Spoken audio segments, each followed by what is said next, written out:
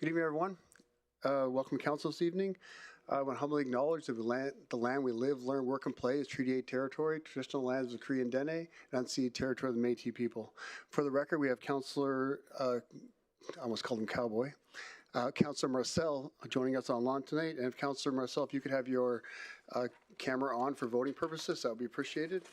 If anyone in attendance wishes to address council on any of the items on the agenda, please see our legislative services desk to my right before the start of that agenda item. You'll have 5 minutes to present. Please remain on topic and remain seated for questions. Moving on to councillors' motions. Councillor Cardinal, you have a motion to make? Go ahead, Councillor Cardinal. Thanks, Mayor.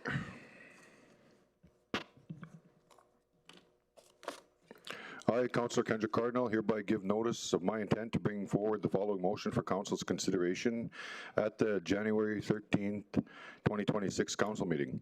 Whereas the community of Fort Chipewyan currently lacks transportation services for residents to travel within the community, and there are limited transportation options available for travel between Fort McKay and Fort McMurray.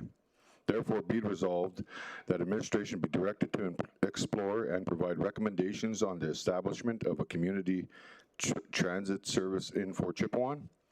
Be it further resolved that administration be directed to explore and provide recommendations regarding the provision of shuttle services between Fort McKay and Fort McMurray, and that administration present its findings and recommendations to Council no later than March 31st, 2026. Thank you. Thanks, Councillor Cardinal. And Councillor Scott, you have a notice of motion? Yes, thank you, Mayor.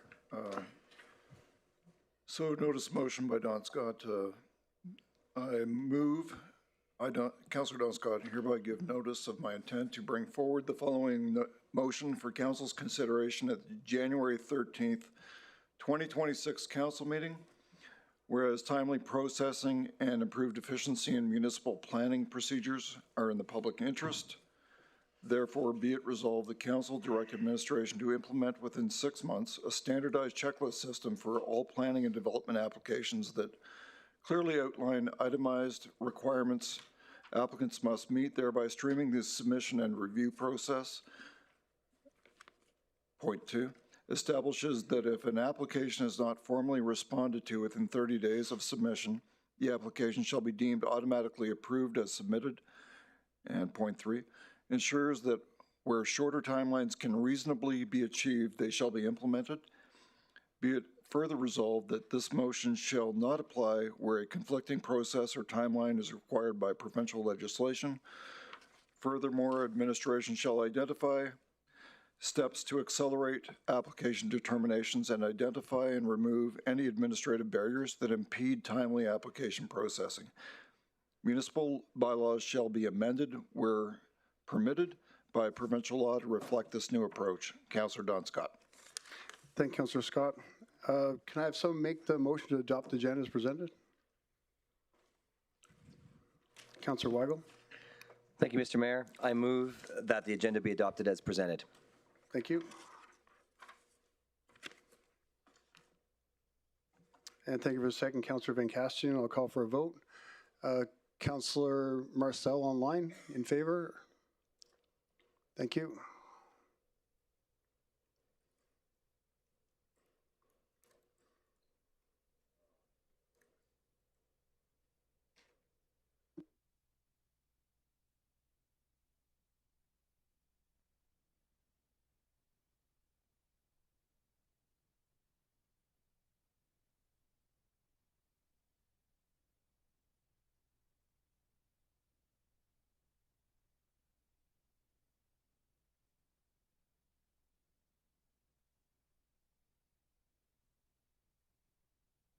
That's carried unanimously. Thank you, everyone.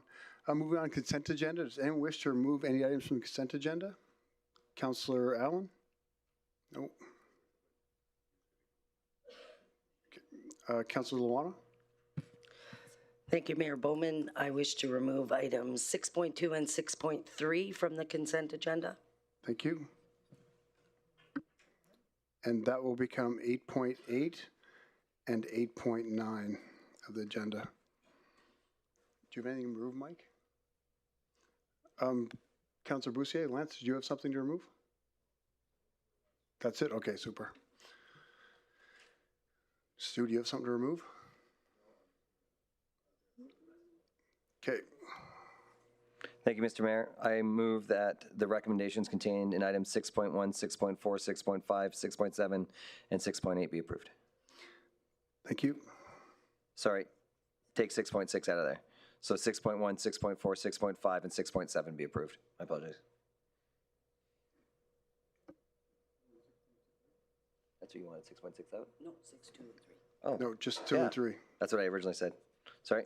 Okay. I move the recommendations, again, contained in items 6.1, 6.4, 6.5, 6.6, and 6.7 be approved. Thanks, Councillor Weigel.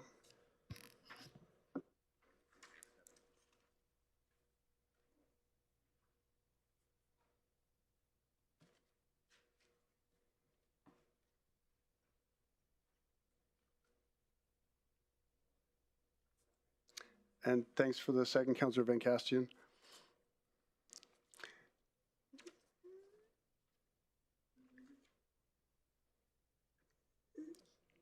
Councillor Scott? Do we get 6.7? Yeah, 6.7 should be on there. The only two that are removed are 6.2 and 6.3. Yeah, just making sure we get the balance, yeah.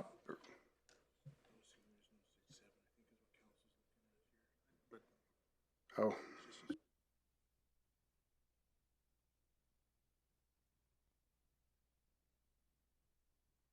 You want it? Do you have something? Still on there. Through the chair, so what happens is we've removed them from the consent agenda, it's reordered our agenda. So 6.4 is now 6.2? That's right. Okay, thank you. And thanks for the second, Councillor Van Castian. We'll call for a vote. In favor online, Councillor Marcel, thank you.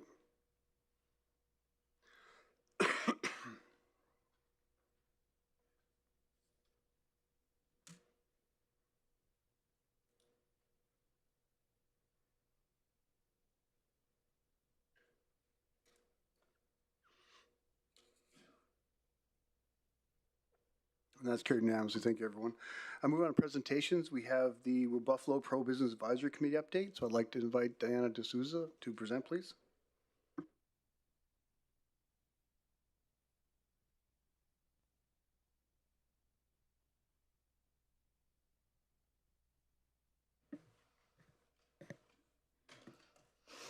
Ready? Plan to go super fast. Got 5 minutes. Good evening, Mayor and Council. For the record, my name is Diana D'Souza, President and CEO of the Fort McMurray Chamber of Commerce. But tonight I'm speaking to you in my capacity as the Chair of the Pro Business Advisory Committee. Tonight's presentation will provide a brief introduction to the committee's mandate and its membership. I will then offer an update on the recommendations the committee made to Council last year, concluding with our recommendations for the committee next step. Our mandate, as outlined in the bylaw displayed on the screen, is to be a collective voice for business and business organizations, offering advice to Council on barriers that fall within municipal jurisdiction. It is important to note that the committee has an end date of December 31st, 2025. The deadline has been extended once already, and I will have a recommendation for a further extension at the end of my presentation. The committee is composed of business leaders representing small, medium, and large businesses across our region, along with the collective voices of 4 member organizations and economic development and tourism. It has been my pleasure to chair the committee for the past 3 years and work alongside a dedicated group: Carmelo De Prasida, Angela Maxon, Keith Plowman, Lisa Sweet, Robbie Picard, Corianne McMassey, and Ben Gill. Councillor Van de Castian has also recently joined us following the elections. Kind of important to note is myself, Carmelo, and Robbie are the only three original members. We've had quite a bit of movement in the committee. And I want to acknowledge Dennis Room, who has been our support person and has been outstanding. We make the recommendations, he makes them happen. On December 5th, 2023, Council accepted 14 recommendations from this committee and referred them to administration. Since then, administration has completed 5 of those recommendations and continues to work on the remaining 9. Of the remaining 9, 4 are viewed as ongoing long-term items, while the remaining 5 are shorter-term items currently underway. Now, in the interest of time, I won't detail the completed recommendations right now, but I want to take this opportunity to thank administration and council for their efforts, and I'm happy to answer questions on them later. Now, to quickly summarize the 9 items currently in process. Enhanced customer service. We recommend an enhanced level of service for significant developments leading to the single point of contact concierge process. We continue to advise on this. Bylaw review. We are working with planning and development to refine the land use bylaw and right-size other municipal bylaws that may duplicate the mandates of other governments. So basically, if the province says to do A, we shouldn't have a mandate that's more than what the province requires. Customer service strategy. We're supporting the customer service team's implementation of the Pulse Align project and the creation of a unified customer service strategy. Customer service is not just about being nice, it's about being hassle-free. Time is money for the region's businesses, and by the way, I love Councillor Scott's notice of motion. Business licensing, we have supported the finalization of a new business license bylaw that we hope will come to council early in the new year. Tax incentives, following council's creation of the Natural Resource Extraction Support Project tax incentive, we are researching additional incentives we hope to present in 2026. Contracts and procurement, this is a tough one. The timely implementation of standard contracts and consistent contracts awards is a major priority. Important to note, we brought 14 motions forward, but we started with almost 40. And we chose to go with the 14 based on not trying to duplicate efforts that were happening elsewhere or already on the way. And there are quite a number of them under this purview of the subject of procurement. Now, while some progress has been made, we have not seen sufficient movement, and the committee would welcome an offline meeting with the Director of Corporate Services to determine an appropriate process and timeline. Respectfully, it has been a sticking point, and it is a major point of frustration for all of our organizations and our committee as a whole. Population attraction, we believe council should consider incentives that more directly attract people to live in our region. Recommendations are planned for 2026. And the open data portal, we're supporting administration efforts to implement an open data portal to get decisions supporting data into the hands of businesses as quick as possible. And maybe somebody will say why. We're probably a decade behind communities like Grand Prairie and some of the other regions that provide the information that allow investors or developers and different businesses to be able to access the information to make decisions. Now, the committee firmly believes more work is required on these 14 recommendations, and we recommend extending our mandate to December 31st, 2029, or Q1 of 2030 to provide the next council adequate time to assess the committee's value. We also see an opportunity for administration to review other council committees with similar mandates to potentially strengthen and align the business, development, and investor voices within the region. Lastly, we believe a focus on business support and investment facilitation is necessary, and we recommend piloting a subcommittee data collection exercise for 6 months for future assessment. On behalf of the members of the Pro-Business Advisory Committee, I would like to thank Council for the opportunity to serve the businesses and residents of this region. Again, I would like to thank Dennis for his support to the committee, and I'm open for any questions you may have. Thanks, Diana, and thanks for the presentation as well as all the updates. What you and the board have put together in the committee in the last few years is definitely impressive, and everything you brought back to council is always taken very seriously, and I think we have seen the results in that over the years. So thank you so much for everything you've done, and thank the committee for us as well. And of course, thanks, Dennis. Councillor Scott? Hi, could you just build upon the sticking point you described and what would resolve it? So there are multiple areas around supply chain. The first one about supply chain and procurement. So our item in here is standard contracts. Is looking for just having a standardized contracts, and I want to throw the word balanced in there because that came up recently. So it's not having a contract that goes to someone with 25 clauses that are irrelevant, asking for for example, a bond that's larger than the size of the contract, and you have to go through negotiations back and forth. And we look at balanced. We understand that the municipality needs to protect itself, but it's a handshake, it's a relationship, right? At the end of the day, if the province uses CCDC contracts, why does the city have to make it very, very difficult to do business with at all times? That's one, but procurement is broader. But that's the recommendation in our list of 14. And we only chose that one because all of the others were already being chased and they were already on a list.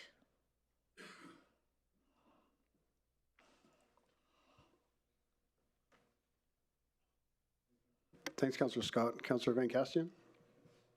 Hi, Diana. Thank you for your presentation and everything you guys do, and for your recommendation on extending the committee to 2029 for the full length of this council's term. Just an opinion question. Would you be, and with the committee, do you feel be supportive of extending that further to end of Q2 of 2030 so you can have enough time to acquaint yourselves with that incoming council? Absolutely. We'd be open to that, very much so.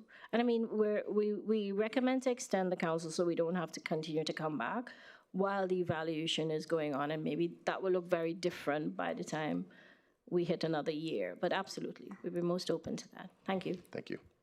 Thanks, Councillor Van Castian. Councillor Allen? Thank you, Your Worship, through the chair, and thank you for your presentation, Diane. It's funny, these are things that have come up year after year after year with the business organizations, especially the standardized contracts and procurement issues. And I guess my question is, because I've been out of the loop for a few years here, and there again, we go back to when I was president of the chamber and we were doing work with Red Link, and that seemed to be successful for some time. And then that kind of went by the wayside after other groups formed their own programs. But then we did a lot of work around social procurement. And can you tell me, was there any successes with that? Because I really didn't hear a whole lot back from that, regardless of the amount of work that was done by so many organizations and the municipality. So I think the bottom line is that social procurement is not what we expect it to be. So we put social procurement on the table, and when Councillor Scott was mayor, he had actually brought that motion to support some of the things I had raised for him. Can't believe that's 5 years now. But the reality, social procurement just looks at social hiring more than anything else. It does look like community impact. It does look, but it doesn't prioritize per se one community versus another. But it is really more around supporting maybe challenge personnel to bring them into your employment, things like that. But it's not, we always thought it would look at your contribution to community. Are you contributing to this community? But it's not.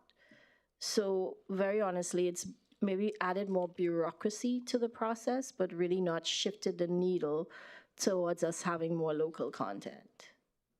Yeah. No, I completely agree there. And because I guess it's maybe a failing from our previous terms where we did not get that feedback and didn't request some reporting back. So I'll take some of the responsibility for that as well, although it all rests on our former mayor. Just kidding, but no, thank you. The detail in your work is appreciated. I think that there's a lot of value in continuing and having regular updates to council, because I think there's probably some real good wins that we can have for the local business community, which will benefit the entire community in full. So I support the requests that you have at the end of your presentation. Thank you. Thank you. Thanks, Councillor Allen. Councillor Scott? Yeah, I just wanted to follow up. And did you say that there was a sticking point additionally with meeting with someone from the municipality moving a specific request forward? Well, it's not so much meeting, but we're requesting for maybe a little bit more aggressive follow-up. But the whole area of procurement, we want to see more local. We want to see tighter timelines, more transparency. We just actually, in fairness to Elliot, he just did a presentation to 5 committees around that, and we hopefully will come up with a list of 5 or 10 items that honestly has been on the docket for a long time, and maybe use that to try to push to get some movement on it all. This council can encourage movement. Is there a motion or some step that you think this council could take to put movement in motion? So what I can do, and I appreciate that offer, is let's finalize the list that we came up with the 5 committees. I mean, we can come back and put those lists very clearly before council with some tighter timelines to get some consistent reporting and visibility at council. That may help us move them forward. Yeah, I think I speak for all my colleagues. We want to do more than just hear the information. We actually want to take action. Appreciate that. Thank you. Thanks, Councillor Scott. CFO? Hi there. I'm more than happy to meet with you and work towards process improvements and removing some of that red tape. Thank you. Thank you, Lori. Do you have any other questions for the presenter? I'm not seeing any. Thank you, Dan. Thank you. And thanks, Dennis. Moral support. Coming up, a presentation from Dan on behalf of the Wood Buffalo Pro Business Advisory Committee. We have a report to amend the bylaw from our chief, what's Matthew do? Chief of Staff.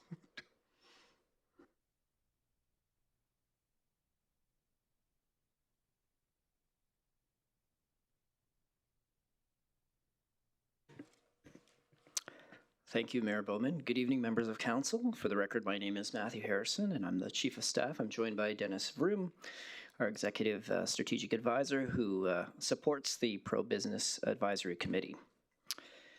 As is noted in the council report before you, administration supports council accepting Chair Diana D'Souza's presentation as information and referral to us as administration for review. Additionally, the report recommends amending the committee's bylaw to extend the Pro-Business Advisory Committee mandate to December 31st, 2029. I understand that may be changing perhaps, but support of the council report's recommendations will help ensure that the benefits and work of the Wood Buffalo Pro-Business Advisory Committee continues and ensures ongoing business development and investment, insight, and guidance to council. That concludes my presentation. Thank you. Thank you, Matthew. Does anyone have any questions? Not seeing anyone. Does anyone make the motion? Councillor Allen? Thank you, Your Worship. I'd move that the recommendations from the Wood Buffalo Pro-Business Advisory Committee outlined in Attachment 1 be accepted as information and referred to administration for review. Thank you, Councillor Allen.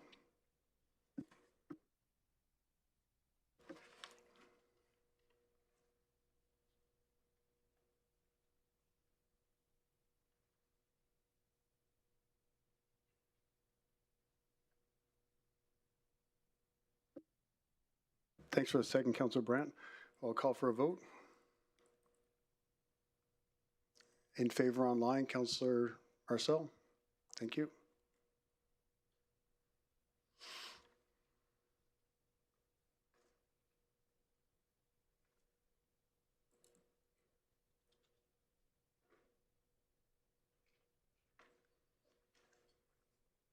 And that's carried with 10 in favor.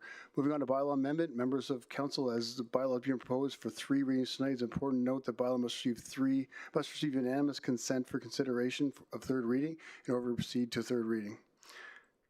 We'll first begin with the 1st reading. Can I have someone make the motion for 1st reading? Councillor Allen.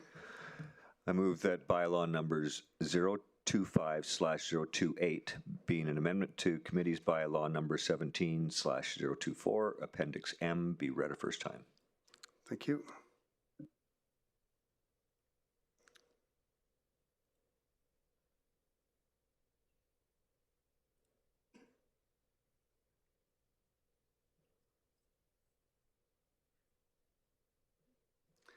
Thanks for the second, Councillor Boussier. Now, this is the 1st reading. There's no opportunity for delegates or debate, so let's call for a vote. Online, Councillor Marcel. Favor, thank you.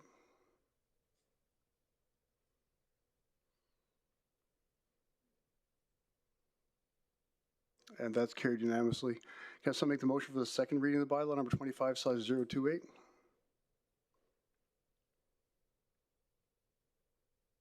Councillor Weigel. Thank you, Mr. Mayor. I move that the bylaw number 25/028 be read a second time.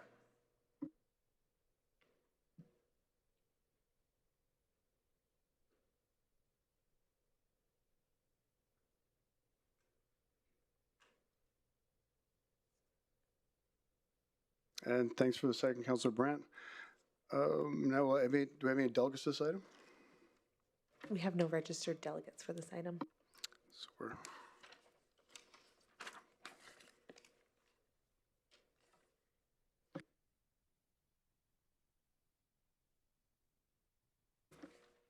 Councillor Van Kasten, you have an amendment?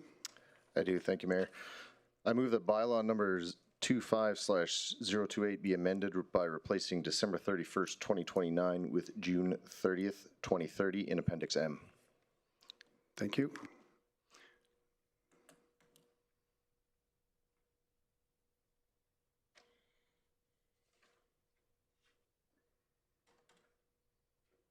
And thanks for the second, Councillor Luana-Bussier. Kyle, do you want to speak to that that amendment? Sure. Thank you, Mayor. I believe, like we've all experienced in our incoming, that we have not had a proper time to get acquainted with our committees or with anything really in general. I believe giving the Pro-Business Advisory Committee a 6-month runway for the next incoming council will allow them to decide if this committee has value going forward from there and not have to rush the decision by the end of the December of 2029. Thanks, Councillor Cassian. Senate Councillor, have any questions or debate points? I'm not seeing any, so we'll vote now on the amendment. This is just on Councillor Van Kastian's amendment. I'll call for a vote. Councillor Marcel?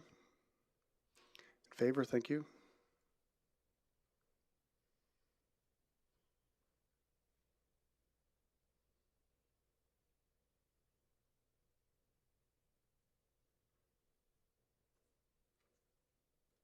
And that's carried unanimously. Now back to the second reading. Now, anybody have any debate points or questions or comments? Councillor Allen? Your Worship, I was just going to make the motion. That one's already on the floor. We're just going to As go back to amended. the second one. Okay. As amended, yeah. Okay. If there's none, we'll call for a vote on the second motion, second reading amended. Councillor Marcel?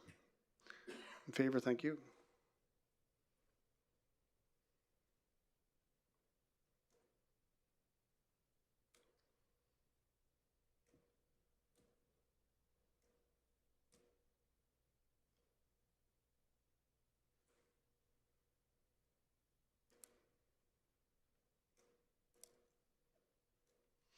And that's carried unanimously. Thanks, everyone. Now move on to third and final reading. Must receive unanimous consent in order to proceed. Have someone make the motion for consideration of the third reading. Councillor Van Kastian. I move that bylaw number 25/028 be read for a third and final time. And thanks for a second, Councillor Brandt. Again, is there any debate, discussion, or comments from council? Councillor Allen?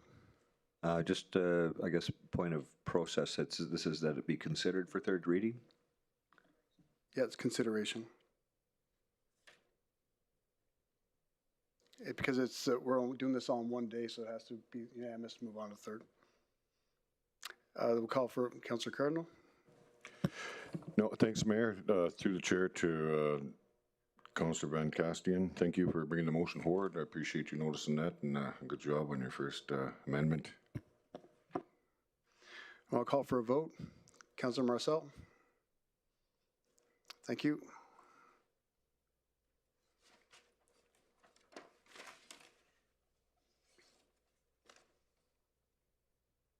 And that is unanimous. We'll move on to third reading. So now can I have someone make the motion for the third reading, the third and final time?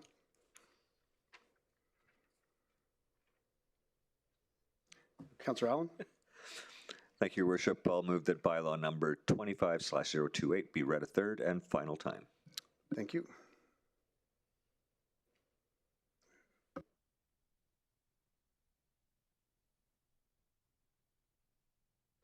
And thanks for the second, Councillor Lance Boussier. Any debate points, comments, or questions of council?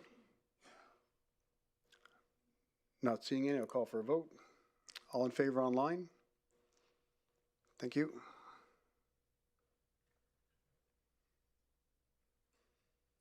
And that's carried unanimously. Thanks, everyone. Thanks, Matthew. Thanks, Dennis. Now moving on to the report on Syncrude Athletic Park naming rights. I'd like to invite Community Services to introduce the report, please.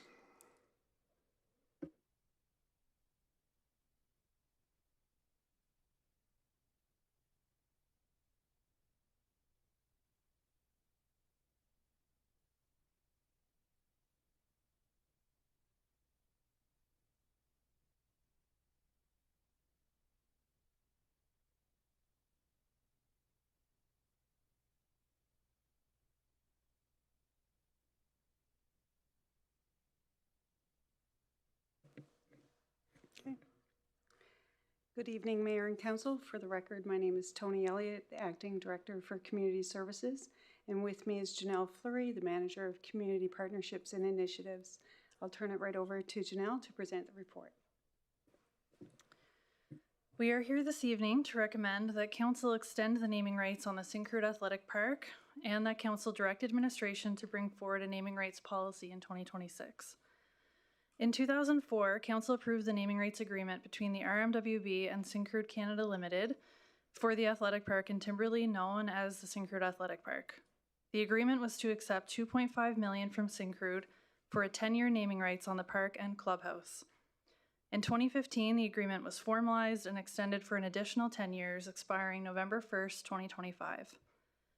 In anticipation of the expiry, in May 2025, a letter was executed through the ICAO's office and delivered to Syncrude, operated by Suncor, on behalf of Community Services. Upon delivery, Syncrude made it known that they were interested in extending the naming rights. However, the right of renewal is not possible through the current agreement, now expired. The municipality typically has not undertaken an administrative process for naming rights on its assets. These agreement types have been negotiated by municipal facility operators, making Syncrude Athletic Park an anomaly. This means there is no formal avenue to negotiate a new agreement with Syncrude or any other sponsor, requiring Council's approval to extend this agreement. In the current municipal inventory, assets such as parks are named in alignment with the Community Identification System policy or based on recommendations from the Community Identification Committee. It is not standard practice of the RMWB to go to market for proposals for naming rights at this time. As the naming rights expired on the Syncrude Athletic Park, this presented two options: to allow the park to be renamed through the Community Identification System, or to formalize a process for the municipality to negotiate competitive naming rights agreements, as is done in other municipal facilities. As late as October 2025, administration became aware of practices in other municipalities for naming rights sponsorships. It is common for cities and municipalities to have valuations on their assets and market naming right opportunities. Even assets that are named through similar identification systems can be subject to sponsorship, providing unexplored revenue potential for existing infrastructure. Community Services is recommending that the naming rights on the Syncrude Athletic Park be extended for up to 1 year to allow for continuity of community recognition, while a naming rights and sponsorship policy is developed to formalize the future process for these relationships. This concludes our presentation. We're happy to take your questions. Thank you, Janelle. Do we have any questions from council? Councillor Boussier? Yeah, thank you, Mayor. Through the chair to Janelle. Thanks, Janelle. So is it safe to say that the last 10 years we've received no monies for the naming? Through the chair to Councillor Boussier's, to my knowledge, that's correct. So there's no policy in place for... Through the chair to the question, that's correct. So because there is no policy, we don't have a mechanism at this time to evaluate the park and provide or negotiate an amount. The $2.5 million that was presented for council's approval in 2004 was to go towards the construction of the park and have the naming rights at that time. So it bypassed a formal naming process. Now that is the only name on the park. If the naming rights, as the naming rights have expired, if we don't extend them at this time, the name will come down. And we, to extend, don't have a value right now to request. Okay, so through the chair, Janelle, is there a reason in 2014 we didn't bring this to council? Through the chair to Councillor Boussaires, I believe that it was brought back for approval. There was an old council report that stated that administration would bring forward a naming rights policy in 2018. For reasons unknown to us, that was not brought forward. Okay. Okay, that's it. Thanks. Thanks, Councillor Boussier. Councillor Cardinal? Thanks, Mayor. Thanks, ladies, for your presentation.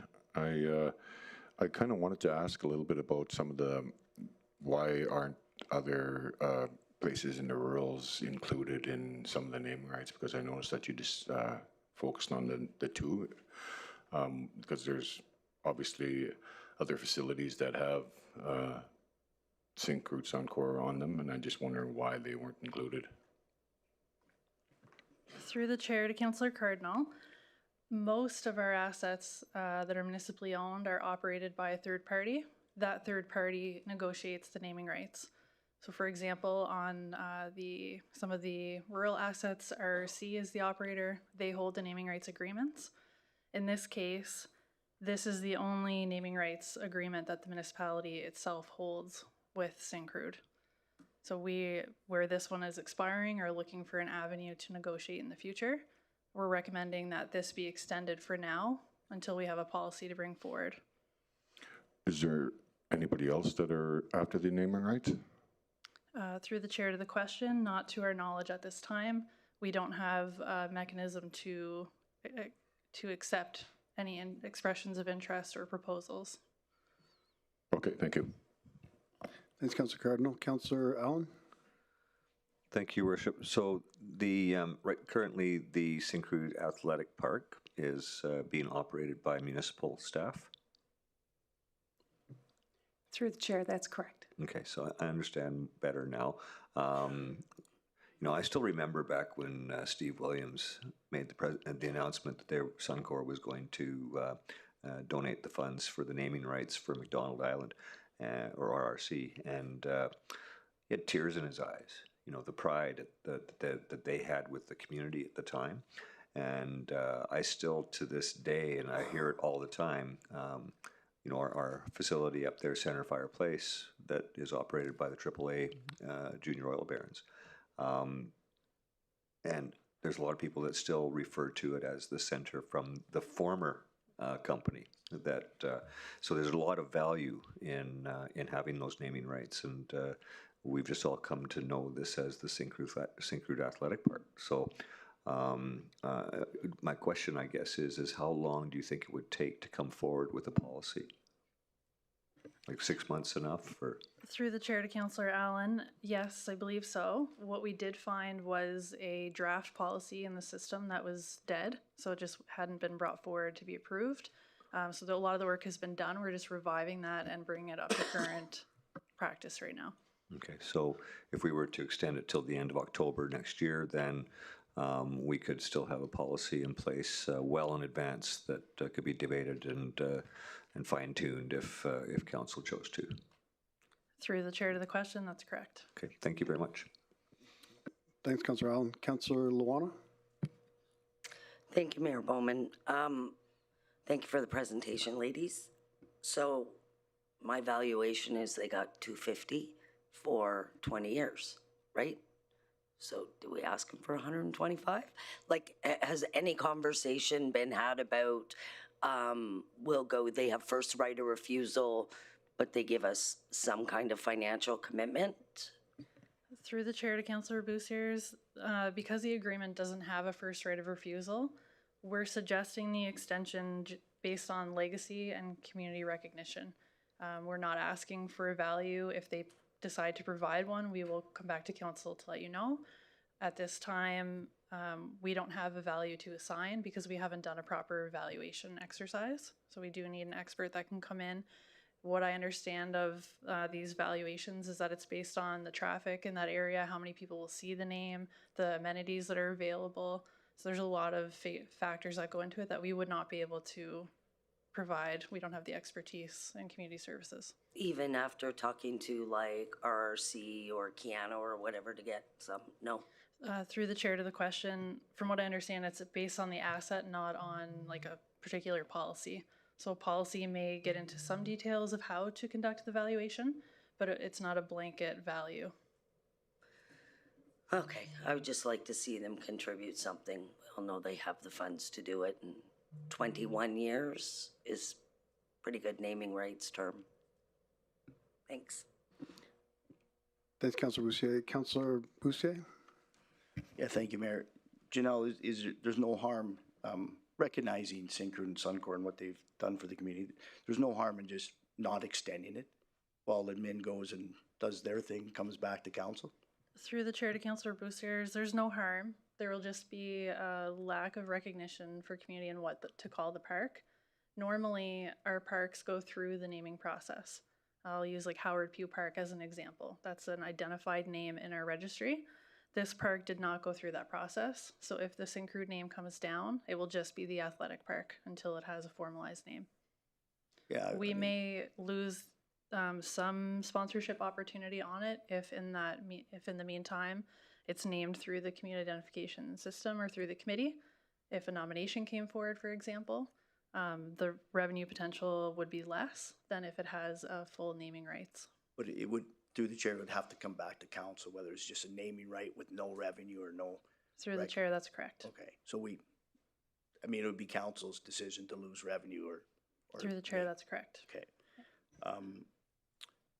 And further to Mr. Allen's question, so this policy, it would be just subjective. I mean, you can look at the naming rights for Rogers in Calgary or Pengrove Saddle Dome. I mean, I don't think there's an objective study when it comes to naming rights and what the revenue is or what the naming rights. I mean, I was told that the downtown arena, we're going to get $30 million from naming rights, which is more than what I think AT&T pays Dallas or whatever their thing. So, I mean, it's fine to say we're going to get that, but I don't know how you measure it objectively.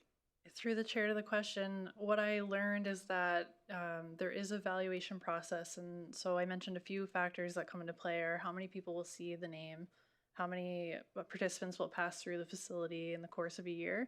The length of time also matters. So a shorter agreement typically goes for more because it comes with the hassle of changing the signage, community recognition, all of those things, whereas a longer agreement can be negotiated differently.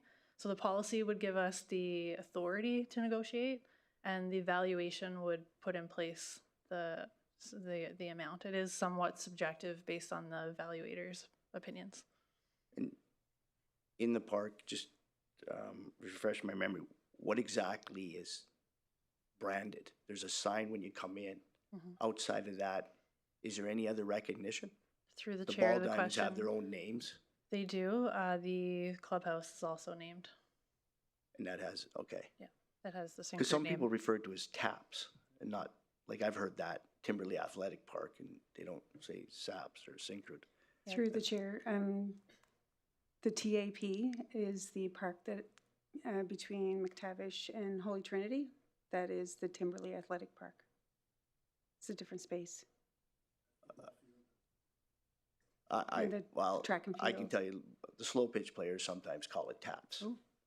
So, and they play it the Syncrude. I'm just further to what Mike says. I think he was mentioning some people still call it Casman Center and Center Fire, right? So, yeah. Okay. Thank you. Thanks, Councilor Boussier. Any other questions from council? Councilor Cardinal. Thanks, Mayor. Through the chair to the presenters. So 20 years, have we ever communicated at all about having them provide finances at all? Is that what you were asking? I didn't hear exactly. Through the chair to Councillor Cardinal, In my most recent conversations, they did express an interest in providing funds. They just didn't provide an amount, and I'm not able to move forward with that negotiation. It's not within the agreement currently, so I'd be outside of the agreement that we have in doing those negotiations. Okay. Are you guys going to be doing that? Through the chair to the question, if the motions pass tonight, then that will give us the ability to bring forward a policy and do those negotiations. To my response to Councillor Bousier's, if they offer an amount, we could come back to council to have that considered. We also don't have a donations or sponsorship policy, so we're unable to just accept those funds without this resolution. What would be the allocation for the funds, if given? Through the chair to the question, are you asking the amount? No, what would be the allocation? Where would they go? Through the chair to the question, they could go to a reserve to be put towards infrastructure updates at that park. It would be at council's discretion. How do we reach out to other industries to get more money? Through the chair to Councillor Cardinal, at this time we're not able to. That's why we need this policy. No, I know, but after the policy. After the policy, we would then be able after to. The policy is approved tonight, if it's approved, you're going to negotiate possibly for the amount owed to us. Through the chair to Councillor Cardinal, if tonight's resolutions pass, we'll be bringing forward a policy in 2026, and then we'll be able to negotiate. Thank you. Thanks, Councillor Cardinal. Councillor Scott? Just to the CAO, I just wondered what your position was on all this. I assume that you're recommending that it pass. Yeah, through the chair to Councillor Scott, certainly that is the recommendation of administration. Councillor Luana? Oh, sorry, shut it off. Sorry, through the chair, you mentioned donation and gift policy. So are you guys going to do that simultaneously, or is that something like just to be preventative? Might as well get that on the go, or does that require us to, administration can just, ICAO can just direct that to be done, right? No, the donation and gift management policy, we don't have one. Is that? Through the chair to the question, in the old policy that was drafted but not approved, there was some mention of sponsorship. We are treating those separately in our review right now, and I'll defer to Tony. I don't know if there's anything further that I'm not aware of. Through the chair to Councillor Bousier's, traditionally that has come through corporate services because it's not necessarily related to community assets. But if council wishes, it can be done. Okay, sorry, I didn't, it's not your department. My apologies. Thanks. CFO can probably maybe answer some of that. Through the chair to the question, that is one of the policies that we have on our list to update. It is quite aged and does require a lot of review and update. So we have a donation and gift management policy. It's just dated? We have actually have one? Through the chair, we do have a donation policy. Somebody indicated that it was in draft form. That I'm not 100% sure. We have dozens of policies that we have on a list, and that's one of the ones that's a priority to get that sorted. Okay, thank you. Thanks, Councillor Boussier. Councillor Boussier? Yeah, just further to that, is the RM still in a position to give out tax receipts? To anyone? Through the chair, in my experience, and it's going back a decade post wildfire, we are in the position to do that. Okay, thank you. Thanks, Councillor Boussier. Does anyone have any other questions for the presenter? I'm not seeing any, so thank you both. Can I have someone make the motion? Councillor Scott? So moved. Thank you.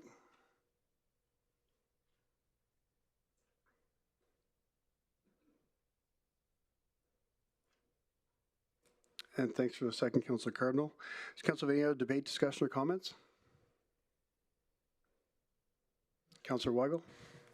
I guess this is outside of of this conversation a little bit, but if we had an entity like RRC facilitating that park, would we need the policy? Because they have a naming's right policy within themselves. No, they would be looking for someone for naming. Okay. That's just my understanding. I shouldn't be the one answering your question, but. Yeah, okay. So I do support this, and I want to thank Syncrude actually for, because I believe they came to us to let us know they wanted to extend it, yeah. So I want to thank them for doing that, because if they hadn't, we probably would have kept it on the books for another 10 years and not get any monetary value for having their name on it. So I'd like to thank them, so I do support this. Is there any other questions from council, comments or debate points? Not seeing any, so I'll call for a vote. Councillor Marcel, in favor? Thank you.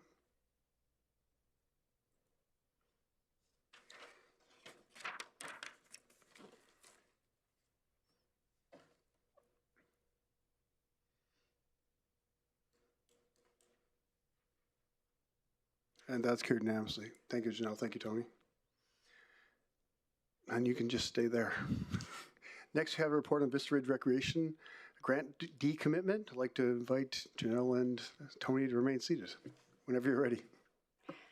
Good evening. Again, for the record, my name is Tony Elliott, Acting Director of Community Services, and with me is Janelle Fleury, Manager of Community Partnerships and Initiatives.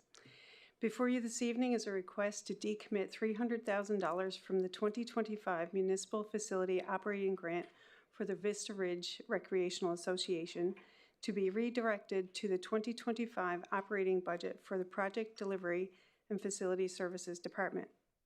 On September 9th, 2025, we presented a grant amendment for the association that included a slope stability study for $300,000. Since that date, it has been determined that the full scope of the project better fits with the technical expertise within the RMWB. It is a preventative study that will inform future planning. There is no current safety risks associated with the study, and it is not expected to impact daily operations at Vista Ridge. The slope stability study will assess soil conditions, slope movement, and long-term integrity in the area surrounding the ski hill. If approved this evening, the association will have opportunity to return the grant funds before the end of this fiscal period, and the Project Delivery and Facility Services Department can begin the procurement process. And this concludes my presentation, and we can take your questions. Thank you. Thanks for the presentation and information. Does council have any questions? Councillor Roussier? Through the chair to the presenters, can you confirm that Vista Ridge is supportive of this? Through the chair to Councillor Boussiers, yes, we've been in constant communication with them. Okay, thank you. Are there any other questions from council? Not seeing any, so thank you both. Moving on, delegates. We have one. No, we do not have one. Thanks for the confusion, Mike. Okay, perfect. Can I have someone make the motion? Councillor Scott. Moved as read. Thank you. And thanks for the second, Councillor Van Castian. Does council have any other discussion, debate points, or comments? Not seeing any, I'll call for a vote. In favor online? Thank you, Councillor Marcel.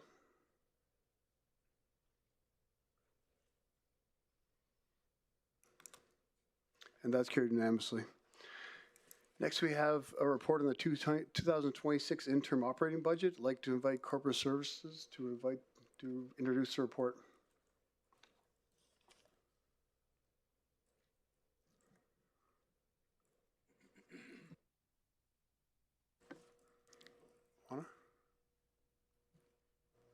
Luana? So with respect to the community investment funds, I have a pecuniary interest as the executive director of one of the agencies. Are we allowed to vote on that piece separately? I don't know. And I leave for that piece? We can remove it into two different motions. Split the motion. We'll make two motions.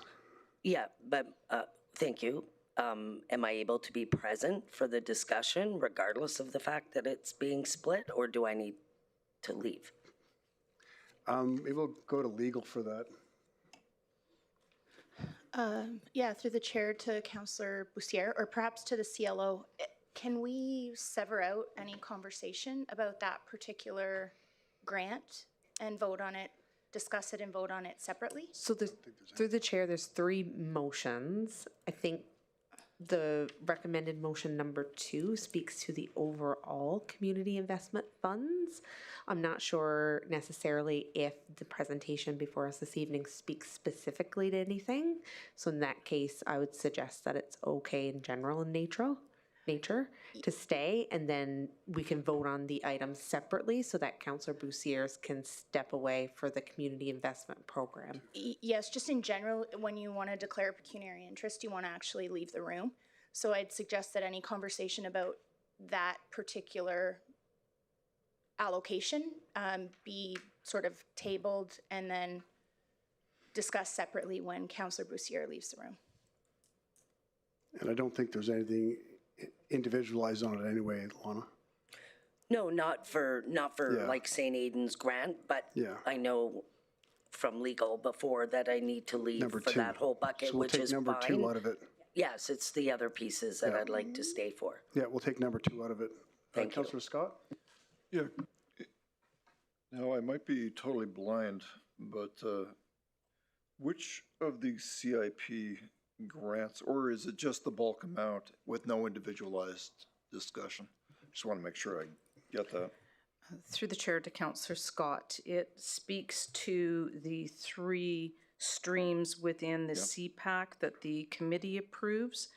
I would have to defer to my colleagues to speak to the details. Through the chair, community service can speak to this. My understanding is the CPAC will be meeting to review the individual grant allocations separately. However, this is the budget amount in general that administration's recommending. Tony, you might want to clarify or speak to that. Yes, to the chair, I agree that there should be no pecuniary interest at this point in the CPAC allocations. It's just the recommendation is for the lump sum of the $11 million. There's no individual applications being discussed, no individual organizations being scored at this point. It's very high level, just the lump sum. I don't think there's conflict. No, because St. Aidan's, my agency, has an application in for a piece of that 11 million. That in and of itself puts me in a pecuniary interest. So I can't vote on any piece of that, regardless of the fact that it's 11 million, and I'm not like getting that, but any piece of it, because I'm still an employee till January. Yeah. Just take out number 2. Through the chair, we can vote separate. Council can vote separately. You just vote separately on item 1, 2, and 3. And if we could not have any discussion about that. Yeah. Yeah. Councillor Scott? Yeah, I think I would have to do the same thing without a full review of all the CIP applications actually that would benefit from this, because it's very likely that something, although what I'm concerned about is there's others here who might be connected to other things, unless we have the full list of what's going to benefit from this. Unless somebody could assure me that there's no specific organization that's going to benefit from this allocation. But that seems unlikely given that we're giving the money to be allocated. Well, yes. Through the chair to the various discussions, what we're saying is that the $11 million would be allocated to the Community Investment Program Approval Committee, and that they will be responsible for reviewing and approving 3 types of grant funding: community sustaining grants, community impact grants, and community capital grants. This is setting money aside for that approval process. We don't necessarily know who those applications are, so I personally don't believe that there's a pecuniary interest here. When we get to budget in February and we look at all of the details, I think that at that point we would be able to identify So it's just when I guess what you're describing is, that's when there's actually going to be an individual allocation based on the recommendations of CIP. Through the chair to the question, yes, we will need to disclose who received what value of funding when we get to the budget process in February. This is just setting aside those funds so that the committee can identify who they are allocating the funding to so that they can proceed to give them their funding on the front end and not have to wait for after February's deliberations. Sorry, through the chair, just from a legal perspective, I appreciate your view. Councillor Bussiere, if you've spoken to somebody that you actually do, though, have an active application that could be influenced depending on how much that fund entails. So there's more likelihood it'll be approved if there's $50 million in the fund as opposed to 10. And so if you know this and you've spoken to the external lawyer that we've set aside, then I think we should continue by separating that item. Any conversations about what the process looks like or how much money, it would be wise for you to follow that advice and leave the room. Thank you, Caitlin. Councillor Allen? Well, I guess just as a little background, I did chair the Provincial Conflict of Interest Act Review Committee back in 2013, and previously had made a recommendation to a former colleague that you should be just perfectly fine because you also have a duty to participate in these, and I would suggest that this is a perceived conflict of interest, not a real or actual conflict of interest. But having said that, if you've received some legal advice, then I will actually make the motion that we sever item 2 to be voted on separately. And because the advice I gave to my former colleague was obviously not appropriate at the time. So just for safety's sake, it is wise to sever that. Yeah, I'll make sure we separate them. Thanks, Councillor Allen. Councillor Scott? Hopefully last question. Is there any downside to us delaying this until January so that we can double check and make sure? Through the chair to Councillor Scott, I would defer to the ICAO to speak to that. Yeah, thank you. And through the chair, yes, there would be, we are asking at this point, typically we would be going through the whole full budget deliberations at this time of the year, and then that would set the budget for the organization into the 26th. What we've done here is proposed an interim budget so that 25% of that proposed budget is presented in front of council so that we can continue operations and for the full intent of giving council the appropriate amount of time to do their research, ask the questions. And so we will be coming back February 26, February 3rd, 4th, and 5 of 2026. So it would be important for us to see to this business here and so that we can continue to operate the organization.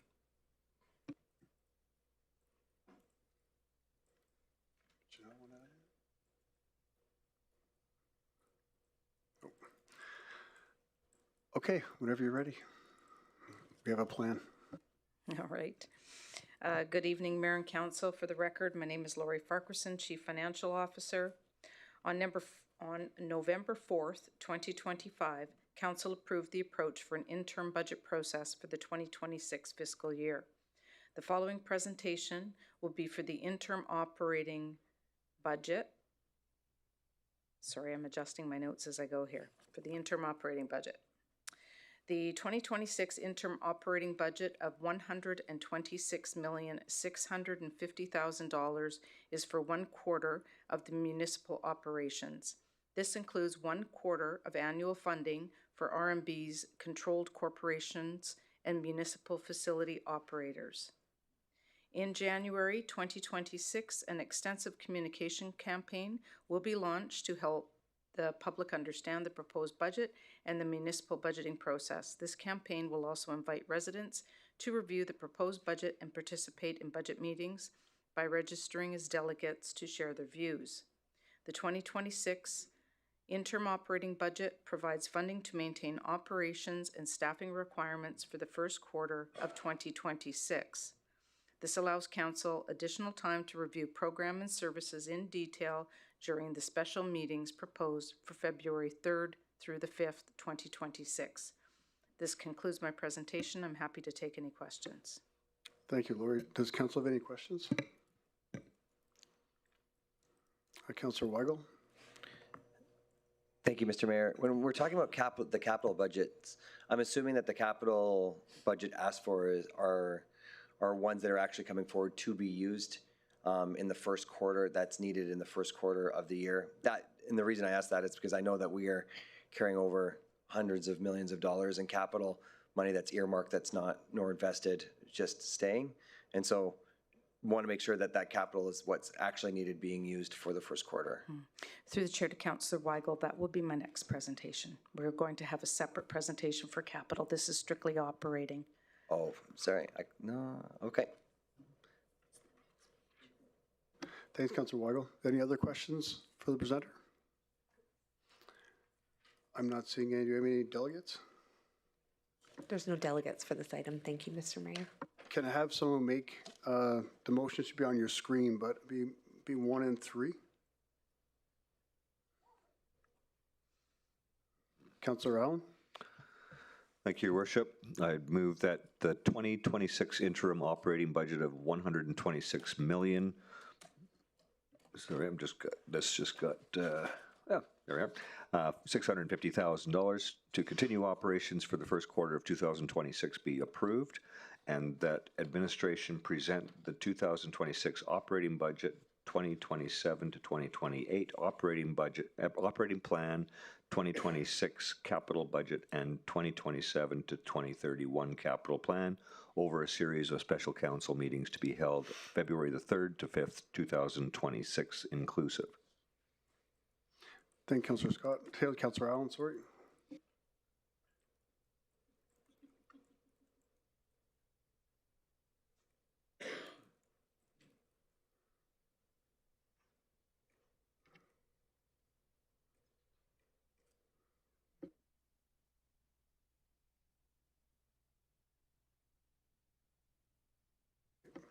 Thanks for a second, Councillor Van Kasten. Council, have any questions, comments, or debate points? Not seeing any, so I'll call for a vote. Councillor Marcel. Thank you.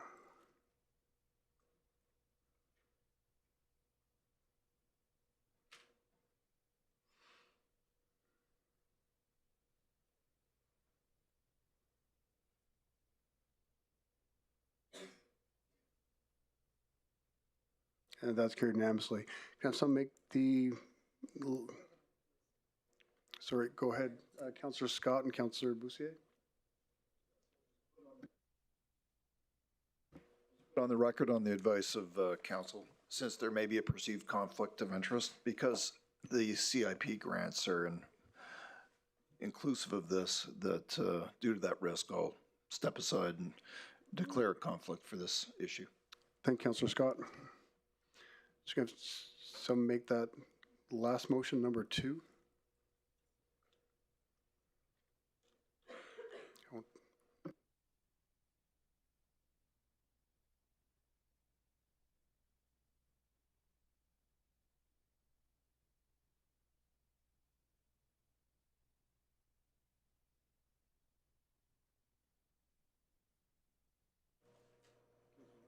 Councillor Weigel. Thank you, Mr. Mayor. I move that the 2026 community investment funds allotted for the Community Investment Program Approval Committee in the amount of $11 million be approved.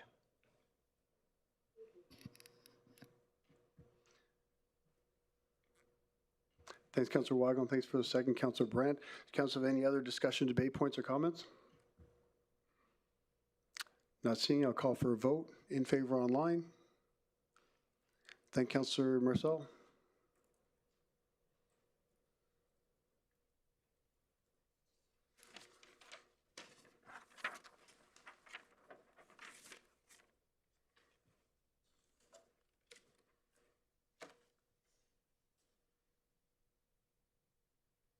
And that's carried 9 in favor. Thanks, everyone. Just take a minute for the other councilors to return.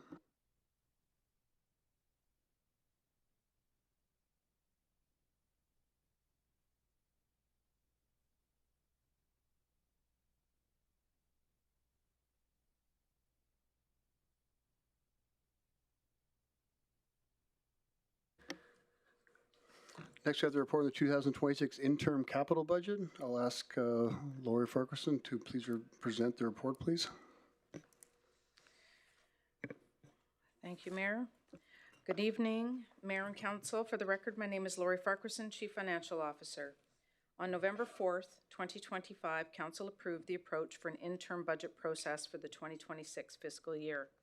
The following presentation will be for the interim requirements of capital funding, which includes 5 capital projects requiring Council's consideration ahead of the full 2026 capital budget. The detailed explanation of the projects can be reviewed on Attachment 1 of this Council report. The first project is for the Wood Buffalo Lift Station rehabilitation, which was approved in 2022 for $8,500,000.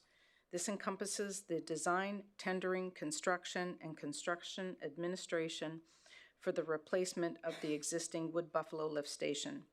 An additional $2 million is being requested for the 2026 budget, with an additional $300,000 for the 2027 budget to complete the work. The project total is $10,800,000.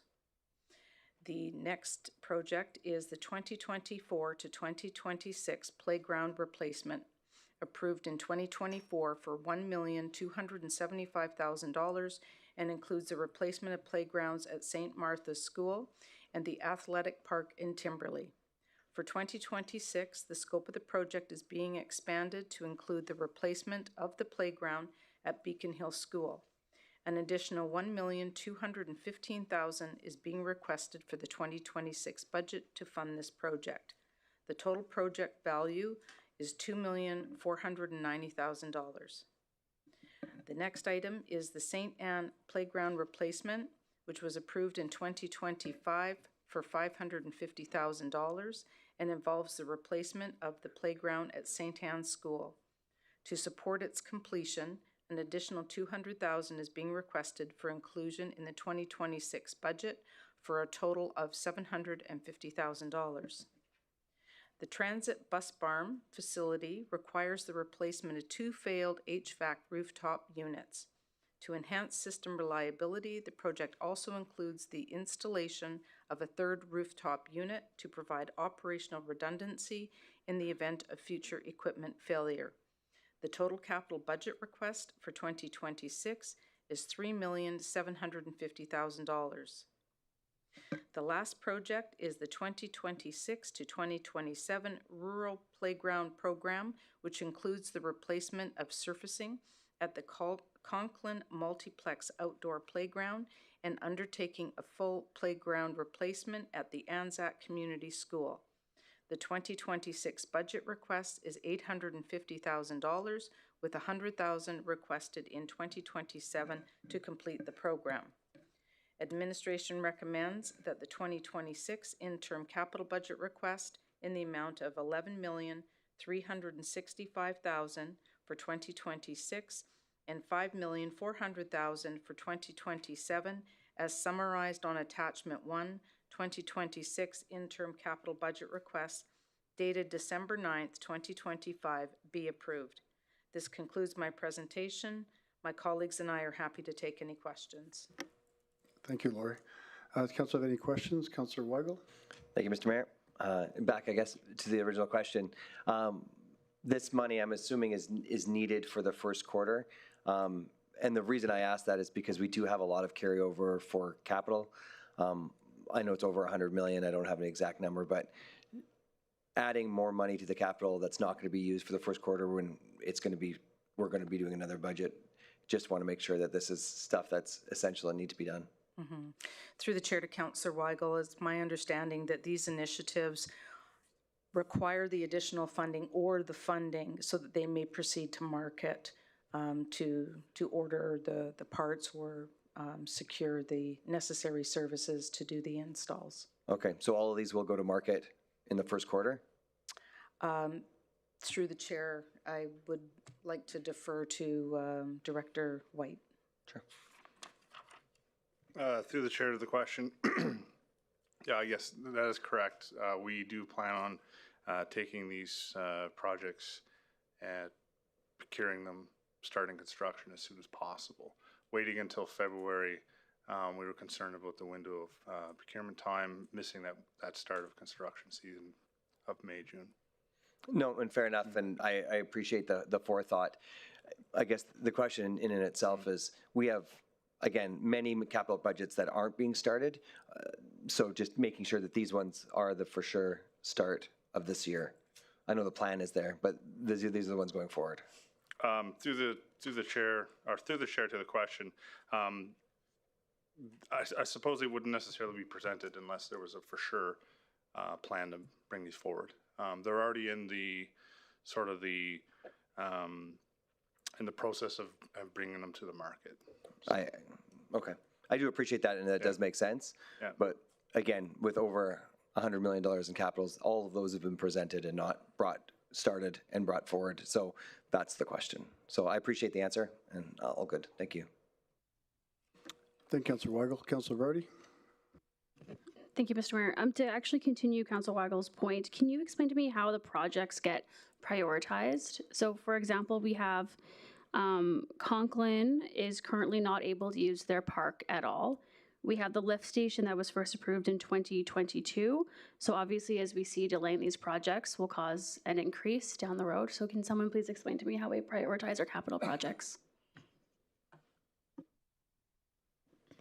Through the chair, we go through a process within the Capital Steering Committee to review all projects. We look at risks associated with those projects and what would happen if those projects weren't delivered. So, for example, the Wood Buffalo lift station has a lot of risks associated with not having a lift station that's functioning. Playgrounds, for example, we have a lot of playgrounds on here. There's risks associated with kids, residents using those playgrounds. So it's mostly based around risk associated with having that facility available to the community and for our use versus not.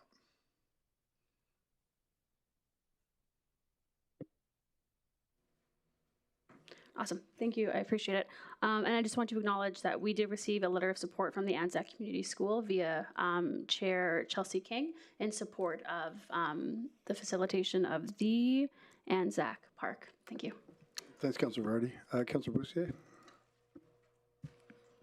Thank you, Mayor Bowman. Can you come up here? I just got like I feel like I should feed you supper before you come up here, but I got a lot of questions.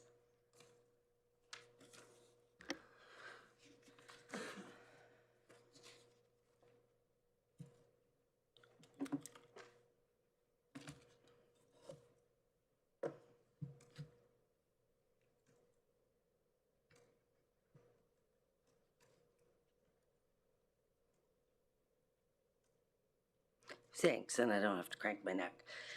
So the Wood Buffalo lift station, so has this project started?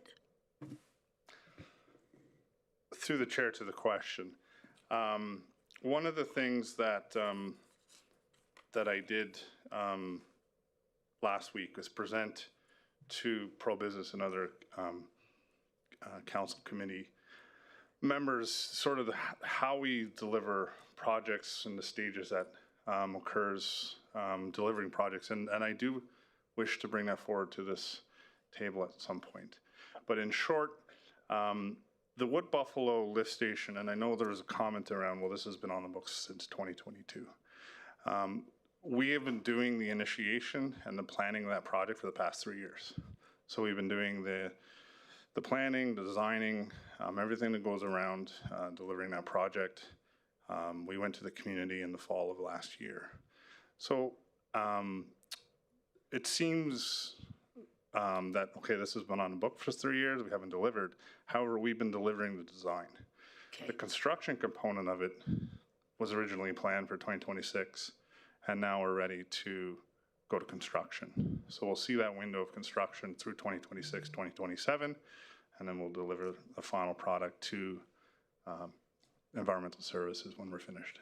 So it's on time from your perspective? You're on schedule? From my perspective, considering that it was identified in 2022 as a project, we go through the motions of procuring a consultant, a design consultant, to the actual design, working with our operations team, and having a final product. So we're working right now on the final approvals in-house. From there, we'll work with procurement in the new year, put it on the market, and with the goal to have it out for construction in May. So that was the plan.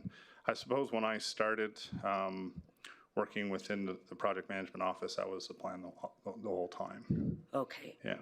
So admittedly, I don't know a lot about the whole tendering process, but from watching and attending council, I picked up a little bit that there's design build and there's design and then there's a construction administration person. And I'm just wondering, because there's money being asked in some of these for construction administration, and I'm wondering, it makes sense that the person who designs it is the one who administers the construction.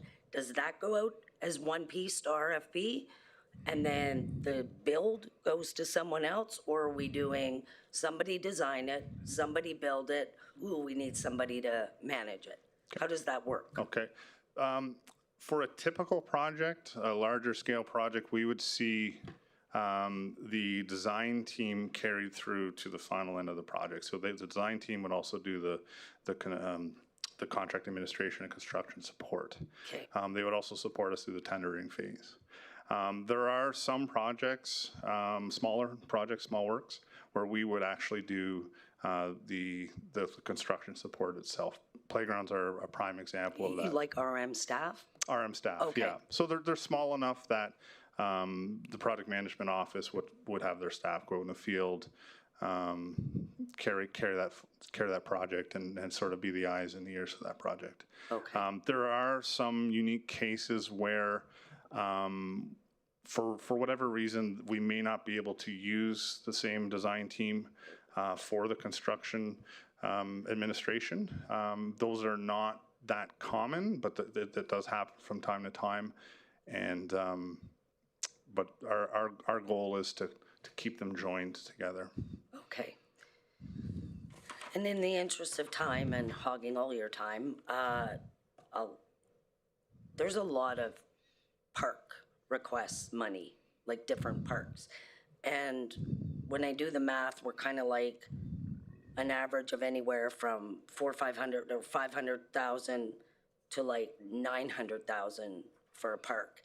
Is it unreasonable for us as a municipality to say, we're going to design parks and we're going to spend this much, or we're going to build parks and we're going to spend, this is our max, 600,000 per park, and we're going to go like with a design build and say, this is how much money there is, build us a park. That's what Conklin gets, that's what St. Anne's gets, that's what everybody gets. Is that unreasonable? Through the chair and to the question, I'll answer it from my perspective, and I'd like Keith potentially may have some also some information to add. From what I understand from playground delivery, you have the playground components that we would deliver as a project. However, there are some times where there are other components beyond the playgrounds that need to be replaced as well. So you have to look at your curb work that's around the playground. You may have drainage issues. You may have landscaping around. So not every playground has, you can't prescribe the same delivery model to every playground. So size makes a difference. There are some playgrounds that are larger in size and some that are small. So sometimes you need to look at the level of service that we're providing to the particular school, for example, or the particular community. So I just want to pause because I just want to make sure if Director Smith has anything to add. Through the chair to the question, I think you answered it quite well. Typically, if we were given a certain amount, say 600,000, 700,000, you go do design build, absolutely you can do that. We would go to the community, get some input on components. If it did come in over, that's when we come back to the to council and say, do you want to stay within budget, or the community's asking for this? So it truly depends, but absolutely, if you give us a certain amount, we can build it. Okay, and then I'll just end with this. I know that when schools are built, there's a joint use agreement, and schools, AKA the province, is responsible for, is it 50%, 8% of the cost of a park. When it reaches its end of its life cycle, which some of these parks are, do they have a responsibility to contribute? Whether they do or they don't, but do they have a responsibility to do that?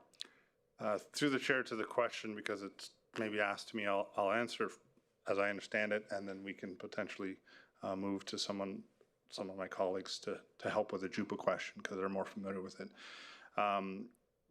You're correct. The province pays for the initial installation of that playground. We are responsible for maintaining it, and then once it's reached the end of its life cycle, we replace it and continue with the maintenance. So I'll leave it over to the province doesn't pay for the initial one. Mm-mm. When there's a shared cost, right? Is there not? Through the chair to the question, our JUPA agreement is actually quite dated. And no, the province has not been contributing towards the schools. All playgrounds are school adjacent on municipal property and are municipal assets. We have always funded all of the parks, which I'd like for context. We have, I believe, 103 or 108 parks. Through the chair to the CFO, that answer was spot on, made me proud. We have 106 playgrounds in the RMWB. And none of them are on school property. Majority are school adjacent. They're close to school, that's because that's where the children play. Mm-hmm. And when there's any type of playground being put forward, we will consult the schools, consult the school boards, consult the parents, consult the neighborhoods, and that's what kind of contributes to what components are in that playground itself. Okay, I'll leave it at that. I might be back. Thank you, Councilor Boussier. Councilor Boussier.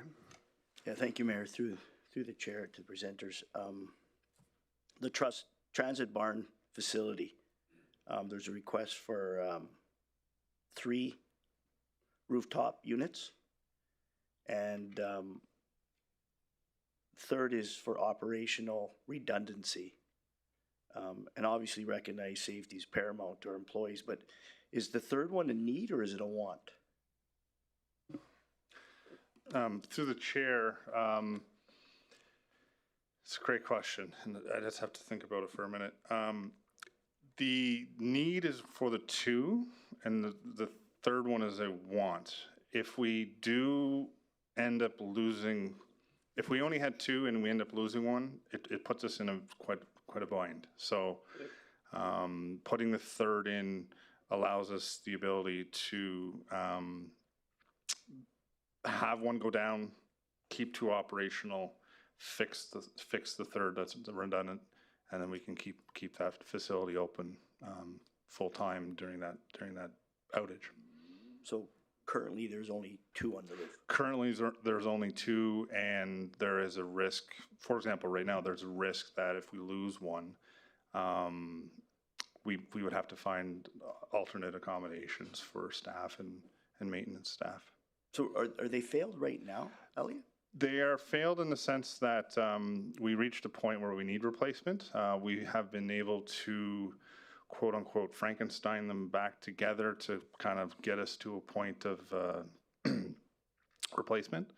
So, but yeah, in all intents and purposes, they've failed. Okay, so with the going back to your operational redundancy, is that standard across the province or Canada that you put a third one in when you're replacing rooftops? Through the chair of the question, I can't speak to it necessarily a standard. It's I would say it's a best practice. I mean, we can speak to other areas of the organization we look at pumps and things of that nature, we typically put redundancy in, so we have that ability to do maintenance on key components. Okay, just the last question that's on this topic is, how good are we at the estimate, 3.7? Have we actually priced out the 3 units, or this is just a number that we kind of grabbed? Through the chair, again, when it comes to cost estimation, there's various levels of accuracy, and I've spoke to this before. I believe that the level of accuracy is, I would say it's approximately Class C, which provides us about a plus minus 20%. We've worked with, I don't want to say too much, but we work with the market to understand the costs, not necessarily with the vendors, so I'm comfortable with that number. I'm comfortable with that number to ask, and I'm comfortable with the number that we don't plan on coming back. Okay. Just further to Luana's question about the parks, do we have a date when these parks were last replaced? Do we keep track of how long each park lasts, or where we are in its life expectancy? Through the chair to the question, I know a couple, and maybe Director Smith may know a couple others as well. The Anzac playground is quite old, 2001, I believe, somewhere in that circa era, similar to the SAP, 2001, 2002. I can't speak to Beacon Hill. Conklin was, the playground, the condition of the playground components are not in question here. It's the matting that's failed, so we're looking at placing the matting. So the matting, I'm assuming there's a test we do on the matting, and if the threshold, if it's over that, then we have to replace the matting, and if it's below that, we can still continue utilizing that park? Through the chair to the question, I'll say yes, and I'll let Keith speak to anything further than that. Through the chair to Councillor Bustier, absolutely. We have 3 playground technicians that goes around and checks the health of our playgrounds. The one in Conklin that was built in 2018, and due to recent impact assessments, has been determined that that pour-in-place rubberized surfacing no longer meets and is a danger to any children that play on it. So that's why we had to caution tape it off. However, that's the form that we need to go through, is the hit impact assessment. Sometimes it's just localized, and we will cordon off that component, but in this case, it's the full surface. Do we know what the number was, or however you measure it? Essentially, it's, you take a device, it's say 3 or 4 feet off the ground, depending on the height of the component, drop it, and the impact that it has on the surface is tested, and sometimes it's the same as landing on concrete. So it depends on the number that's used. I do believe it's like 0 to 800 is acceptable, 800 to 1200 is in the zone. I can't remember the exact dynamics of it. So what would this one be? What was the test on this one? It would be in the zone that does not meet the safe requirement, 1,000 plus, most likely.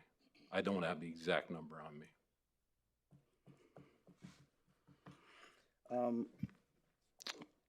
Just further to the parks, wasn't the Beacon Hill Park and the athletic park in Timberley at Syncrude Athletic Park, wasn't that just recently replaced?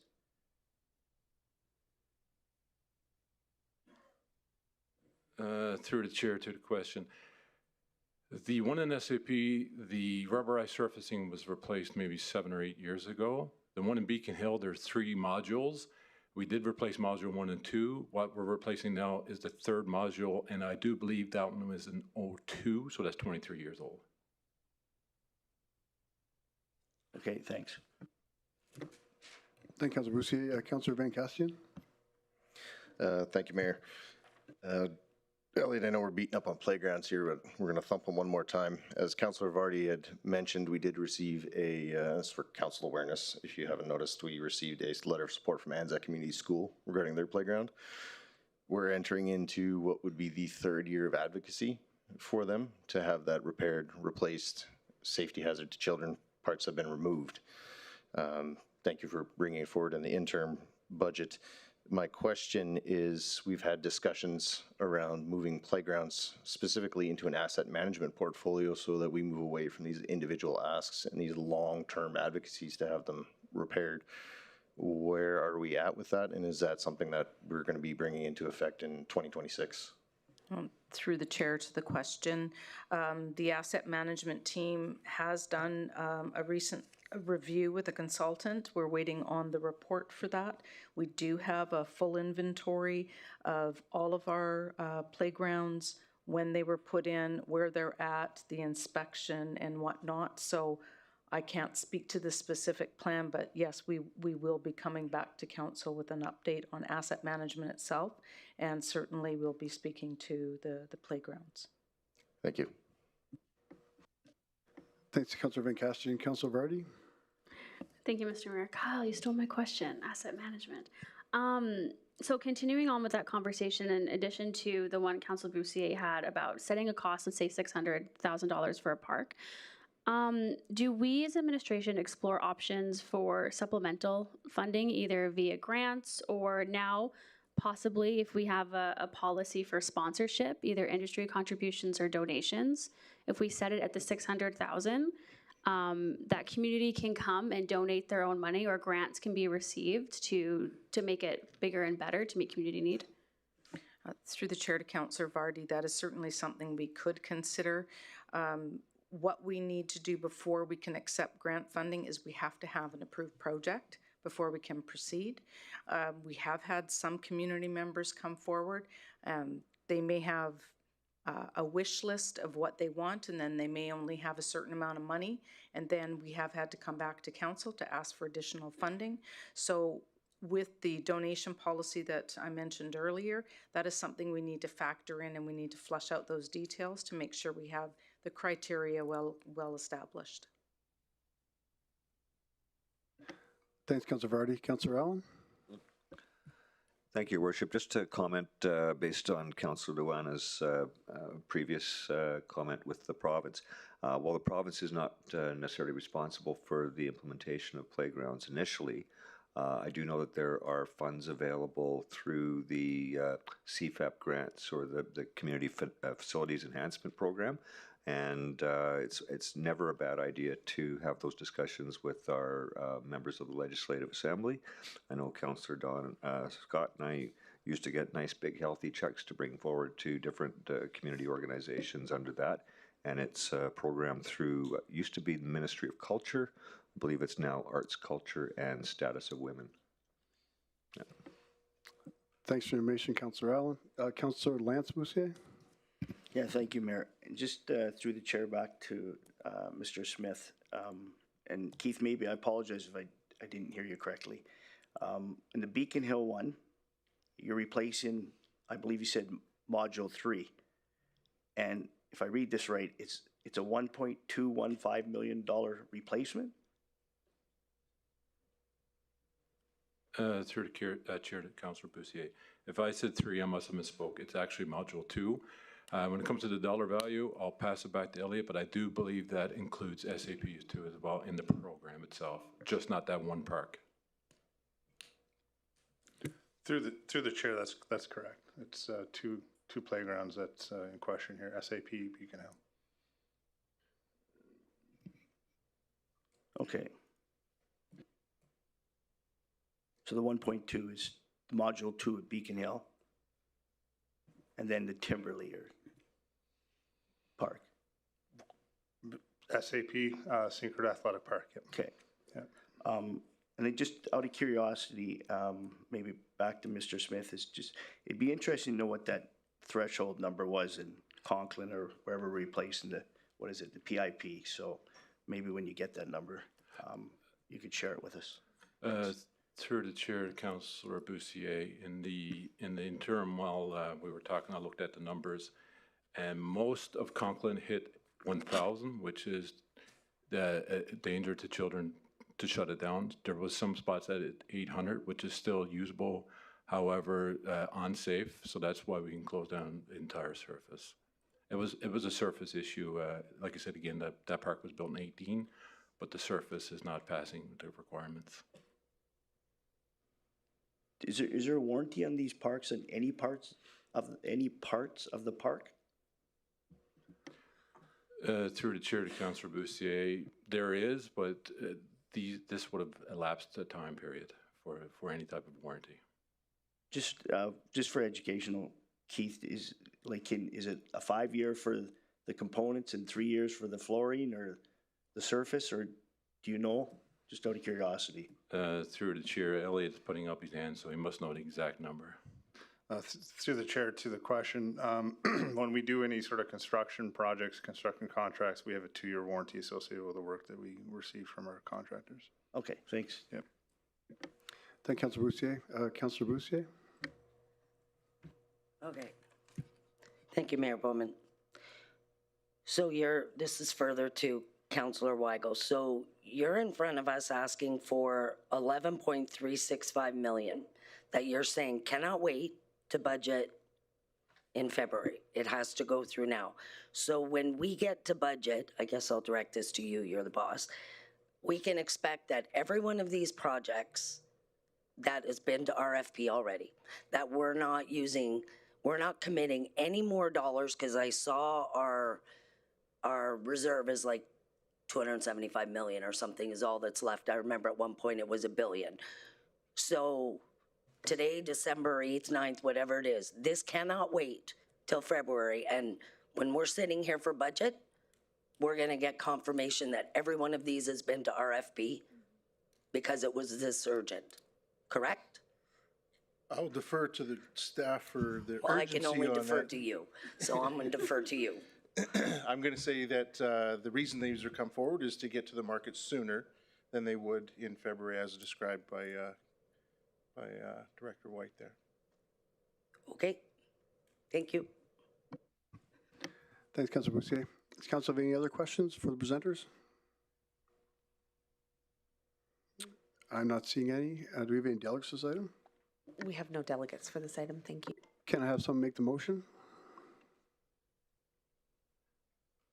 Councillor Scott?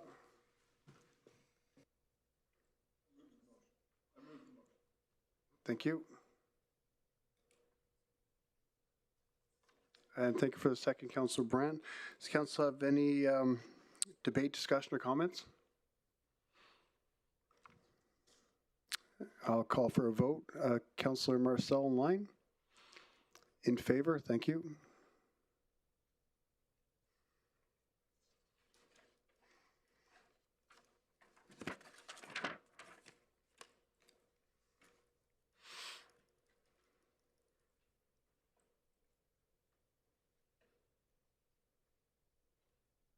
And that's carried with 9 in favor. Now we have the report 2025 capital budget amendments. Go ahead whenever you're ready.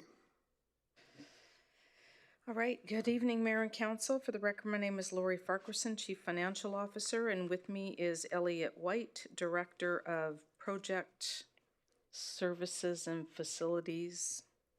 Administration has identified 4 capital project amendments to be submitted for Council consideration. Council is the approving authority for the capital budget subject to the provisions of the Fiscal Responsibility Policy FIN 160. These capital budget amendments will result in a net decrease of $6,797,031 to the Capital Infrastructure Reserve as outlined in the budget net change summary. The first project is related to the Alberta Municipal Water Wastewater Partnership Grant. Funds for the design portion of the Conklin Sewage Lagoon project of $525,985 are being reallocated to the construction portion of the project. This will result in funding requirements by the same value to be provided from the Capital Infrastructure Reserve. This adjustment was necessary as the remaining expenses were not grant eligible. The second item is funding of $6,375,985 from the previously mentioned Alberta Municipal Water Wastewater Partnership Grant was applied to the Conklin Sewage Lagoon construction project to ensure the grant is being fully utilized. This adjustment reduces the Capital Infrastructure Reserve funding requirements by the same amount. The next item is the Vista Ridge Recreation Association. was awarded the Provincial Community Energy Conservation Program grant of $261,748. The value of the provincial grant reduces the funding requirement provided from the municipality under the Vista Ridge Recreation Association grant from 2025. The final project adjustment is funding from the 911 grant stream of $685,283, which was applied to the RES Data Management System Replacement Project. This adjustment reduces the CIR funding requirements by the same amount. Administration is recommending that the 2025 capital budget amendments, as summarized on Attachment 1, 2025 Capital Budget Council Amendments Net Impact Summary dated December 9th, 2025, be approved. This concludes my presentation. We're happy to take any questions. Thank you, Lori. Do we have any questions for presenter? Councillor Bussier? Yeah, thank you. I don't get it. Like, I'm sorry. I don't understand all this moving. I just don't get it. You're moving money when you say capital infrastructure reserve and you're reducing the capital infrastructure reserve. That means the money that we have set aside, you're taking more from it, leaving less, correct? No, through the chair to Councillor Bussier. This is essentially funding swaps. Yeah. But under the FIN 160, we're not supposed to be touching the capital infrastructure reserve without council permission. So we're actually putting money back into the capital infrastructure reserve with all of these except the very first item. So the very first item, which was the Alberta Municipal Wastewater Partnership Grant, the $525,000 could not be used, so we have to reduce. We had allocated grant funding to this project, but it's not eligible. Therefore, we need to fund it from the CIR. So we need to take $500,000 out of CIR to fund this project, and then we do an adjustment whereby we take the grant portion and we're adding it to the Conklin Sewage Lagoon construction project.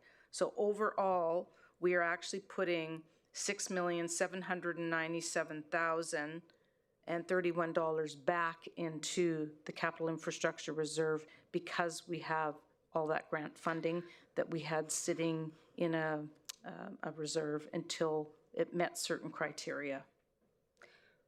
Right, but have you gotten permission from your funders, the grant, to move that money? That permission has been given? Correct. We do not touch the funding until we have satisfied all requirements from the grant funder. And I know, but the application goes in, so I assume the application went in to ask for $525,000 for Conklin Sewage Lagoon design. And then you went, and they said? No. No. Correct. But you still got the grant. Well, we are informed that we are grant eligible when we put an application forward. Okay. Then when things progress, we have to do reporting. So the reporting would have happened, and then they would have come back and said, I'm sorry, what you've submitted for expenses is not eligible. Therefore, you need to give the grant money back. Correct. Right? Right. So we would have given the grant money back, but because we have the construction side of the project, which is grant eligible, we're able to allocate the approval to the entire value of that grant to the construction side of the project. We will still, actually I'm not sure where it's at in the process, but there's constant reporting out. We have to identify what we've spent, when we've spent it. And oftentimes you will find that when we bring things forward, we're not allowed to even talk about it until we get to a certain stage. We're not allowed to put up signage until the grant funder tells us we can. Right. So some of these things do tend to be after the fact, once we have that approval. Okay, as long as we're not giving any grant money back because we're not using it appropriately. That's what I'm getting at. Like, sorry, I get the concept of swap. What I don't get is that we have a grant for this, and then we can't can't do that because when you apply for a grant, you're being very specific what you're going to use the grant money for. And so, and maybe municipal grants are different. I've not experienced where grant funders go, sure, use it for whatever you want.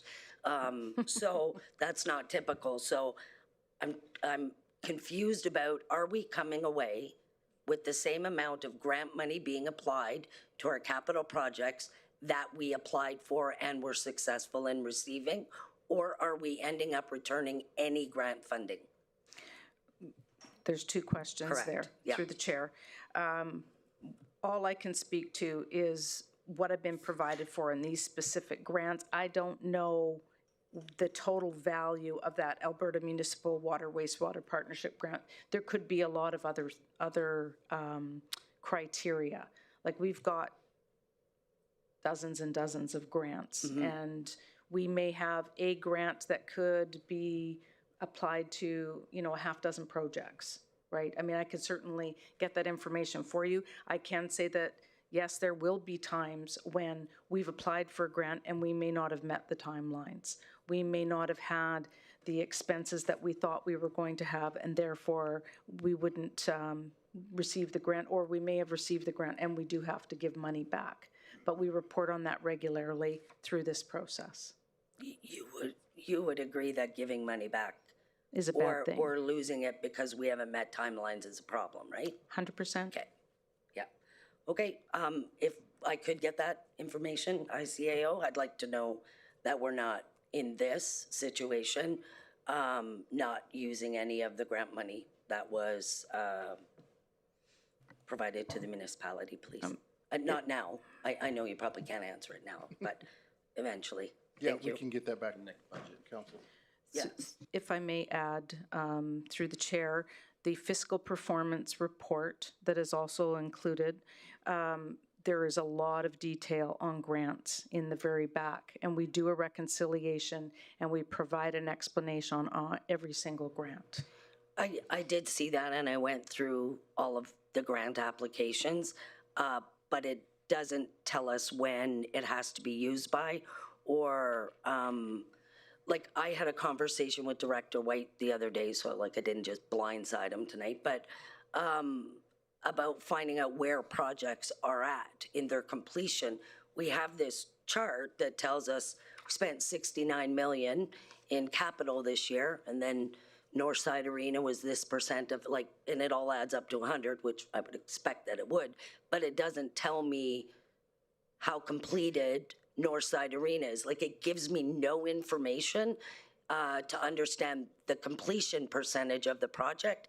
Ergo, I don't know how much of the budget has been used. And that's what I think not only me, but the citizens want to know is, where are these projects? And as Director White explained to me the other day, like you look at the Clearwater Drive and so much work was done underground, people don't understand why it was closed off. So I'm getting off topic. Anyways, I did see the grants. I just want to know, which was one of my questions for later, I want assurance that we're using our grants and that we're prioritizing projects that have grant funding, if appropriate. Director White can tell us that during budget, but that's what I want assurance of, it, that we're not wasting grant money. Thank you, Councilor Bousquet. Are there any other questions for administration? I'm not seeing any. Is there delegates for motion for this item? Can I have someone make the motion? Councilor Allen? Thank you, Worship. I'll move that the 2025 capital budget amendments funding source change as summarized on attachment 1, the 2025 capital budget amendments net impact summary dated December 9th of 2025 be approved. Thank you, Councilor Allen. Thank you for the second, Councilor Van Castian. Does Council have any questions, comments, or debate points? I'm not seeing it, so I'll call for a vote in favor online. Thank you, Councilor Marcel.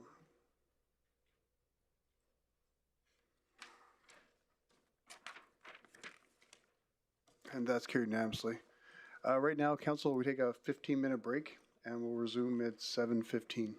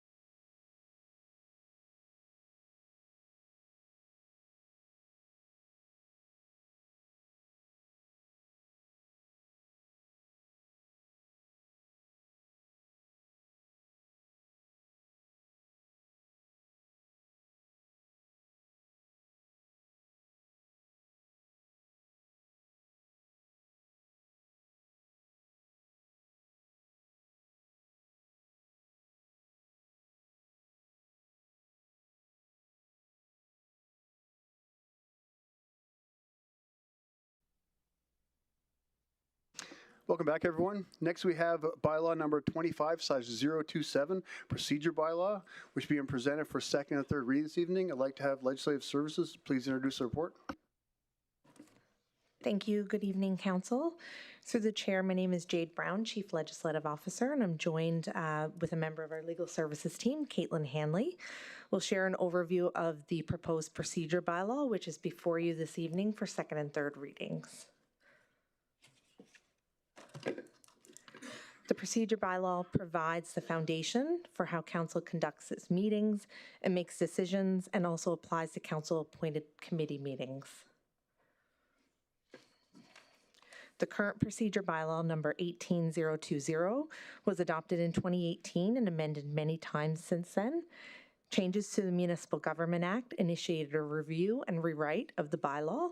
The proposed changes before you this evening align with updated legislation and best practices. So taking a brief moment to walk you through some of the key changes.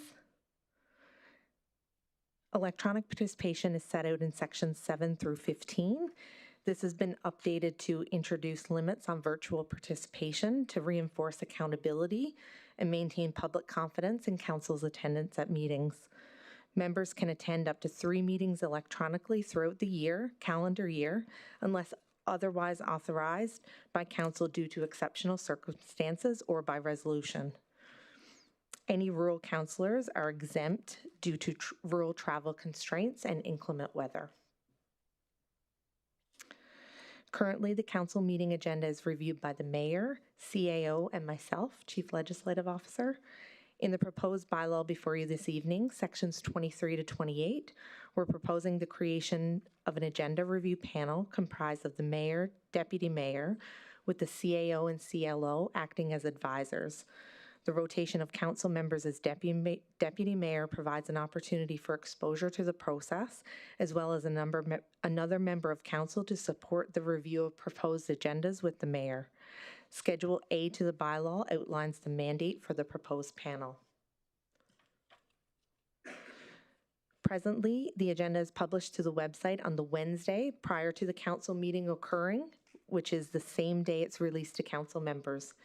In the draft before you this evening, we're proposing that this be updated so that the agendas are released to council members on Wednesday and then released publicly 48 hours later.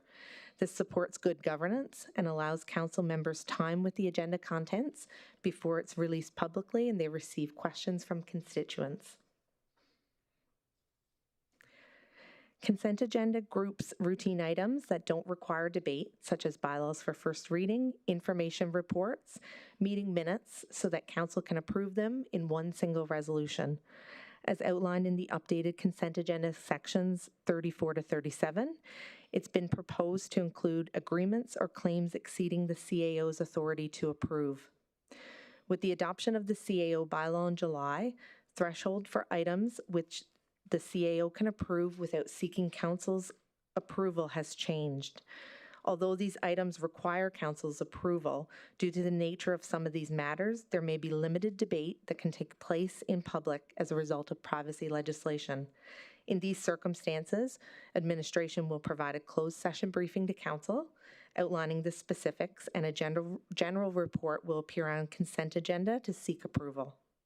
If any member of council ever wishes to discuss an item, they can request that it be removed from the consent agenda and considered separately later in the meeting. Sections 38 to 46 of your proposed bylaw outline the procedure for introducing a notice of motion. This allows a councillor to bring forward new matters for future consideration. Before submitting a notice, councillors are encouraged to consult administration to avoid duplication or conflicts with existing initiatives. It's been proposed that a written notice of motion be provided 10 days in advance of regular meetings and formally served at a regular meeting held 7 days prior to debate. 10 days allows the draft to be reviewed, as well as allows the agenda review panel to review notice of motions when it's considering agenda items that are coming forward. A pecuniary interest is when a councillor is considered to have a pecuniary interest in a matter if it financially impacts the counselor themselves, their employer, or a member of their family.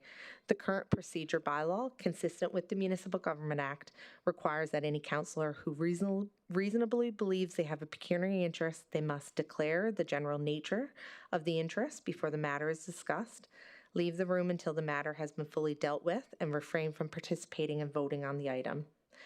Section 170 of the Municipal Government Act has been recently updated to also include conflict of interest provisions. When a counselor believes they have a conflict of interest or even a perceived conflict, they have the choice to disclose the conflict and abstain from both discussion and voting on the item. A counselor is considered to have a potential conflict of interest if the matter could affect the private interest of a counselor, their employer, or a member of their family. The proposed bylaw before you this evening includes both pecuniary interest and conflict of interest sections consistent with that of the legislation. As part of this bylaw, Section 101 introduces a new requirement for all elected officials to file a disclosure statement with administration by January 31st of each year. The disclosure statement will outline current employer information, any corporations where the member serves as a shareholder, director, or officer, any distributing corporation in which the member beneficially owns voting shares.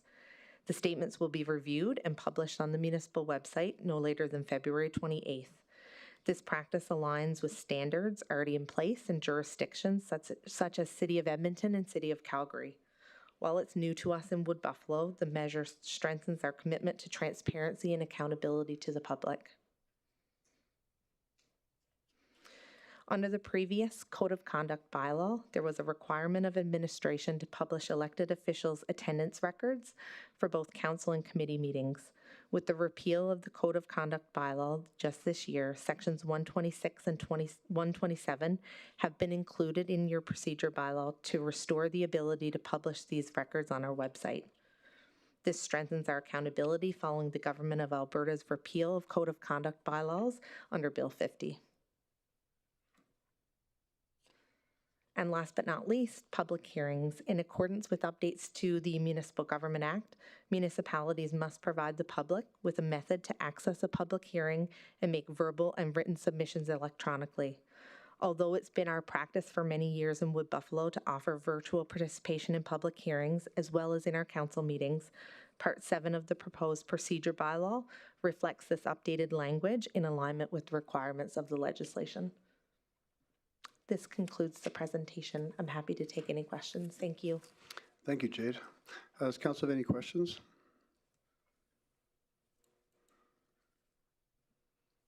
Councillor Scott. Thanks for the presentation, Jade. Could you just, you and I have had discussions about what constitutes a meeting. It's in the definition section and it's defined later in Schedule C. And you and I have had discussions about whether a group of councillors going out to a dinner or having a meal together constitutes a meeting. And maybe you could just address that just so that there's good clarity and everyone's hearing the same thing. Thank you so much for the question, Councillor Scott. Through the chair, as defined in our Schedule C, there is a section on social functions. In my interpretation of council going out and having a meal together and congregating as a group of council, I'd consider that as part of a social function. Thanks very much. I'm looking forward to going to Christmas dinner with everybody. You actually missed that last week. Councillor Boussier, who was at dinner? I was. Thank you, Mayor Bowman. Through the chair, to the presenters or anybody, would it go in here, or would this be the place to put like how we prioritize agenda items? Like I see members of the public here that are coming to present, and you two aren't going anywhere till we're all done. So why would we keep members of the public waiting to present? I think the only thing we have left is councillors' motions, and generally the motions are at the end of the meeting, councillors' motions. But when we know someone's speaking, okay, so generally to my question, Do we, as a practice, make sure community members get to present before all of this other stuff? You want to speak? Through the chair, thanks for the question. When we know that there's a topic coming, and for example, myself and the CAO and members of administration, when we're reviewing reports, we'll usually talk about if there's going to be presenters, if there's people from the public coming, we'll schedule those accordingly on the agenda. If we are unsure, sometimes we don't know if members of the public are coming until the agenda has been released, and that's when folks would register to speak. But we won't move a councillor's motion up when people are coming to speak to it? So speaking from experience, what we've had, and I can't speak for previous stars, but some issues that had the last few years where councillors would want to push the motion ahead so they could leave. That's the only time we've had. So it's a group consequence for all of us. That's the only time we've ever had someone want to move the councillor's motion, but besides that, for the last over 4 years, the councillor's motions have always been at the end of the agenda. Okay, I guess I would just like for awareness then to be conscious of that. I think it's disrespectful to people to leave them sitting there. So, thank you. Thanks, Councillor Bussier. Councillor Van Castian? Thank you, Mayor. This question, I guess, for both of you in regards to the disclosure statements. Many of us sit on our Part 9 corporation in the name. How does that, A, affect the disclosure statement, and then what is the considerations with conflict related to budgets, funding, et cetera? Through the chair to Councillor Van Castian, that's a good question. In general, you would want to disclose on your annual statement that you are appointed as the council member on the corporation. In general, the interests of the municipal corporation and the municipality should be aligned because the municipality is typically the sole shareholder or member. In some instances, the CAO will also be a member or shareholder. So you have to wear many hats, which is something that as a councillor is not always easy to do. You are always a councillor when you're out and about in the public, as you probably have learned pretty quickly. And in that capacity, as a member of council, you also exercise the municipality's membership or shareholder rights in the corporation, and then you also sit as a director. So there are going to be instances where you may want to declare that you believe, you have a potential conflict of interest and remove yourself from the room. It's based on discretion of the councillor. And it's going to be unfortunately, I'd like to give you an easy answer, but it's often very complicated and it's going to be really fact specific, which is why we encourage you to reach out if you do have any doubts or questions, and we can either help you navigate that or we can put you in touch with the external lawyer so that you can give them more of that personal information and they can give you some advice about how to handle that potential conflict. Okay, thank you. Thank you, Councillor Van Castian. Councillor Brandt? Yes, correct me if I'm wrong. I can't find it in here, but when we were talking about quorum and meetings, part of it was for training and education. Is it possible to change education to information?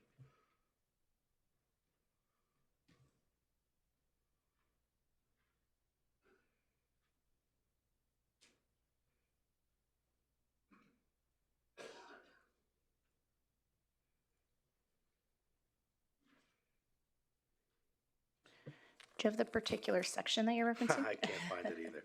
Yeah, so if we can't, no big deal. I just recall.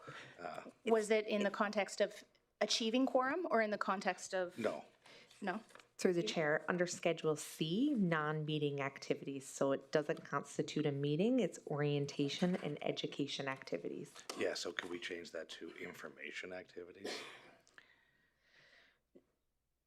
So through the chair, there are very specific instances under the Access to Information Act where you need to, when you're receiving information as a council or being perceived as advancing the business of the municipality. So if you're receiving information that is relevant to your duties as a councillor, and there is more than 50%, we're not able to change that through the procedure bylaw. Okay, thank you. Thanks, Councillor Brandt. Councillor Bussier? Yeah, thank you, Mayor Bowman. Through the chair to the presenters. On Jade, on Agenda Review Committee, is there what's the rationale behind not allowing other council members to attend? Through the chair, Councillor Bussier's, any member of council, I believe, can attend, although it's not explicitly mentioned here. From the perspective of having a quorum of council who are participating with a vote, I think it gets interesting, and this is where I would lean into legal's advice on that, because it would then constitute a majority of council. So then are we doing a standing committee meeting? Are we opening it to the public to review agendas? Those types of things. So based on what we've seen in other jurisdictions, they've limited it to a deputy mayor, mayor, acting mayor on a rotation basis, or it's just set by the mayor. I haven't been able to find any jurisdiction that has a standing committee of all members of council to review their agendas. Who votes then? In this panel? There's not really a vote, Councillor Bussier, but I think I'd be definitely open to putting it in council's calendar for council to come for their input. As Alana mentioned about changing the order, I'd be definitely welcome council whenever they're available to come. My fear is if we made it mandatory for council or even made it a voting type of a thing, that if we don't have 6 people, we can't do agenda review. So there's not really any vote to agenda review. Yeah, no, I'm certainly not wanting to make it mandatory. There's enough work for all of us already. But I definitely would put that in, I would ask administration to put that in council's calendar, that council agenda review meeting, so council can choose to attend if they so wish. Okay. That's not in there now, though, so we're gonna... No, I think Luana probably has a motion later to amend. I believe that's already been distributed to council. Okay. One other question, I guess, to legal. Caitlin, you and I have talked about it a couple times. This whole pecuniary interest, and I know it's just wording, but can we add in that it must be external legal?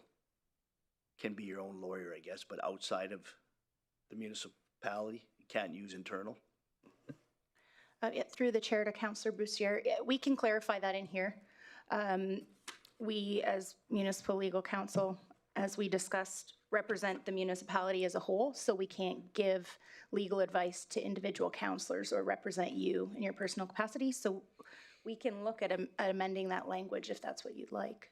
I mean, I don't want to go back on the story we talked about, but I mean, it's just, to me, if we could, make it yeah, I can look clear. At it now and propose a second reading amendment.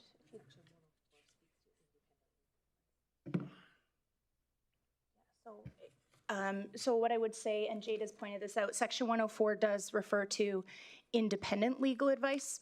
In legal terms, I would not be considered independent legal advice for you because I represent the municipality's interests.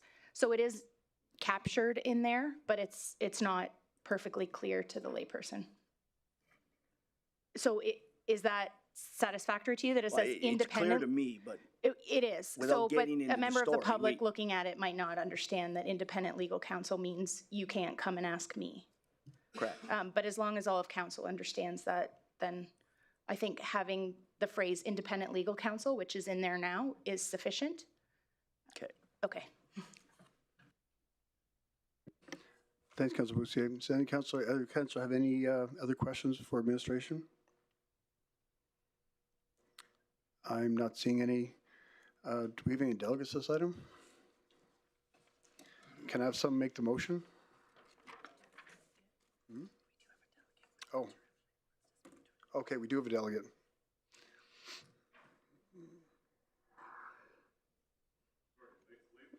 No problem, Mike. I just want to give your name for the record. Just remind you, you have 5 minutes to present, to remain on topic and remain seated for questions after, please. Thank you. My name is Mike DeRocher. I'm coming to you from the Citizens RE, speaking to you as an individual. Councillor Luana brought up a very interesting comment regarding the bylaw procedures, and you had a comment, Mr. Mayor, regarding that nobody's ever asked for it to be moved other than when they wanted to leave. That's actually not true. No disrespect. Many times sitting in the audience and talking to some of the other delegates, we would have loved to have things moved up, and sometimes we've actually left because it took so long to get to the item, we just gave up. So, you know, like, when we're referring to councillors' motions, especially, because that's typically what brings up a lot of the public, this is an item that could be situated in new and unfinished business if we have delegates that are looking to speak on that. And obviously, we have to pre-register, so we would typically, or you would typically get a list of who's here and be able to make that amendment at the beginning of the, you know, approving the agenda. So many of us don't typically speak to have things changed because we just simply don't know. We accept the agenda the way it's presented and have always been told we don't really have that option. And I think if the public knew that, we could maybe get something moved up to a reasonable time frame when we could speak on matters that were pertinent to the community, you may see more people come out, you may see more people engage in this activity. As it currently stands right now, if I see an agenda at the end, there's a good chance I probably want to leave. A comment tonight was on 9.3, and the person in the audience said, I don't know if I can stay that late. And so that's a typical example, and that's just with an item today on somebody who's already spoke. So that's my point. Thank you. Hey, thanks, Mike. And to my point where, so the agenda review is the Tuesday before the council meeting. So this one would have been last Tuesday at 11:30 in the morning. That's when the agenda is set. So at that time, we have no one registered. The agenda is set for the meeting. And as you just registered a few minutes ago, before I even knew you were on the agenda, so we had no idea there was no delegates for this item. So we would not know that you were registered for it. And most people register for the agenda when they come in the evening. And to your point also, that is the only time last 4 years anybody's asked me to move it is when a councillor wanted to leave the meeting. And we haven't been approached by residents, or I haven't been, before agenda review. But thanks very much for your comments and your insight. I can appreciate that point of view, and as you said, I am aware of the incident you're probably referring to, but we'll leave that as. But I believe the agenda, as in most of the places that I've been part of a board member and have set agendas, we do to some extent treat this as a living document. And on the night of, if delegates appear, they don't always, but if they do, having that flexibility and having that understanding that council accepts that would be appreciative. In the past, we used to be able to stand up from the audience because you used to ask if there are any delegates in the audience. You no longer do that. And so that seems to be very limiting. Tonight, I went up and approached just because I didn't suspect there would be any ask of the delegates in the audience. Thanks, Mike. I'm not going to back and forth with you all night, but I do say that every meeting. If anybody in the audience wishes to present on a topic, to see legislative services desk, it's my right, and that they would have 5 minutes to present and to register with legislative services before the start of agenda item. That's how I start every meeting. So I do ask the public if they would like to present. And if we change an agenda at the beginning of the meeting, what happens is people that have seen the agenda and that come in at the appropriate time may miss that item. If we have a few people in the audience, like for example tonight, if we moved Vista Ridge to the beginning, because a lot of people hear Vista Ridge, Marty might not have been here for that because he came in later knowing where the agenda item was. So there's lots of ins and outs of why things are done, and honestly, there's going to be days it works out, days it doesn't. But I appreciate your viewpoint, and as always, you attend as much council meetings as everybody, so I always appreciate you coming forward.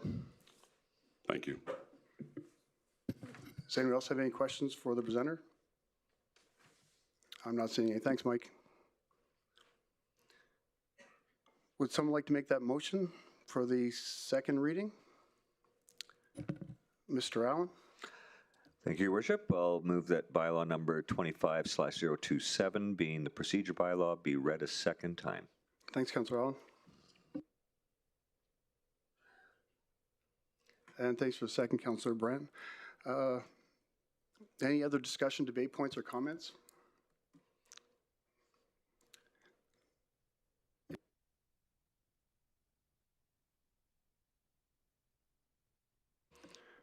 I'm going to get Councillor Luana.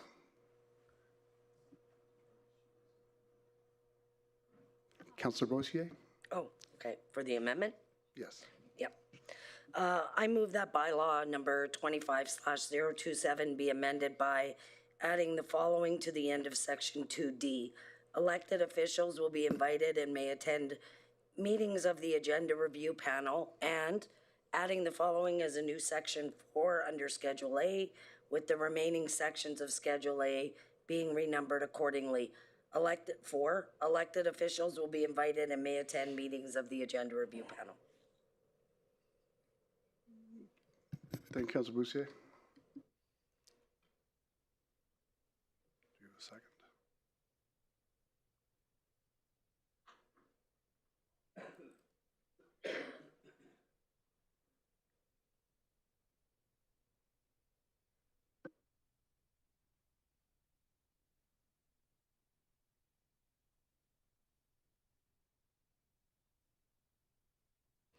Thank you for the second, Councillor Vardy. Do you want to speak to that amendment, Councillor Bossier? Well, I think it's pretty self-explanatory, and further to what Lance had mentioned, just making the agenda review open to more councillors, recognizing we can't all be in there making decisions and voting, but I know Councillor Vardy had talked about we could let each other know if who's interested in attending and make sure that we're not over the allotted number. So just to give all of us some input into what's on the agenda and what sticks and doesn't stick on the consent agenda. Thanks, Councillor Bossier. I definitely support this, and I think it would be a great addition for the agenda review to have other councillors there. Any other comments, debate points, questions? Councillor Scott? Just for legal counsel, any issues with this? Through the chair to Councillor Scott, as long as it's not turning into a situation where a majority of council are routinely attending and actually debating the items that are being put on the agenda, then no. Thank you, Councillor Scott. Councillor Vardy? Thank you, Mayor Bowman. I just want to take a minute to make a comment and commend the work of administration and council coming in. For those of you who don't know, the code of conduct was taken away in 2024, and that left a huge lack of accountability for elected officials, and our procedure bylaw is one of the only ways that we can hold each other accountable. And these recommendations were not just made from administration. A lot of them came from council saying, we saw better, we want to do better. So I just want to thank my colleagues for that. Thanks, Councillor Vardy. With that, we'll call for a vote on the amendment. Online, Councillor Marcel?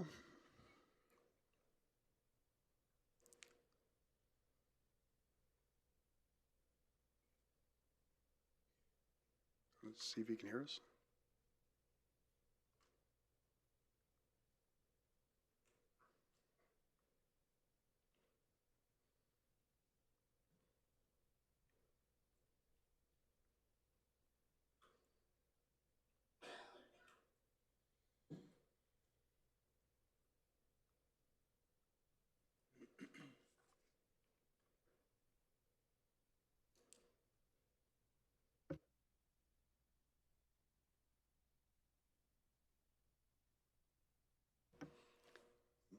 Councillor Marcel? Opposed? Thank you.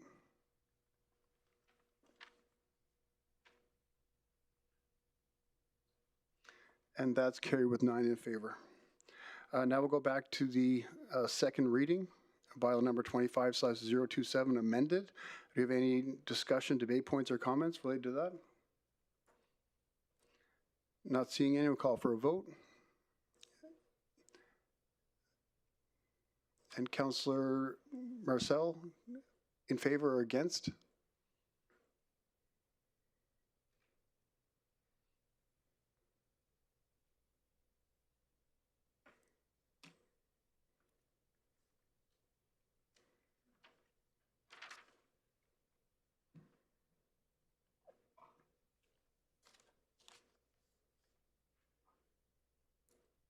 I don't know if he can't hear us.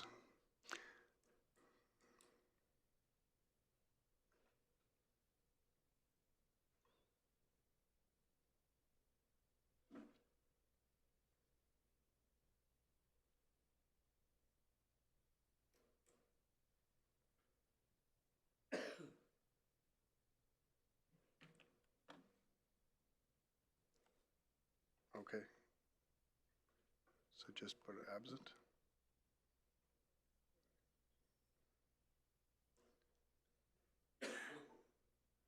He's definitely gone. Yeah, he's absent, yeah. So Councillor Marcel was absent during that, so he won't be voting?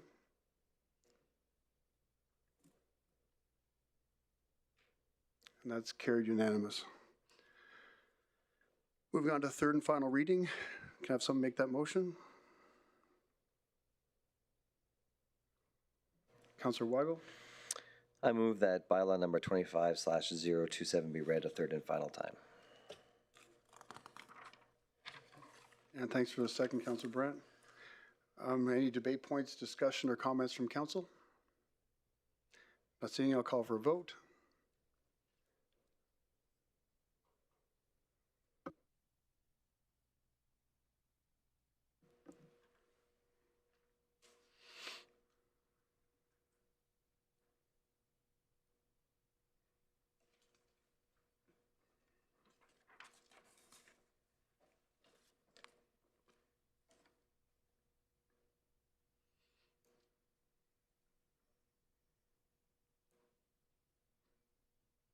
So we'll say Councillor Marcel's absent for that.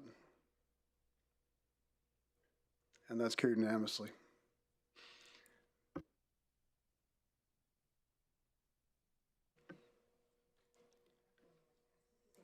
Councillor Marcel, can you hear us? Yeah, okay, perfect. Yeah. Councillor Wanda, do you have something? Yeah, I have a supplemental motion. Okay. Okay. I move that administration bring forward an amendment to explicitly affirm that municipal employees may speak as delegates to items before council for consideration without fear of reprisal or retribution by February 28th, 2026. Thank you, Councillor Boussier.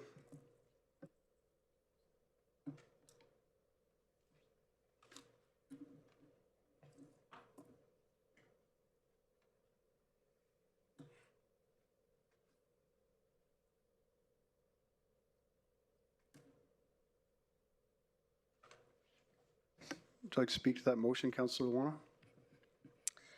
Yes. Pardon me?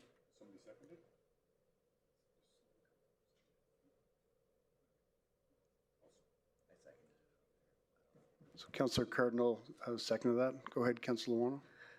Yeah, just during campaign and since, there's been a number of municipal staff who have suggested that it could be career-ending or limiting to come and speak out to issues that impact them. And I think we have to remember that every one of the people that works for this municipality is also a citizen, and they have a right to speak out if a street's being ripped up in front of their house, and to be able to do so without worrying about a supervisor or manager not liking it.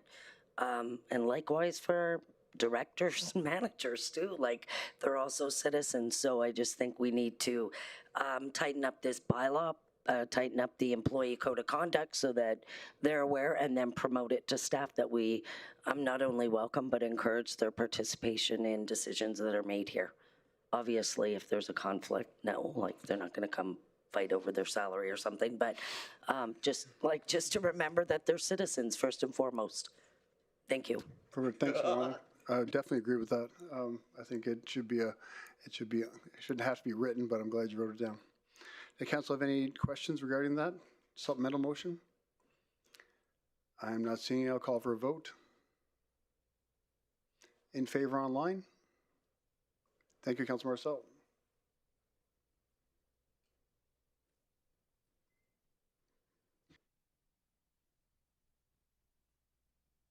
And that's carried unanimously. Thank you, everyone. Moving on to item 9.1, Councilor's motions. I'll ask Councilor Weigel to read out his motion.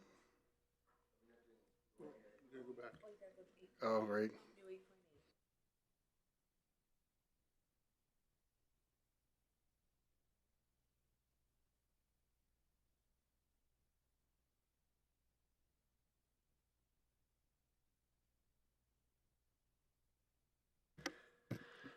So items taken off the consent agenda, the 2025 Q3 capital budget fiscal amendments. I'll ask for administration to present. I'm guessing Lori?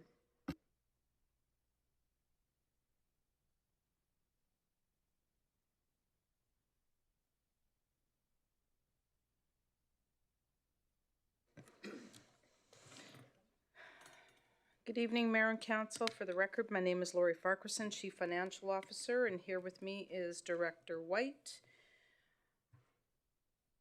The Q3 capital budget fiscal amendments before you, we had 3 capital projects in the third quarter, resulting in a net increase of $135,000 to the 2025 and prior capital budget.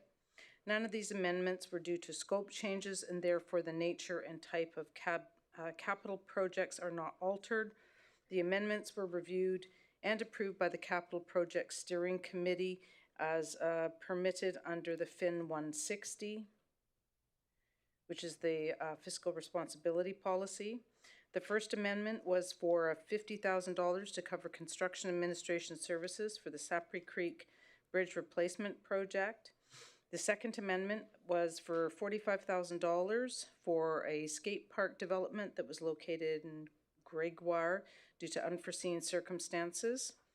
And the third amendment was for $40,000 for partial playground replacement at Westview and St. Kateri, and the project was due to rising playground equipment costs. That summarizes the fiscal amendments. We're happy to take any questions. Councilor Bussier? Yeah, thank you, Mayor. Through the chair to Lori or Elliot. I guess just looking for explanation. What's an unforeseen circumstance? I'll take this one. Through the chair. Park. Through the chair to Councilor Bussier, we've been advised by legal that we would, if you wish to discuss the matter, we would need to take this in camera. No, don't worry about it. There's people here that still got to present and go home, so I can follow up later with that.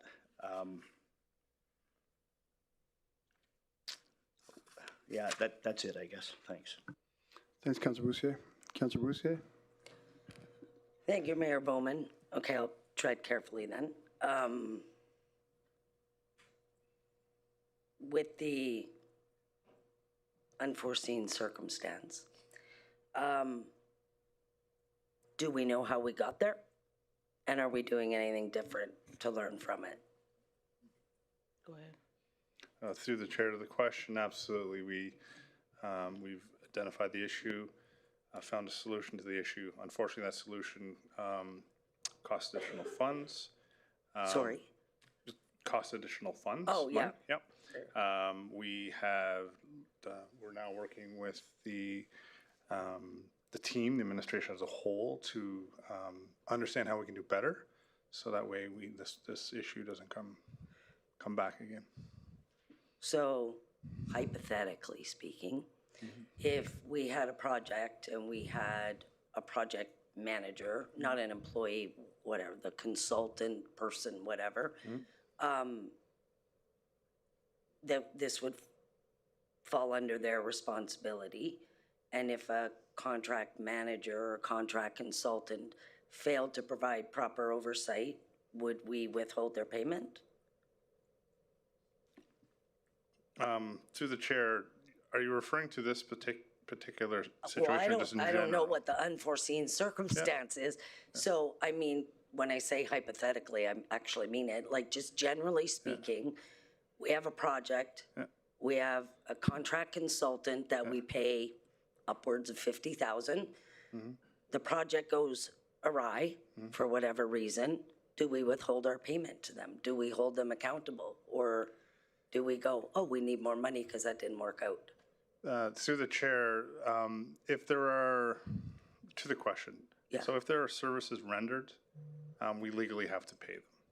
What we do on the back end of that is up to us as an organization on how we move forward with the issues that came forward. So there was a lot of conversations even at the meeting we had with the council committees around vendor performance management.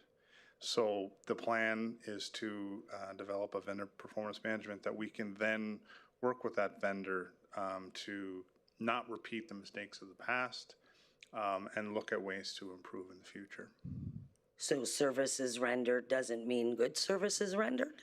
It means just like I showed up? Through the chair, there are, if there's serious breach of the contract, then no, we wouldn't pay. Okay. Absolutely not. Like, so we have something, but you're just looking to tighten it up? Correct. Perfect, Yeah. okay. And all of my other questions were answered before, so thank you, including for the next item. Thanks, Councilor Boussier. Councilor Brandt? Yeah, I just want to clarify from earlier. Trying to figure out how to word it now.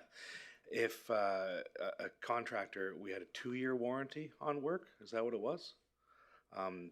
Would that require extra funds if it was under warranty? Through the chair to the question, no, it wouldn't require additional funds. For us as administration, it would be up to the contractor and their subs or material suppliers that would be on the hook for that cost. Okay, we'll take the rest out of here. Thank you. Thanks, Councilor Brandt. Does council have any other questions? Councilor Weigel? Thank you, Mr. Mayor. Is there, under performance review, or for any other reason, is there a list of contractors that cannot participate in bidding or work with the municipality? Through the chair to the question. I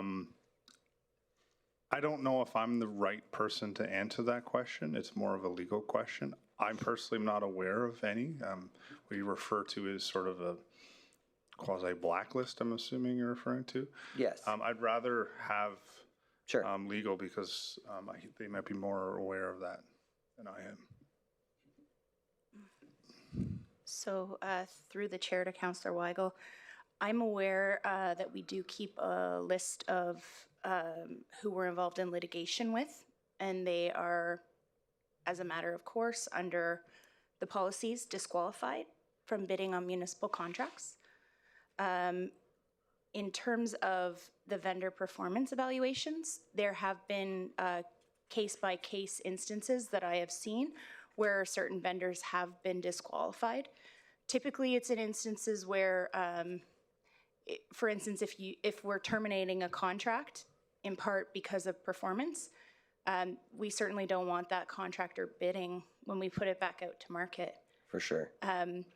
But previously, there was work being done. So I'm gonna have to throw the ball back to the director there, because previously there was work being done on a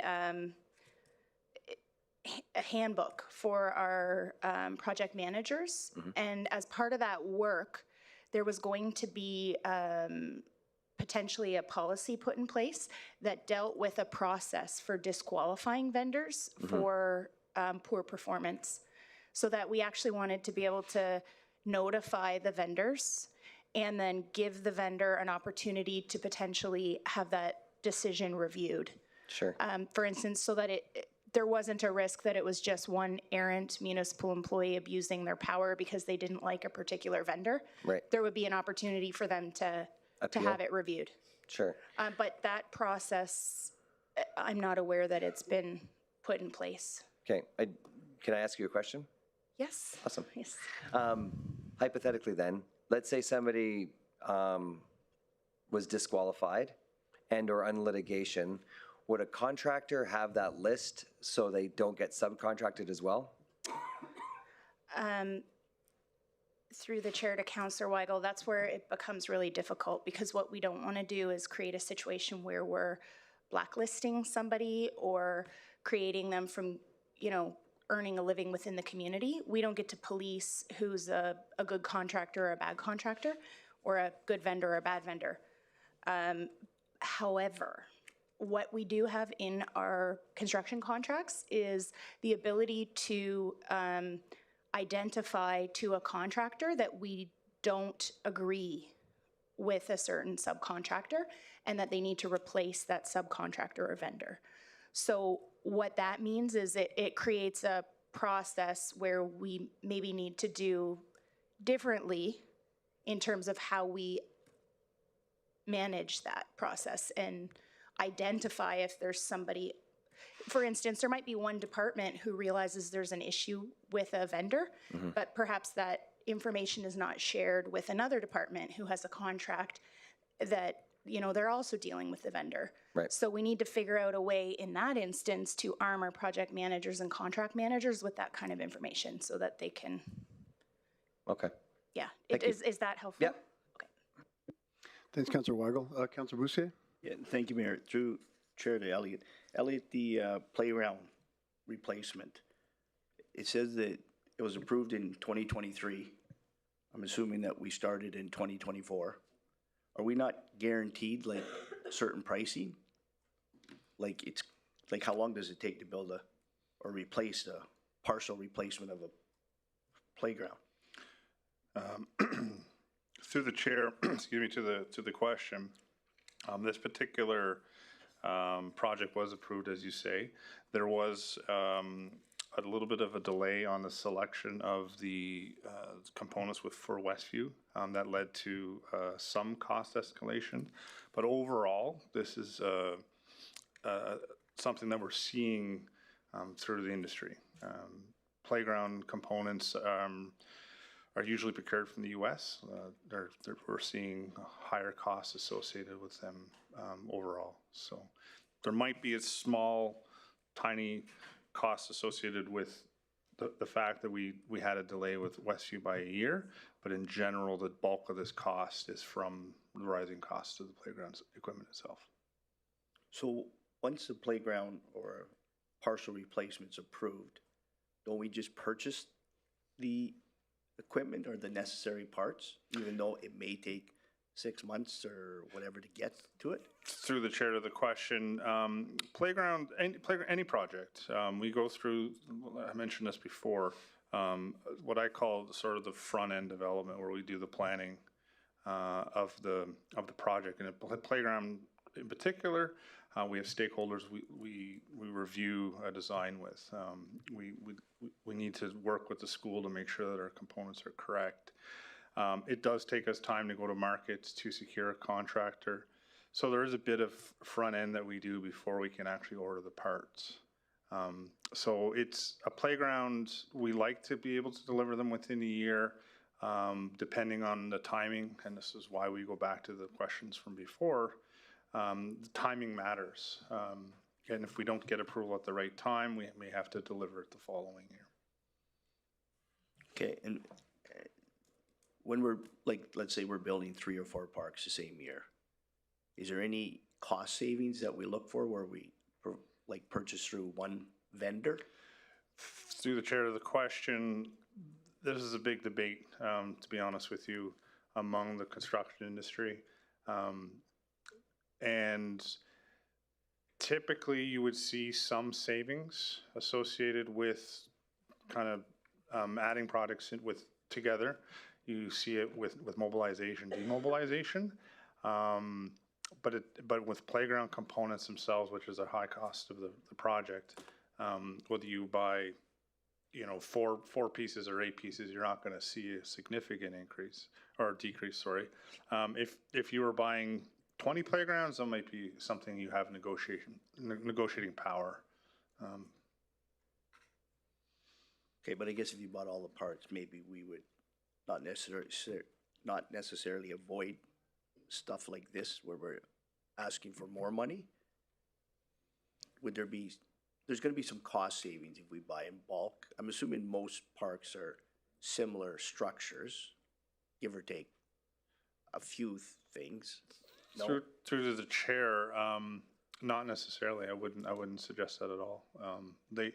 And maybe Keith can jump in here, or sorry, Director Smith can jump in. As I understand it, playgrounds have a diverse nature to them, and he can explain why that is. But we don't typically buy the same slide, for example, and do it 10 times over again. There's diversity amongst our playgrounds.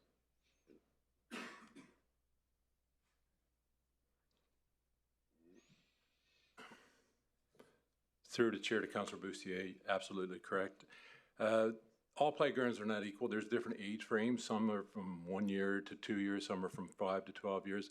It really depends on the level of inclusivity. It depends on what play is added. When you look at a playground, there could be a catalog, say for simplicity, of 100 components, and we buy, say, 10 that's more suited for that area. Some are different sizes. If we have a playground that's around a lot of schools, it could be a 10 or a 500 square foot playground versus a smaller one at different schools. And also too, what we found in the past is that sometimes when you pre-order, if there's 3 or 4 different ones at the same time, if one can't deliver, if that contractor can't deliver, then all 3 playgrounds suffers versus one individually. So there's pros and cons to each. When it comes to economies of scale, a lot of times ordering it up front doesn't really help. And it depends on the situation. It's not always parts or interchangeable. A playground that was built 20 years ago, we just can't replace it. Those parts are obsolete. We need new parts, new everything. And a playground is just not components. It's, you know, you have the surfacing, you have the drainage, there's a multitude of things at play. Okay, thank you. Thanks, Councillor Boussier. Any other questions for administration from council? I'm not seeing it. Do we have any delegates to this item? Can I have a councillor make the motion?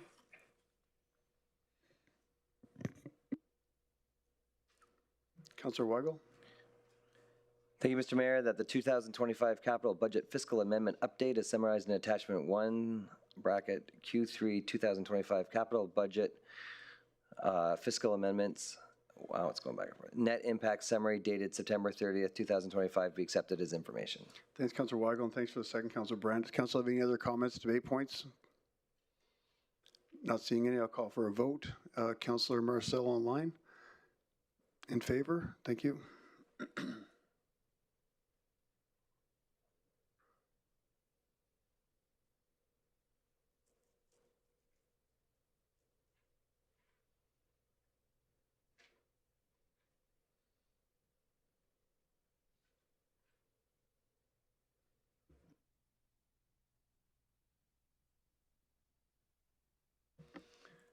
And that's carried with 10 in favor.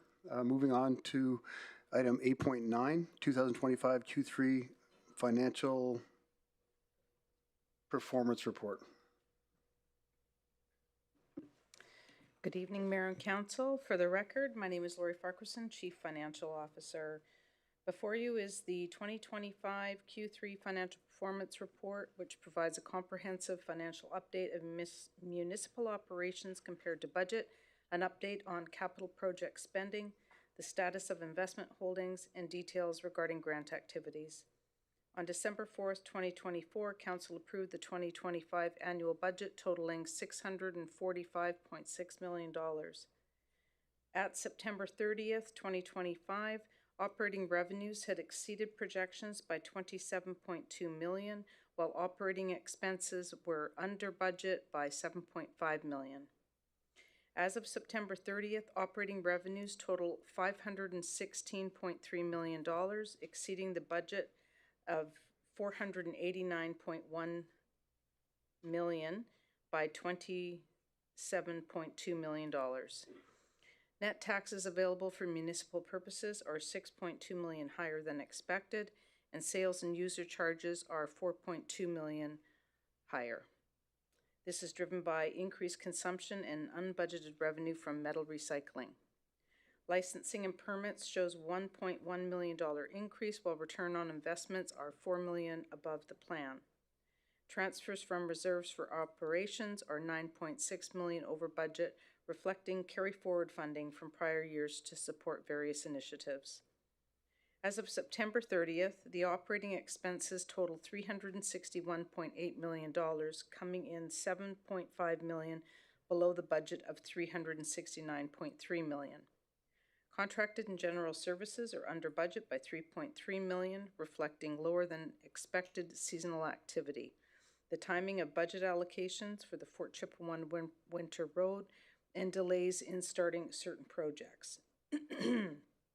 Purchases from other governments are also $3.8 million under budget, primarily due to an unexpected reimbursement tied to the RCMP contract and the deferred implementation of anticipated contract increases. The 2025 capital budget has been revised to $189 million, reflecting amendments and project approvals made during the first 3 quarters of the year. The year-to-date capital expenditures are $69.9 million, which includes projects previously approved by Council. The 3 largest capital projects by spend are the North Side Twin Arena Design and Construction, which is $15.3 million, flood mitigation construction at $9 million, and the Anzac Lagoon Expansion Design and Construction of $4.2 million. The cash position is $1,400.7 million, consisting of $279.5 million in the bank and $1,129.2 million in investments. Most of this position is allocated to reserves, programs, capital projects, and financial stability funds, leaving an uncommitted balance of $272.9 million. In the first 3 quarters of 2025, the municipality has been awarded $31.2 million in capital grants and $6.3 million in operating grants, totaling $37.5 million. Administration continues to compile claims for the Government of Alberta's Disaster Recovery Program for various events as described in the attached 2025 Q3 Financial Performance Report. This concludes my presentation. I'm happy to take any questions. Thank you, Lori. Councillor Weigel. Thank you, Mr. Mayor. Thanks, Lori, for the presentation. I appreciate that. Going down the capital rabbit hole again, we've spent $70 million, obviously, year to date in capital with a core left. So let's say we end up at 80, 85, best case scenario 100. What would be the biggest reason why we're not getting capital projects done? Like what would be the total carryover for all capital budgets? I know we kind of throw around a whole bunch of different numbers, but what's the total carryover? I think in here it says over 400 million, 420 million in reserves.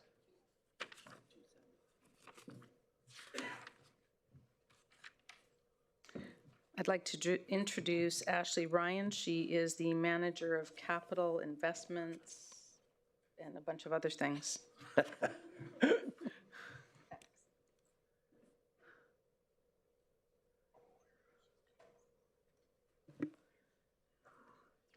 we good? Okay. Through the chair to Councillor Weigel. If we were to spend approximately $100 million on capital project delivery this year, we would be carrying forward approximately $300 million into 2026, and then you would have to add on the capital budget ask that you will ideally approve next year. Okay, so in the reserves right now, according to this report, it says capital 420 million. So is that, do you minus that 70 million that has been spent, the 69.9 million, or is that still in reserves after that? Through the chair to Councillor Weigel, the capital reserve number isn't just capital infrastructure reserve. So there's other capital reserves that equate that total. Okay. So in and around the 300 million is what we're carrying over, minus what we're allocating for next year. Correct, based on $100 million spend this year. As of today, we're at $97 million spend to date, so it really depends on invoices received from now until 2025 year end. Right. But approximately 300 million as of today, yes. We did a presentation, I think it was 2 years ago or 3 years ago. I think you might have been one of the people actually having the presentation. If we're moving capital projects out, like let's say, obviously we're not doing it all. Look, if we're carrying over 300 million and we know that there's multiple years, is this 300 million that's still left over, is that invested right now, or is that just sitting in a bank? Through the chair to Councillor Weigel, there's a combination, but we have it's 1.1 billion in investments.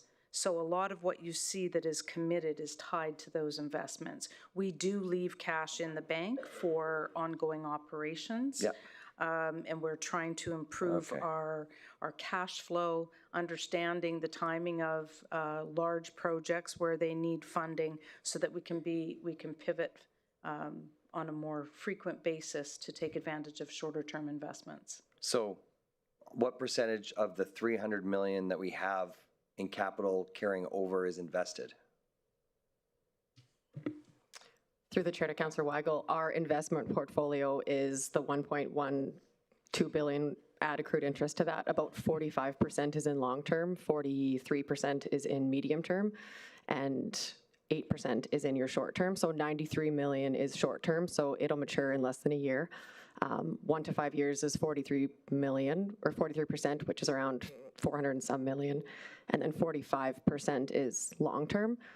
When I took over the portfolio from an investment perspective 2 years ago, we were at about 70% in long-term investment. So what we have done is start to look at maturity dates and when capital project delivery is going to align, and we'll do liability matching. So we were at about 70% in long-term investments, which is a risk to the municipality. So we're trying to reduce that and align when bonds are maturing to when we need them for capital project delivery.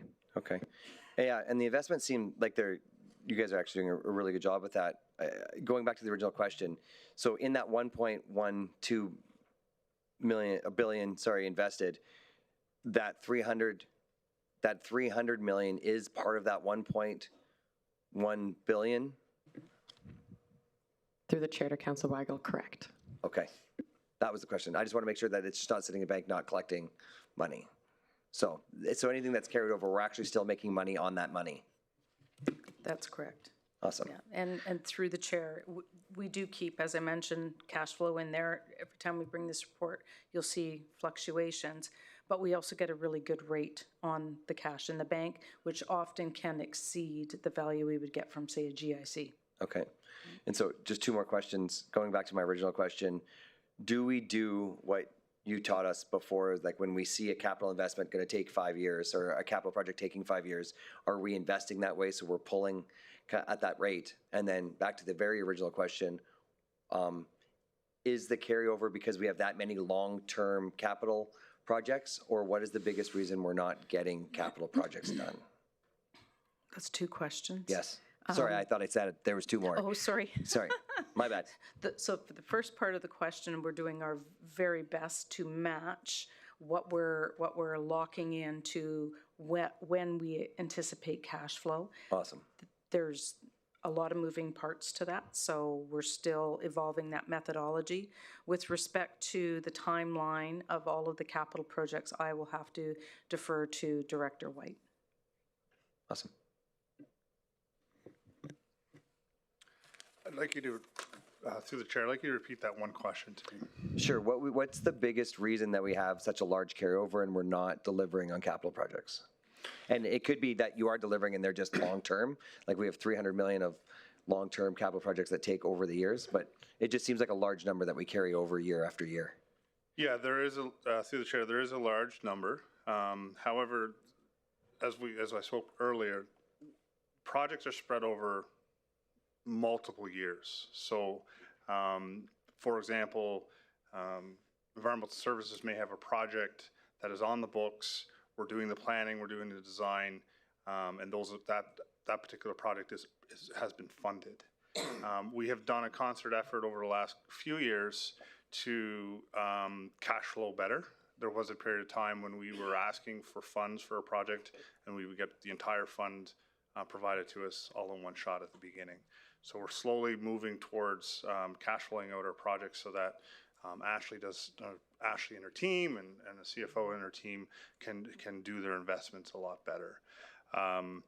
With respect to projects themselves, I think there's so many multitudes of reasons, and I don't want to shy away from that conversation. I think it's a very valid conversation to have, and I think we have it very soon before the budget so that we can flush out some of these projects that sort of land in this area where how do we move them forward as an organization, whether that's me and my team as a delivery team, whether it's you as council and so on and so forth. So I know that I haven't pinpointed one thing that says why are we struggling to deliver projects. It's such a complex conversation that I'd like to sit down, walk through the projects with you, sure, as a council and mayor and council together, and understand why we're running into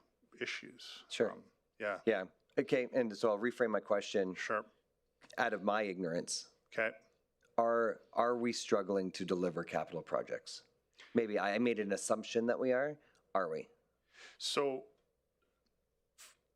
through the chair to the question, I believe that there are successes in this organization when it comes to delivery, and there are failures, and sometimes there's mixtures in between. The goal is for the project delivery team and the rest of this organization to figure out a better way to deliver projects, because it's not just the project management office that needs to change in order for us to deliver better.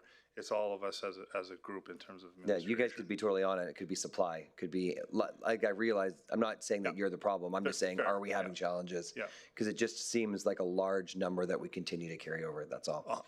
So 100%, and I appreciate the opportunity to answer the question. As I said, I apologize for not being able to pinpoint and say, this is the number one reason. It's a complex issue. I think that I personally have been involved with the projects long enough now that I can speak to them. Directors that own the asset can speak to them as well, and I welcome a full, wholesome conversation for all projects, because walking into this budget in February, you and your colleagues being informed is extremely important. Yeah, I appreciate that. And so I think without a motion or an ask, I would ask that almost maybe we create a workshop to walk through it before we walk into a budget to have a better understanding, because it's a pretty big portfolio. Through the chair to that statement, if I may, that's already in motion. Awesome. So, okay. Thank you. Thanks. Yes, through the chair to Councillor Weigel, January 20th, we have the study hall where we will be walking you through the budget book that you will be receiving, and we will be carving out space in that to walk through all the details of the capital as well. And we may need an extra half of a day if there's a great deal of conversation. Thanks, Councillor Weigel. Councillor Cardinal? Thanks, Mayor. Thanks for the presentation. I kind of wanted to ask a little bit about the Fort Chippewa Road, and you were saying that it was under budget? Through the chair, that's correct. That's the year-to-date operating expenses. So that would have been for January, February of 2025. It came in under what we had assigned for a budget. Is that because of the late start? Through the chair, I'm not sure. I'm not sure if there's anybody here that could speak to that, actually. Okay. I don't see Dennis Fraser. That's fine. The other thing I was asking is how much money has Alberta put into the winter road to Fort Chipewyan? That would be 0. Okay. I knew that answer. I just wanted everybody else to know it. But so when are we actually going to engage with them to actually put in some money to the winter road? Is Transport Canada that should, or highways, I guess, when are we going to engage, or do I need to make a motion for that? Through the chair to the chair, I would assume that that is an advocacy piece. Yeah, and it's been going on. Councillor Cardinal, every time we speak to the province, that comes up, that we maintain that road that's an extension of Highway 63. Thanks, Mayor. My other question was on the discontinuation of homelessness and for Tuaw and some of those places from the Alberta government. They discontinued, I think, 1.3 million, and we had to cover that. So, what do we got? What are we continuing to do that for the next budget? Through the chair to Councillor Cardinal, I'll have to defer to Acting Director Elliott. Tony Elliott? You may have to repeat the question, sir. Oh, I was just wondering, I know that there's discontinuation from Alberta for the homelessness initiatives, and wondering what's our stance in moving forward with supporting that? Through the chair to Councillor Cardinal, right now our efforts are focused on advocacy and working with our partners at the provincial level to either advocate to keep those funds in place or to increase them back to previous levels. That is our main strategy right now.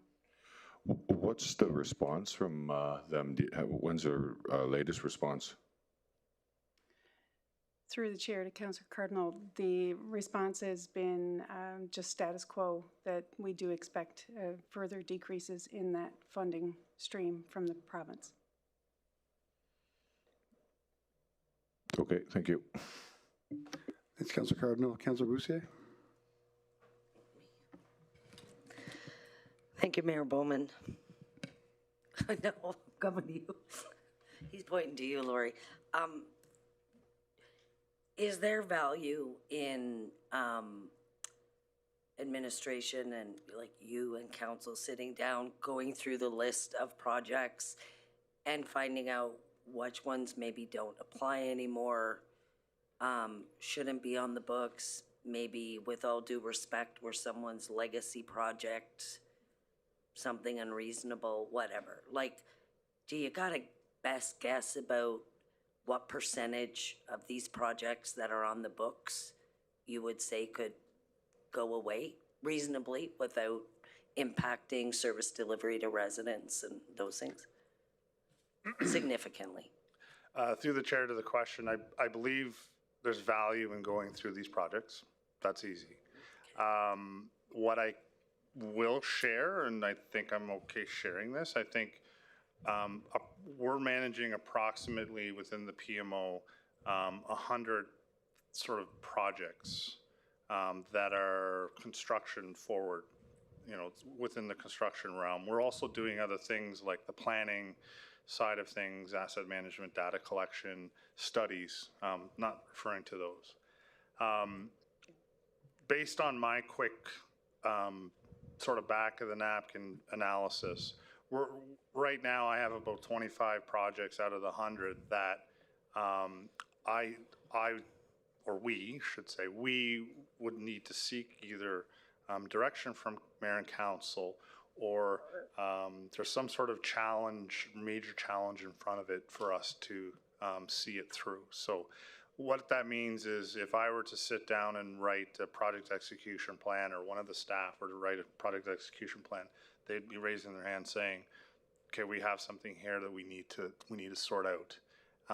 And some of them have skeletons, and some of them are old, and some of them have these things associated with them that we need to have an open dialogue on those, on some. I haven't done any sort of analysis on how many can just be be kind of brushed away.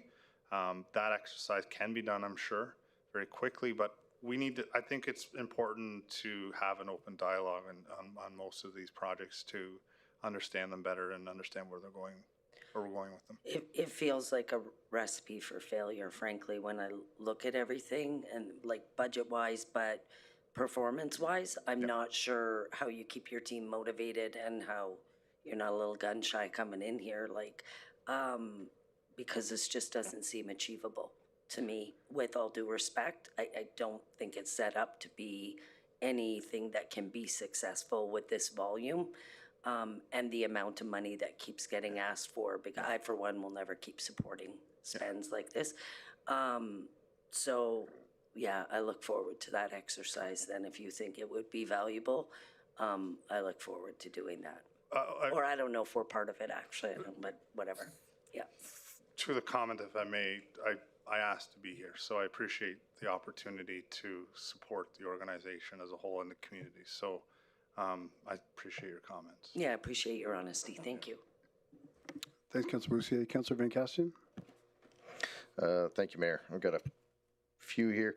With regards to our investments, and they all look like they're in fairly safe corners of the market, with the gains that we get off of those when we cash them in to then fund these projects, what are those allocated to, and what do we do to mitigate our tax implications? Through the chair to Councillor Van de Casten. Zing it. There you go. We work with the brokers directly, so anytime a bond is coming to maturity, they give us a heads up, but we also review them on a monthly basis. We have meetings with them. So we'll look at our capital project portfolio, and as Director White mentioned earlier, we're really moving towards understanding our cash flows better. So we would look to see if it's better to crystallize the gain or if we should reinvest and liability match it with a potential capital project that might be starting in 3 years, so that when it does mature in 3 years, we would be able to use the gains on it to reduce the reliance on the reserves. But from a tax implication perspective, a lot of it is just reinvesting it unless we need it right then and there. So we reduce a lot of the taxes that we'd have to pay just by being in a very active position with our brokers. Okay, and this might not be a you question, but I'm aware that at least one of our Part 9s also has some money in investments. Do you manage that? Does the Part 9 manages that? Correct, yes, they do manage their own, yeah. And Lori, we have zero oversight on that, or how does that work? We're arm's length from that, and yes, they do manage that on their own. Is there any way that we can?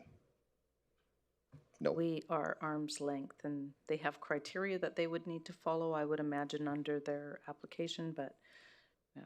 Okay, and last question for you folks. With these investments and the fact that they are essentially allocated to projects down the line, correct on that? Mm-hmm. What's our policy? What's our plan if there were black swan event? This goes from 1 point whatever billion to 300 million, and we have allocated projects. Through the chair to Councillor Kyle, can I say that? Give her. Is that inappropriate? Sorry.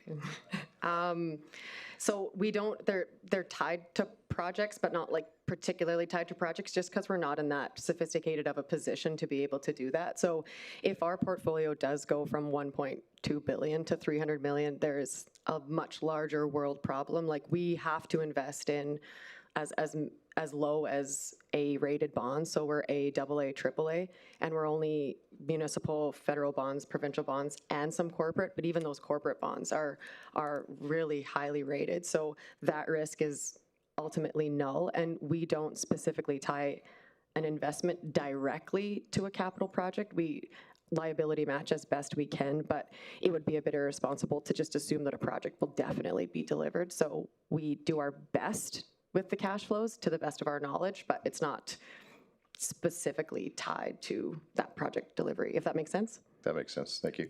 And then a question for Elliot, with kind of tying into what Luana was going on about there, is do you have a what's on the board? You have a whiteboard, some spaghetti on the wall of projects that you're looking for potentially to come forward so that we can maybe avoid these larger asks, find out community priorities and prioritize what we bring forward that way? Like in 5 years, are you looking at putting new lights down the street? Can we have that conversation a little earlier so we don't end up with a pile of projects and $100 million ask? Through the chair to the question. That's a very loaded question, and I'll try to shrink it down because we got a big audience. That is what the entire organization is doing with, from asset management to infrastructure planning to project delivery to operations, helping all facets of that. So asset management is currently working on some major initiatives. We're supporting them, operations is supporting them. And there's different areas of the organization that understands their assets very well. Underground services, for example, they're able to sort of project pretty good with their assets. I know buildings understands their assets. Playgrounds knows kind of how far out they can go.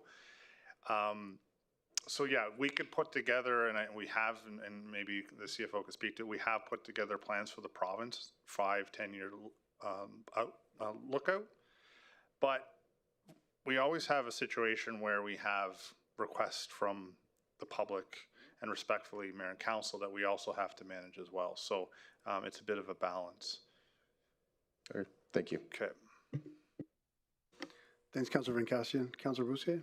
Yeah, thank you, Mayor. Through the chair to the presenters. This has been a question I think has been asked a number of times, Lori, and maybe you did answer it last time. I think Councillor McGrath. Have we recovered all the DRP funding both for the fire and the flood now? Through the chair to Councillor Boussier, for the 2016 fire, we did. For the 2020 flood, they're still in the process of auditing. So we're still getting our advance drawn down right now. Our next claim reimbursement should be in December, and then we'll be into actually receiving money, not only receiving the $20 million advance drawdowns. But we have submitted everything. They're constantly, like there's a large turnover of our reps there. So I think the auditing process on their end is just taking longer than expected. But as soon as they ask us a question, we answer it, but that's the best that we can do. But we're really on their timelines at this point because we've submitted everything we possibly could. Okay, did we get the, so we have the fire of 16. What about the fire in Fort Chip? Still work, Fort Chippewa?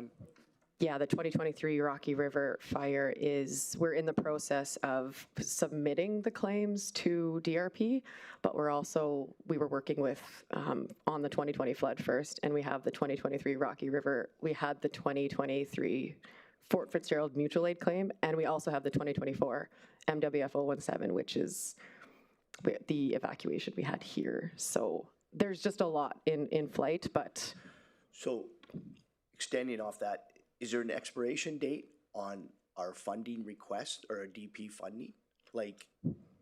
Yeah, we have 3 years from the approved DRP to submit our claims. So we would have until May of 2026 for the 2023 Rocky River, and then we would have until 2027 for the 2024 event. So having said that, do we have the staff in place that we're not going to miss out on? We did, but he just got promoted within the organization to a permanent position. Our struggle with the DRP role is that it's a temporary position and it's funded by the province, so it's really hard to keep people in those roles. It is absolute constant turnover, and it would be great to have somebody permanent, but our biggest challenge is keeping somebody in the role to ensure the claims are submitted. But we're in a really healthy position with regards to all of the 2 claims that we have left, the 2023 Rocky River and the 2024 MWF 017. So I'm not concerned, but that doesn't take away from the fact that it is still an issue to keep a body in the seat. Okay, just to close this one off, do we have an idea of what our total spend was if you throw everything together and what we're going to recover from the province? Like the 16, just use that for an example, because that one's closed. So what was the total spend and what did we get in recovery? Total spend, I don't know. I only know it from the DRP perspective. I don't know is that all your, Like, did we spend like $1 and get 50 cents back? Like, I'm just, like, we're never gonna recover all our expenses. Is that true? Or the government just says, yeah, just give us a bill, we'll pay it? yeah, we're not going to recover all of our expenses. Definitely not, because we would only be able to recover what, like from my perspective anyway, what is an eligible expense. But there are expenses outside of eligible expenses that we have incurred, but I don't know what that specific amount, I don't know what that is because I only focus on the DRP portfolio, and I wasn't here for the 2016. But for 2020, what we submit from a DRP perspective, we get pretty much 100% back. But I think you're asking, what do we incur potentially out of those eligible expenses we submit to the province? I guess just like these disasters cost money. Are we lucky to get 80% or 70%, or do we max out at 80? That's all you're gonna get, or can you? I'm just curious about the recovery. Like, when we have these disasters, what is the financial impact to the community? For 2026 and 2020, it was 100% reimbursement based on eligibility. It has been reduced to 90 for the 2023 and 2024, and likely future forward events. So we would see 90% reimbursement and 10% not. Okay, just another question, and it was asked before. Do we know what our exposure is to the home equity program? Yeah, through the chair to Councillor Bussiere, yes, we do. I do not have that data in front of me right now, but I can certainly. Do you know how many houses are left on the program, or how many properties? Not off the top of my head. I've seen the spreadsheet recently, but I would be guessing. Okay. It's handled by Human Resources, so I don't have eyes on it all the time unless I So someone ask. from, I guess through the CAO, someone from HR can follow up with council then? Just Yeah, certainly.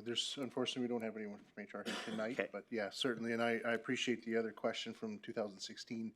I know from my time, we have done a very good job on submitting those expenses, and we had a high rate of return. But it's worthy of the checking in and see where we are with that. Yeah, I guess what makes me nervous is what Ashley said. It's hard to get someone in that position, and there's a timeline. Yeah. So I would hate to lose the monies because we didn't have an employee in place or a contractor, someone. Yeah, certainly, and I'm certainly supportive of the staff as well.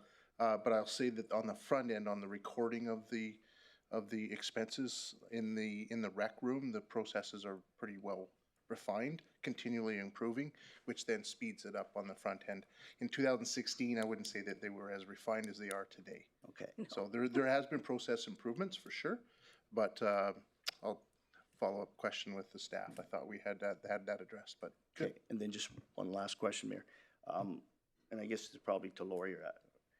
In the write-up here, it says that we received in the first 3 quarters 37.5 million between operating and capital grants. And I know we've got a lot better at grant writing, and I think we even have, do we even have a couple grant writers? That's all they do? We did at one time, didn't we?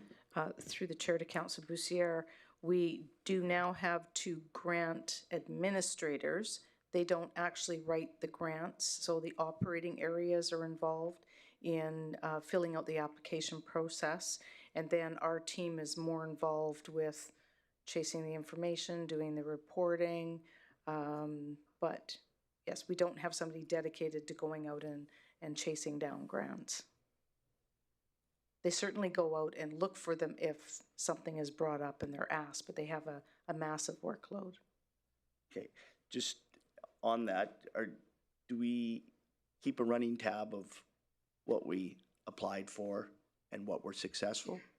Through the chair, yes, we do. We have a spreadsheet, and then in the back of the financial performance reporting, there's quite a bit of detailed information on the grants.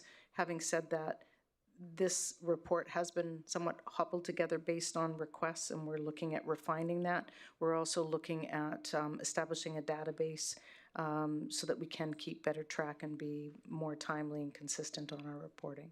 But to be fair, I think we've got better at it, haven't we, over the last few years? 100%, absolutely. Yes, Okay. absolutely. Thank you.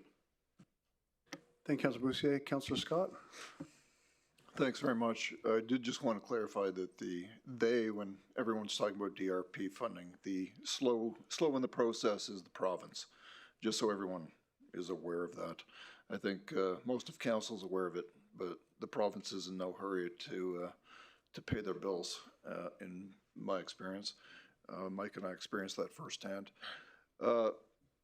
My question, though, is to the CAO, and you've heard a lot of concerns expressed about the capital and the way that's proceeding.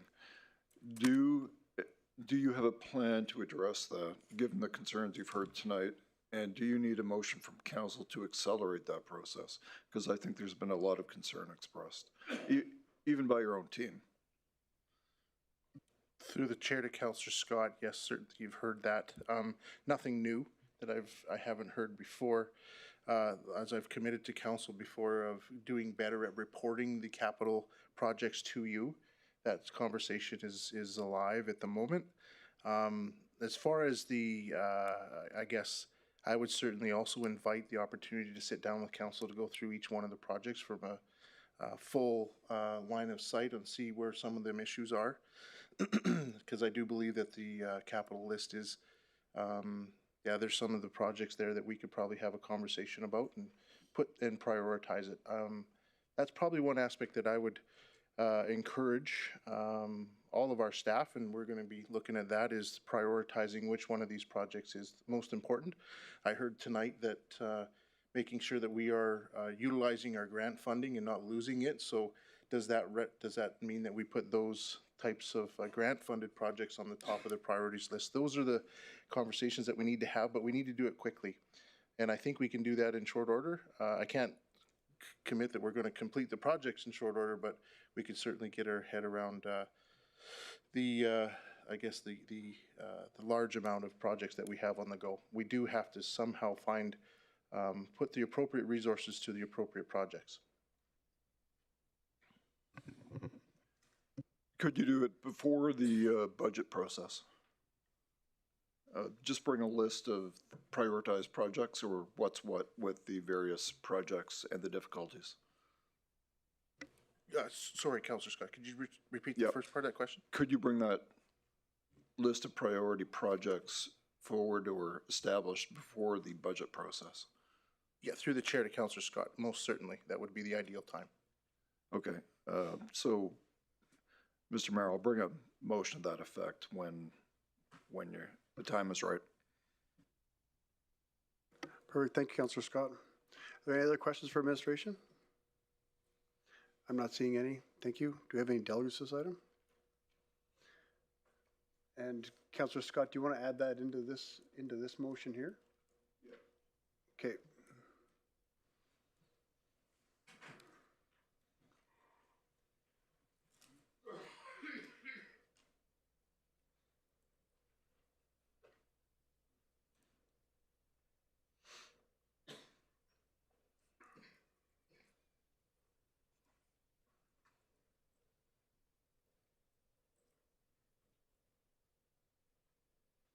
Oh, sorry, I didn't realize you were waiting for me. Yeah, go ahead. I move that the capital projects be prioritized by administration on or before the budget is presented to council, and any issues with the projects be identified in that prioritization exercise.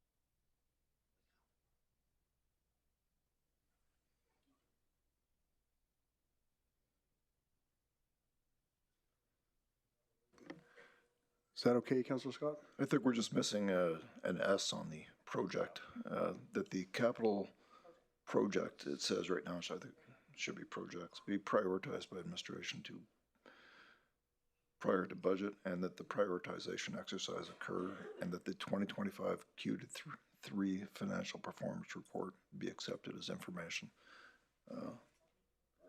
Yeah, the only thing missing is that any issues with any project would be identified through that exercise.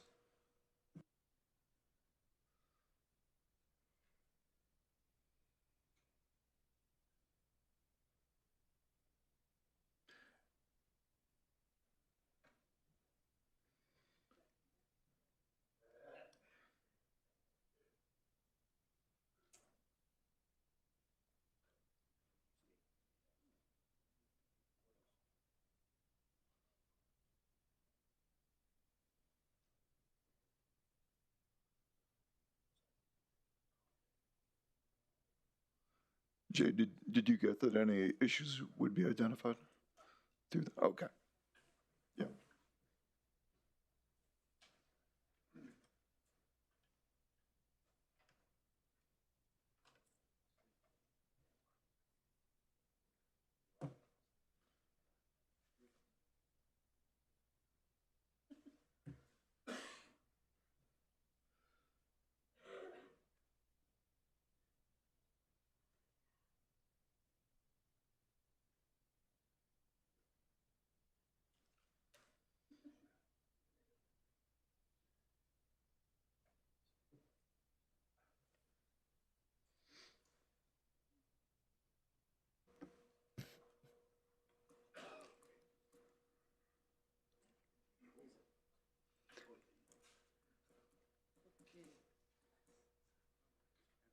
And thanks for a second, Councillor Weigel, and just once it gets confirmed with, is that on our screen?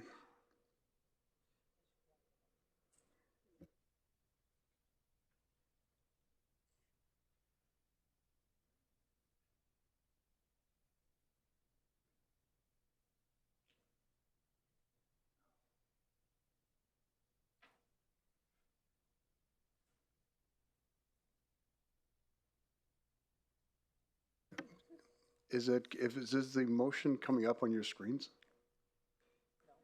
No. So we just refer to what's on the screen there. Councillor Scott, do you want to just speak to your motion quickly? Yeah.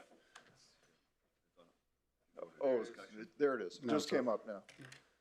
That the capital, I'll make the motion, that the capital projects be prioritized by administration prior to budget proceedings, and that a prioritization exercise occur with any issues identified through this exercise be identified prior to budget proceedings, and that the 2025 Q3 financial performance report be accepted as information. Perfect. Thank you, Councillor Scott, and thanks for the second, Councillor Weigel. Council, have any comments or debate points?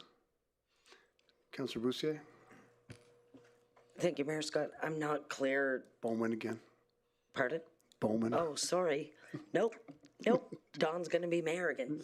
I keep doing that, sorry. I'm not clear. So administration does a prioritization exercise, but is it brought to us for approval then? Or are they choosing what projects are the priority? They're giving us a list of what they consider their priorities. They're prioritizing their list, and then we're ultimately going to be the decider. Okay, but through an exercise with Elliot, right? Like at budget, yeah. Yeah, okay, thank you. Thanks, Councillor Brandt. Councillor Cardinal? Well, maybe Don can amuse me a little bit and give me an example of a prioritized capital project.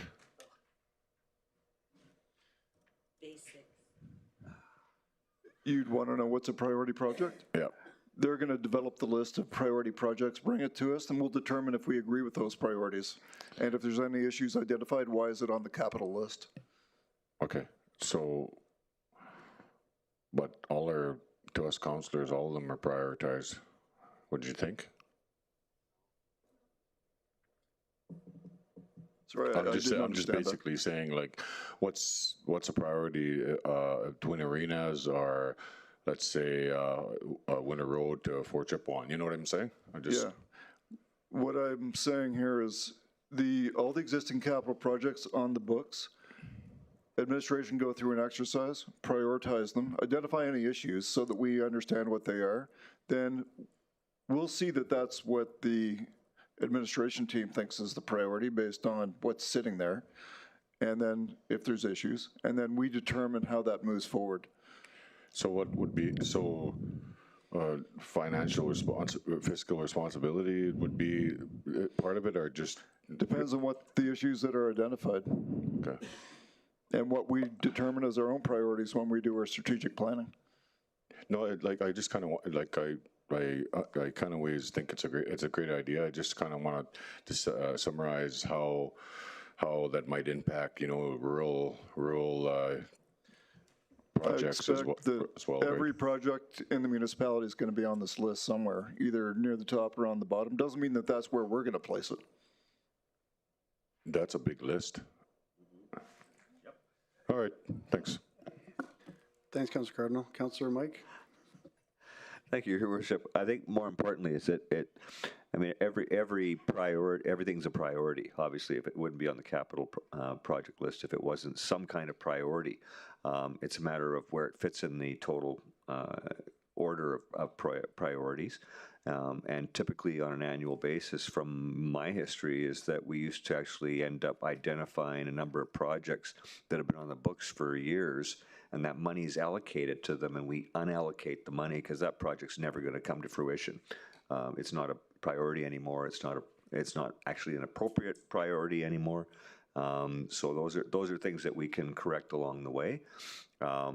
But yeah, no, obviously, if it's on the books, it was a priority somewhere in the municipality, but some of them are obsolete.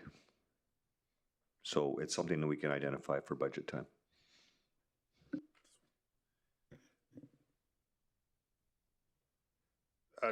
Through the chair to, I suppose, the debate as a whole, I would like to raise one thing.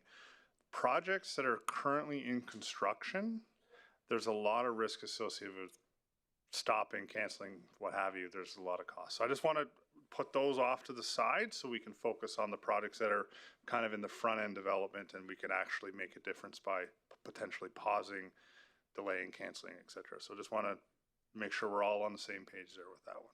Okay, thanks. Thanks, Elliot. Councillor Cardinal? No, thanks for the clarity, Director Elliott.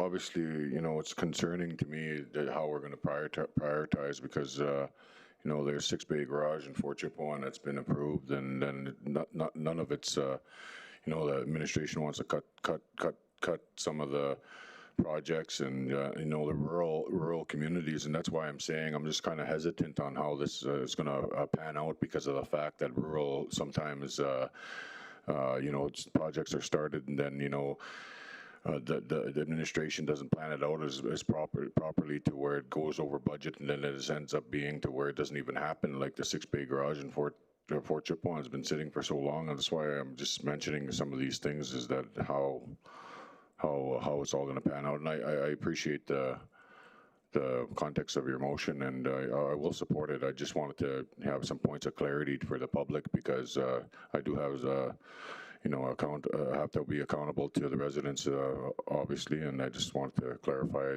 my concerns. So, thanks. Thanks, Councillor Cardinal. Are there any other questions?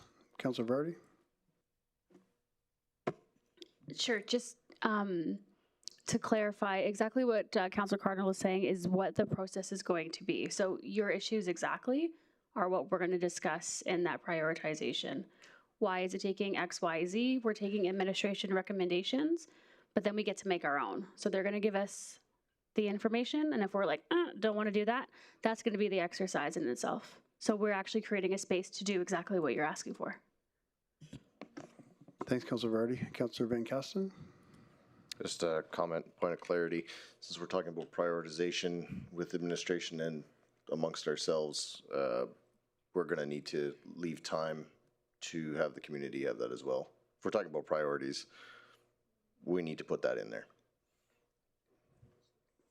Thanks, Councillor Van Kasten. Through the chair to the chair, just a point of clarity. I know that Director Elliott and I can make some suggestions working with our teams and the rest of administration, but from an overall procedural perspective, would you want this to come forward at a council meeting in January, at the January 20th study hall, or at budget? What are your thoughts? I think having something, a workshop beforehand, as we talked about earlier, I think that will be most January beneficial 20? for council. Yeah. Okay, thank you.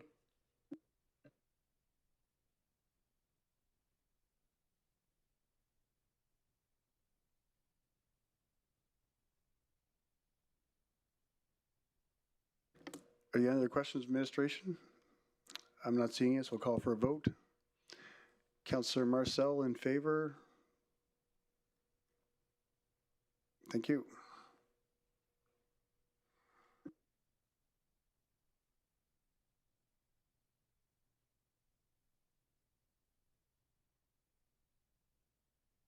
And that's carried unanimously. Thanks, Lori. Moving on to 9.1, councillors' motions. I'll have Councillor Weigel if you can read out his motion.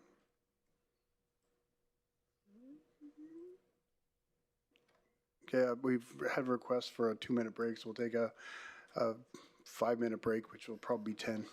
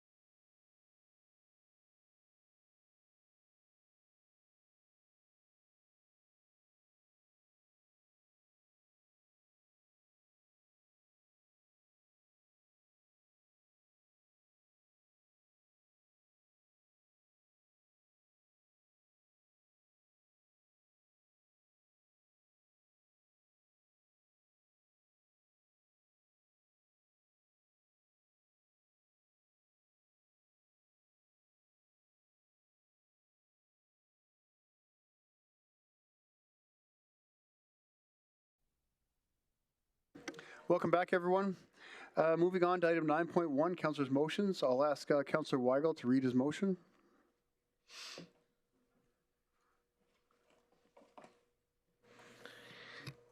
Thank you, Mr. Mayor. I move that administration be instructed to initiate discussions with the Regional Recreation Corporation regarding the transfer of the facility operations for Vista Ridge All-Season Park at the end of the current agreement. Thanks, Councillor Weigel. Councillor Allen.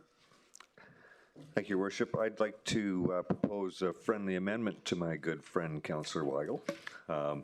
If I may, with your indulgence, I'd like to amend the motion to read that administration be instructed to initiate discussions with the Regional Recreation Corporation of Wood Buffalo to potentially operate the Vista Ridge All Seasons Park, and that administration consider both proposals from the Vista Ridge Recreational Association and the Regional Recreation Corporation of Wood Buffalo for the operation of the Vista Ridge All Seasons Park and enter into a new operating agreement, and that administration report back to council when this process is complete.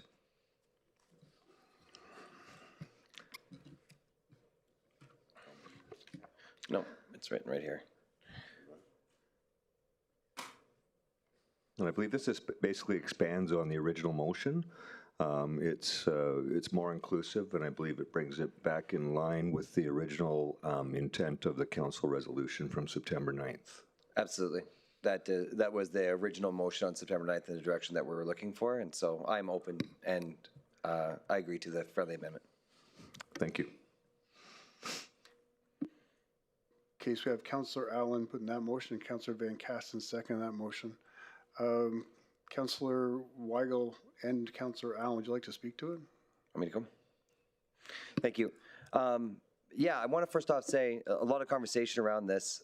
The board in itself has done an absolutely amazing job since the conception and vision of Vista Ridge, taking it from a T-bar and a trailer all the way to a multi-feature recreational facility. It's an absolute gem as part of our the regional municipality of Wood Buffalo, and hats off to even operations this year, getting with the warm weather, getting it off the ground quick, and finding solutions to get things done this year has been amazing. The reason to bring in the RRC and to look at the feasibility of it and looking at both is the fact that it's a duplication of services. We have, as a municipality, we own a corporation that looks after recreational facilities. At multiple engagements, I've heard both from the public and from the Vista Ridge board that these are municipal assets. And as a municipality, we do also need to take responsibility for them. And I wholeheartedly agree. And I believe that the RRC has shown time and time again that they've passed, they're core certified for safety, they're fiscally responsible, and they've been able to deliver. So marrying the two, I think would be great. I know there was conversation even around making sure that the board stayed on as an advisory board, as they have been doing it for a while. And so I don't want to get too far. And again, that's why I'm open to the friendly amendment, because back in September, we were trying to stay out of the weeds, and I know that the next motion got us in there. And so as a council, we're not supposed to be directing the user agreements. And so we want to go back to the original conversation, because the RRC can't bid on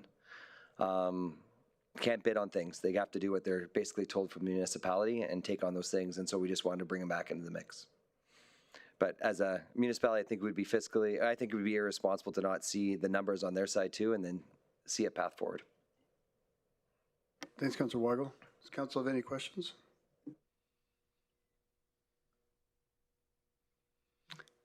Do we have, Councillor Bussier?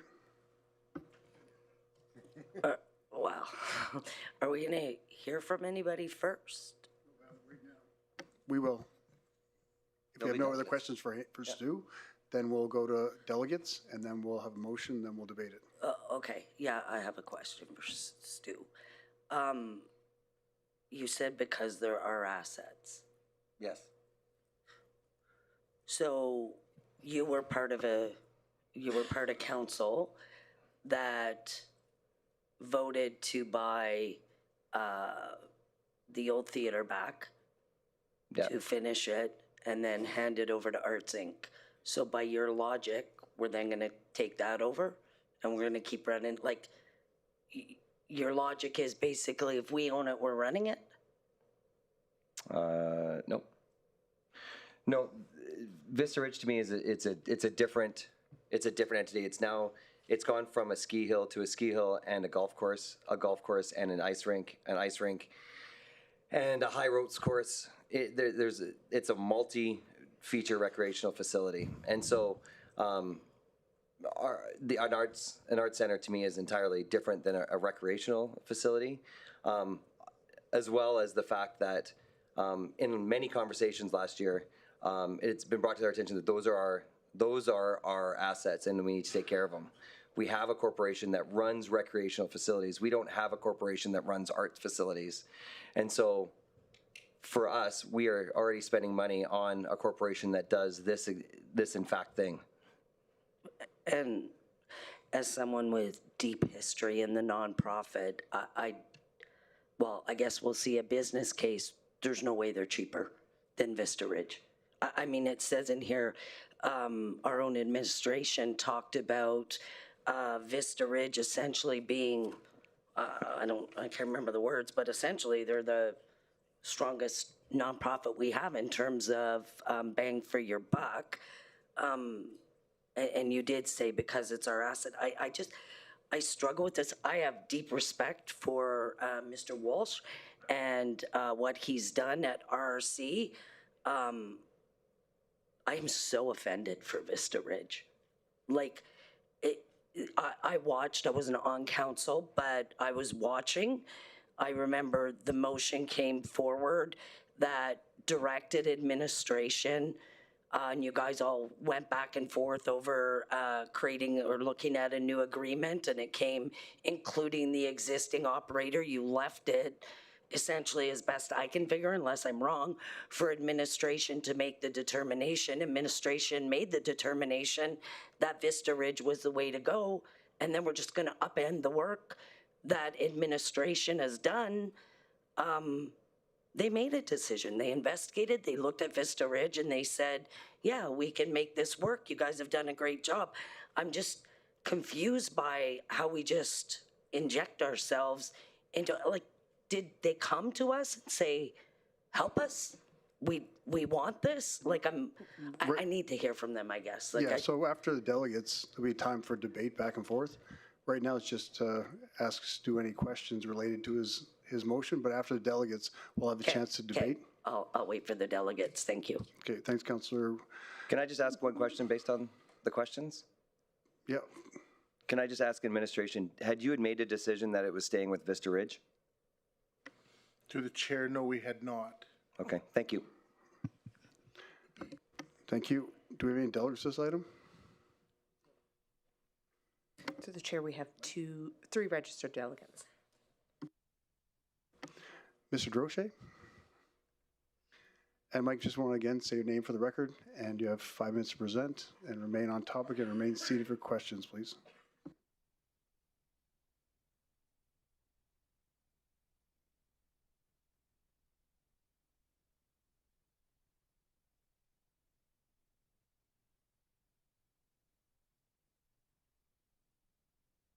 Push the button.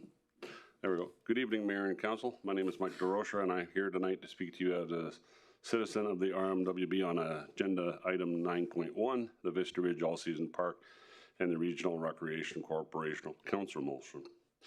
The motion by Councillor Stu Weigel is a move forward and away from the existing operators, which I applaud. I am here tonight to speak in support of moving to a new operator, however, not necessarily for the RRC in whole. While I do believe that the RRC would be able to operate this facility, I am concerned about the cost of a union-ran organization in a non-profit venue in all areas. As this is no longer a small enterprise or organization, an updated level of management maybe is what is needed to capture the growth experience at the facility. The Vista Ridge All-Season Park facility is an amazing place and a jewel in our community. Some changes that would see areas not associated with the core operation, such as food service and other areas that could enhance golf experiences, hospitality, and even bar service for the area, could generate profits to offset the cost of the facility, which would be a welcome sight to taxpayers within the region. I do believe that subsidies to the right people, children, those in need of limited financial resources, would be a welcome sight. I believe the RRC has the means to be able to facilitate these things much easier than a nonprofit, identifying people or groups in need. The need to subsidize almost all areas seems to be overzealous and a costly venture for the region. Getting back to the nonprofit side of this problem, it has been suggested that a hybrid model be looked at, where the RRC is the operations operator and a successful operator of the potential profit centers be looked at so that the center can run more efficiently and deliver a superior product. If the facility was willing to farm out for a fee the areas such as the lounge, cafeteria, downstairs lounge, and golf hospitality, it would leave the RMWB the best scenario where we limit our costs of operations and provide better service to the residents of Sapere Creek and to those visiting this wonderful facility. As mentioned in the report by administration, a new tailored approach to gain maximum benefits to the local community and the community at whole would reduce the risk and increase the community capacity. In closing, my support is for a hybrid operation with the RRC and either a nonprofit or for-profit organization of the potential profit centers within the facility grounds.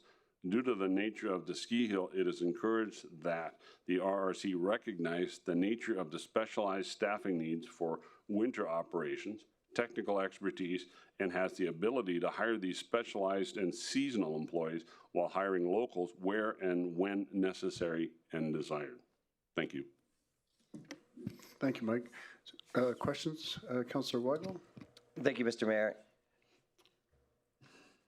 In your presentation, thanks you for the presentation. In your presentation, you talked about a hybrid model, but not being Vista Ridge. Why, if there was a hybrid model, why wouldn't Vista Ridge be there, stay there, based on the fact that they've been running it already for multiple decades?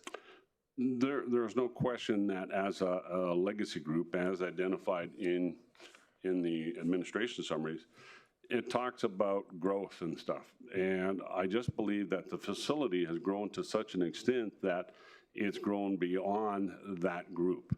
I believe that greater expertise for managing it and bringing new things. When people go there, the experience of the ski hill is first rate when it's operational and when it's good. We have some amazing ability things there. I don't believe that currently the board or the organization is taking full advantage of the facilities that they have and what they can do to improve it. You have a whole community that is a considerable way out of town, not compared to like Jasper or Banff, but you know, to go to a ski hill for the day. And what they get there, and you've heard this at other presentations on Vista Ridge before, is subpar. We shouldn't be having our jewel that the community as a whole has, and we shouldn't be giving Sapere Creek residents less than what they could use in their area, in my opinion. Thank you. Yeah, and I just want to, I guess, a bit of a clarity on the outside of that question. My motion has nothing to do with the operations. I'm fine with the operations. It's the duplication of services is the reason I wanted RRC to come look at it and look at it and go forward. It had nothing to do with how they were operating or what they were doing. In my opinion, if they went to a hybrid group, they should be the ones being there. That's it. Thanks, Councillor Weigel. Councillor Luana? Uh-oh. You're on. First of all, it's not a Sapere resource. It's a regional municipality of Wood Buffalo resource. Yes. An asset available for all of people of this region, for starters. I did mention that. If RRC was running it, ask Conklin and Anzac how that works for them, being able to use those facilities, you can't just come in and have a wake or have anything because they're municipally owned assets and falls under a whole other thing. So Sapere residents wouldn't get to use it, as I understand they want to use it anyways. If it's under RRC, there's limitations. But this is an organization that is running clearly well within their capacity, and we don't have to like the scope of what we're doing. It's their right to determine the scope of what they're doing based on the grant that they get. So to sit here and criticize, not just you, Mike, but in general, to criticize a group that is operating extremely efficiency within the scope of their funding is unfair. Give them $1 million or like $2 million, or I don't even know what they get, and ask them what they can do. But they're trying to stay fiscally responsible within the grant program. So to suggest they should do A, B, and C when it's not within the scope of their funding, I just think is incredibly unfair. To Councillor Weigel's point, it's not a duplication. There's no other ski hill. There's sport. We could say Wood Buffalo Sport Connection, Soccer Association, Remax, BP Slope. Then we're all duplicating if we're using the umbrella of sport. Vista Ridge is the only ski people. And then we have multiple golfers, but this council also gave money to Rotary Golf. So right now, Councillor Boussier, just to direct questions to the presenter right now. I'm done with him. Thank you. No, that's not a question. May I respond to that, Mayor? If you got a question, yeah, go ahead. Through the chair, through Councillor Bussier's, I never ever did say that we wanted them to operate the whole thing. We said as councillors do, Weigel had mentioned, the operation side of things is where the duplication is. That's why a hybrid model where we break it down into several different points. Regarding your point and your questions regarding the other facilities, that hybrid model where we have operators that deal with the profit centers in that food services, golf, there's a lot of different areas that are there. That can still happen in a hybrid model where the RRC is responsible for running the hill, running the facilities, making sure that's it. But people that are understanding hospitality, understand the community needs, such as the events that you're talking about, whether it's a wake or whatever that might be, that can be facilitated. You're right that we don't see enough of that happening now. We don't see a lot of things taken care of. Now, the last I checked, Sapere Creek is part of the community as a whole, which I had mentioned, and I said it's twofold. While the lounge and some of these smaller areas and that cater to the local community, the community as a whole really appreciates and loves that place. But if you listen to the people, they will disagree that it's being run well and that items that they would like to see are not being facilitated. And that's part of it.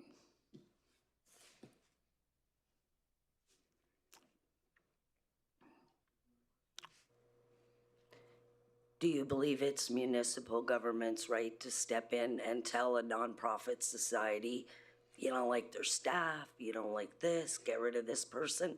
Like, do you think it's a municipal government's right to come and just blow up an organization because they don't like something when they are being fiscally responsible? Do you think that's reasonable, Mike? Through the chair to Councillor Luana. Bussiers, I believe when the municipality and the taxpayers own that asset, yes. I'll disagree with you respectfully. Thank you. You're welcome. Councillor Lance Boussier? Yeah, thanks, Mayor. Through the chair to Mike. Mike, you talk about a hybrid, but is it the hospitality part or like what's the issue? So when you go to other through the chair, through Councillor Lance Boussier, when you go to other facilities, we don't typically look at the operations. We know the snow's groomed, we know the ski hills run, we know the lifts are good and safe. That's expectations. But what hill do you go to if you travel or do anything as a tourist or as a user of those facilities that you wouldn't want to see a decent level of food service? In the golf, they offer golf. It's got a great course, but there's nothing there. There's a clubhouse there which has no means for food or beverages. There's a beer cart that goes around.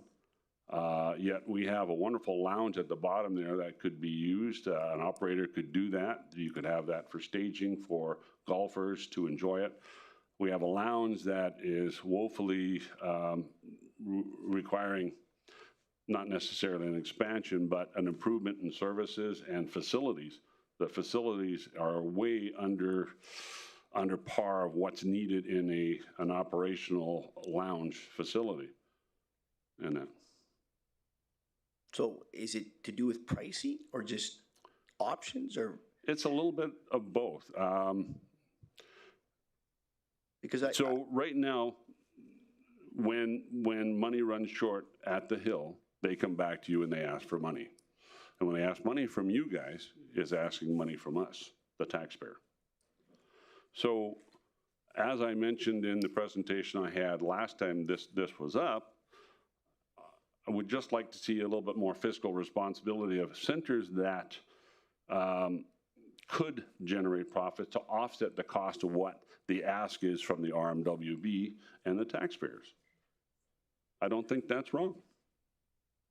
But I mean, Mike, I hear, and Mr. Walsh is here, but I hear the same thing in Mac Island. I hear people complain about the golf prices. I hear complain about food pricing in Mac Island. Like, it's constant. They're really and I'm not expensive. saying they're right or wrong, but I hear complaints and no disrespect to Mr. Walsh, but the same thing. And I think if you look at the pricing of this ski hill, our rec facilities, I think they're undervalued. I know what it costs to rent an arena in Banff or Calgary. It's much cheaper here. It's much cheaper to ski and see. The folks of the board could jack up double prices, but the one thing that we've done well as a community, now maybe I get beat up on Facebook, is we've kept our sports affordable. Recreation, if you look at what it costs to play slow pitch or hockey, and you compare it to other communities, it's not that expensive here. So what are you going to direct the staff to double the cost of beers to recover more money?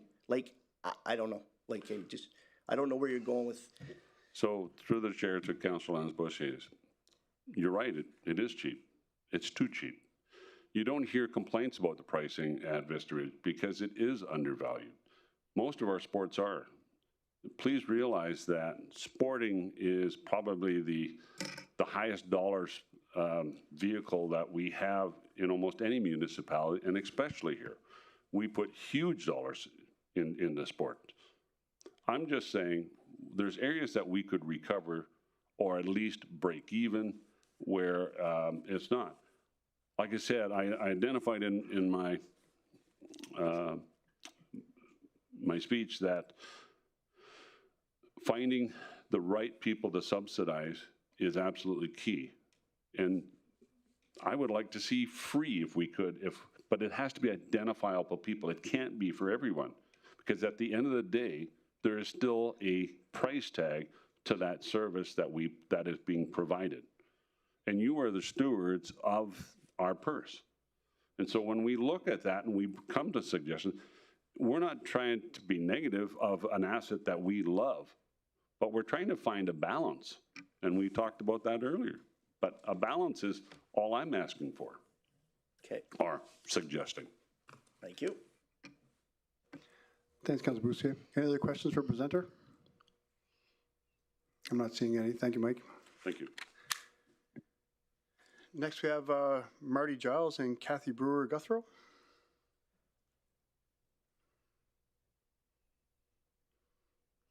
I just want to give your name for the record, and you have 5 minutes to present and remain seated for questions, please. 1 second here.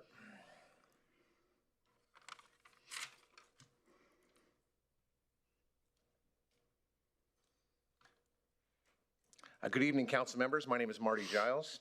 I am here to comment on tonight's motion, and I'm the past president of the Vista Ridge Recreational Association. I'm joined by the current president, Kathy Brewer-Guthrow, who I want to introduce you to tonight. I've had the privilege of serving on the Vista Ridge board for 15 years, including being president from 2019 till this past October. I want to go back about some history and legacy.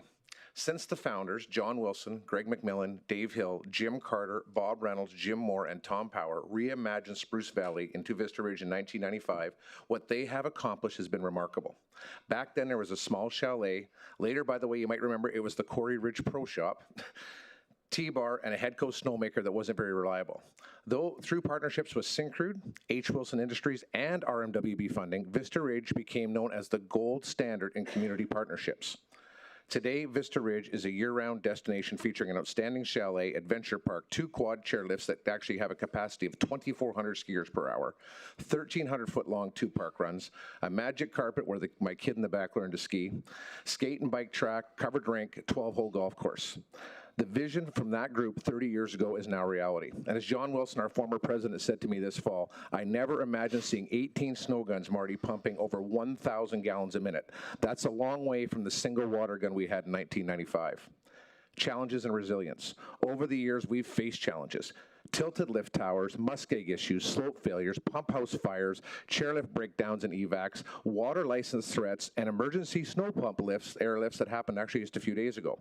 At every turn, our staff, led by Bernice Later, who's here to ask questions, our GM, and her team and our multidiscipline board work together, often rolling up our sleeves to move from governance to operations when needed. Financial model. Users fund 70% of the operations and taxpayers fund 30%, the lowest ratio among community corporations in this region. We strive for affordability. Season passes are up to 20% cheaper than almost all competitors. Example, a family of 4 pays $939 for a season's pass, unmatched among mountains on ski hills in Western Canada when you look at what we offer. Compare that to mountain ski hills. A single day at Sunshine Village costs $600 versus $939 for an entire year in this community.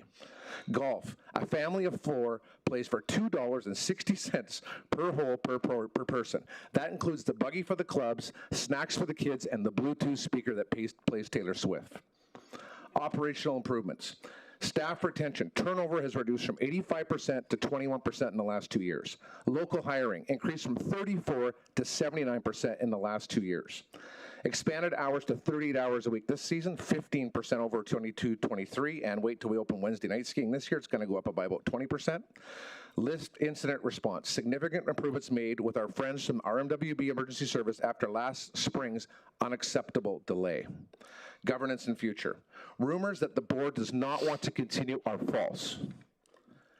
I would we've updated our governance, we've recruited new members, we've updated our bylaws, we've modernized our operating agreement, which was delivered to administration on November the 28th. We now are paused till we hear what you decide. If council considers a new operators, we urge you to look at this. A clear definition of issues and KPIs for success or failure with the new operator at 1 to 3 years after the decision is made. Financial transparency. A cost increase or savings must be increased to taxpayers. Failure or success must be shown to taxpayers if this decision is made.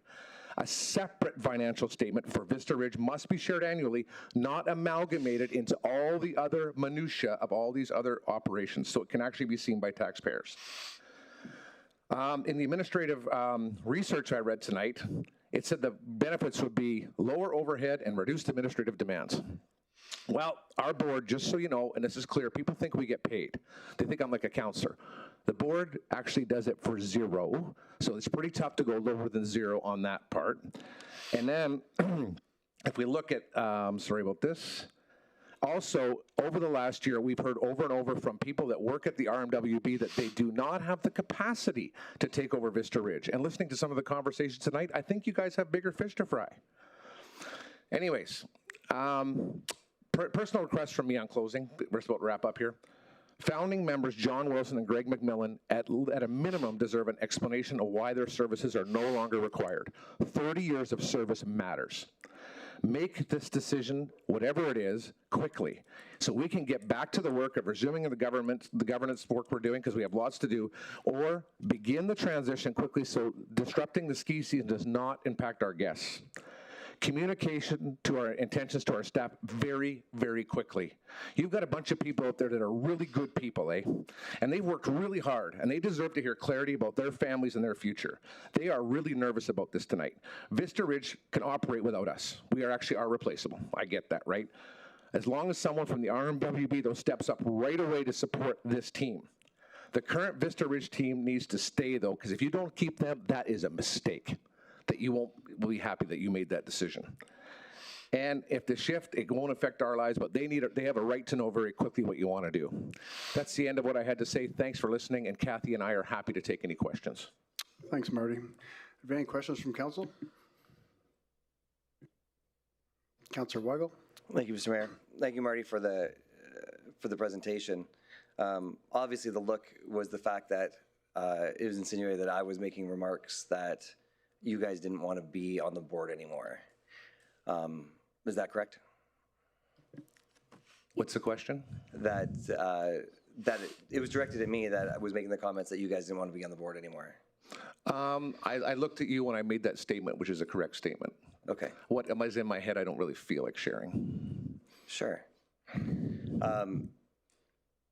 That comment's false. But in a conversation with you and yourself when we talked about this, your immediate reaction was that that wasn't necessarily a bad move, and that you were open to not being in the way of whatever way the municipality wanted to move forward. You did later retract that and send me an email, but in yourself and a conversation with John Wilson, both, and John Wilson also said that this was also a direction that would work. I've never put down the board in itself. You guys had a great vision. You guys did an absolutely amazing job. And this was never about execution. This was never about a poor job done by the board. What it was there was a duplication of services, and I believe that we have a regional corporation that can do it. You guys are unpaid. I appreciate all the extra time. All of you guys have put countless hours into many other organizations besides this. Nobody has to leave. There's still an advisory board to overlook, to transition. And for me, it's not a slap in the face, it's a thank you. But unfortunately, it's not taken that way, so I apologize. Yeah, there's a bunch in there. I do need to address one thing, though, Councillor Weigel, to remind you, and Mr. Mayor, and I believe CEO Butts, you were on the emails. I said, your question was whether we'd be offended or not. And I said to you at the time, I don't think we'd be offended, but why?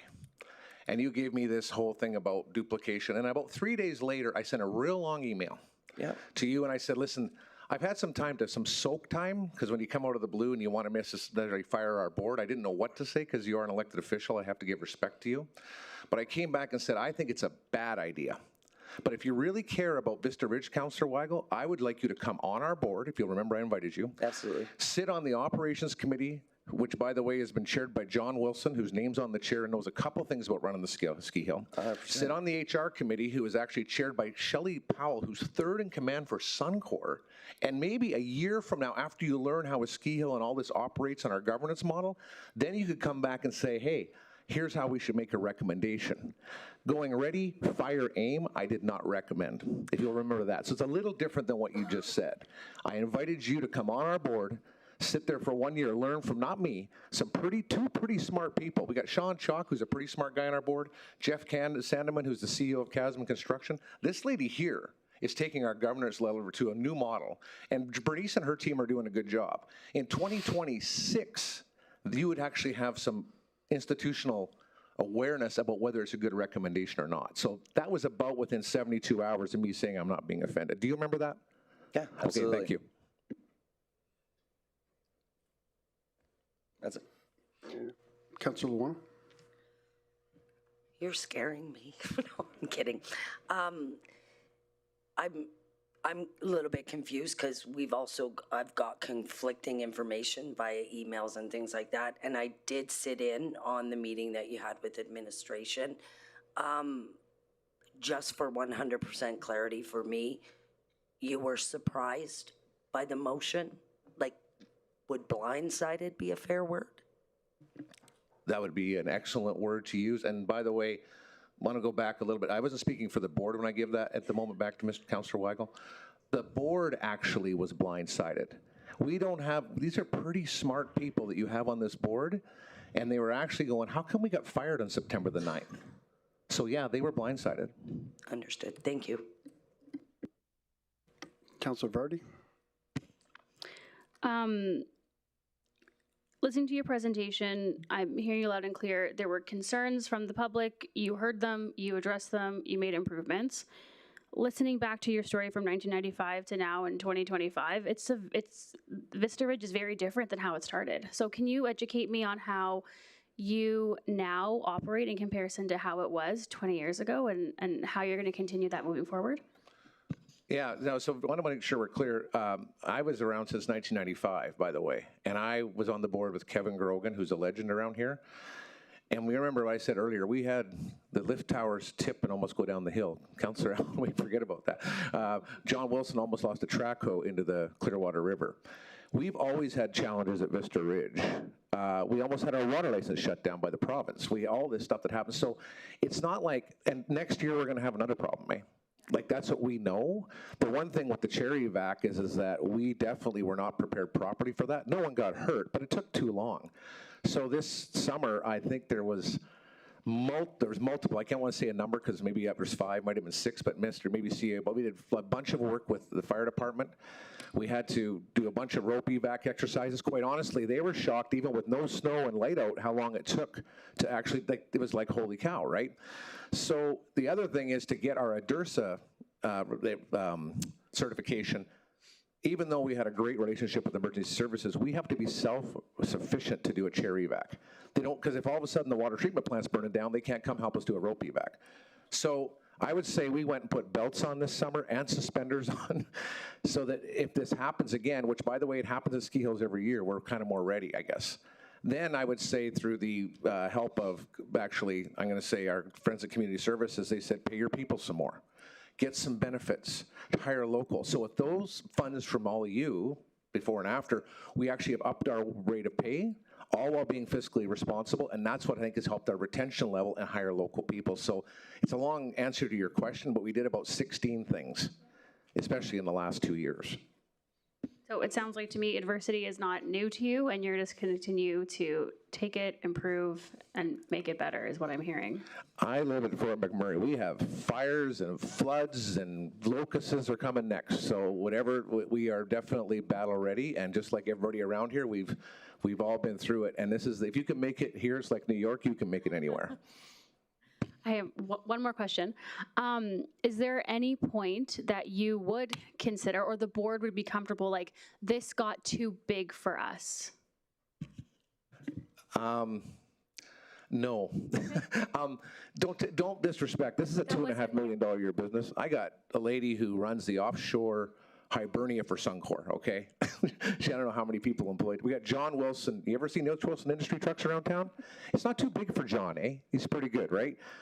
Sean Chalk, pretty successful guy, right? So this lady here is like a machine. I wish she was, I'm gonna get her talk. I know you guys want to hear from her more than me too much, but no, it's not too big. And I got a couple employees too, right? So we got some new members. We got Tracy, and we have also Alex Kinistalis, who's the new head guy for SMS.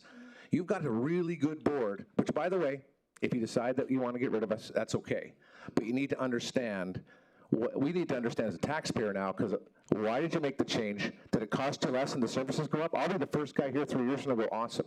But if it doesn't, I'll be back. Thank you.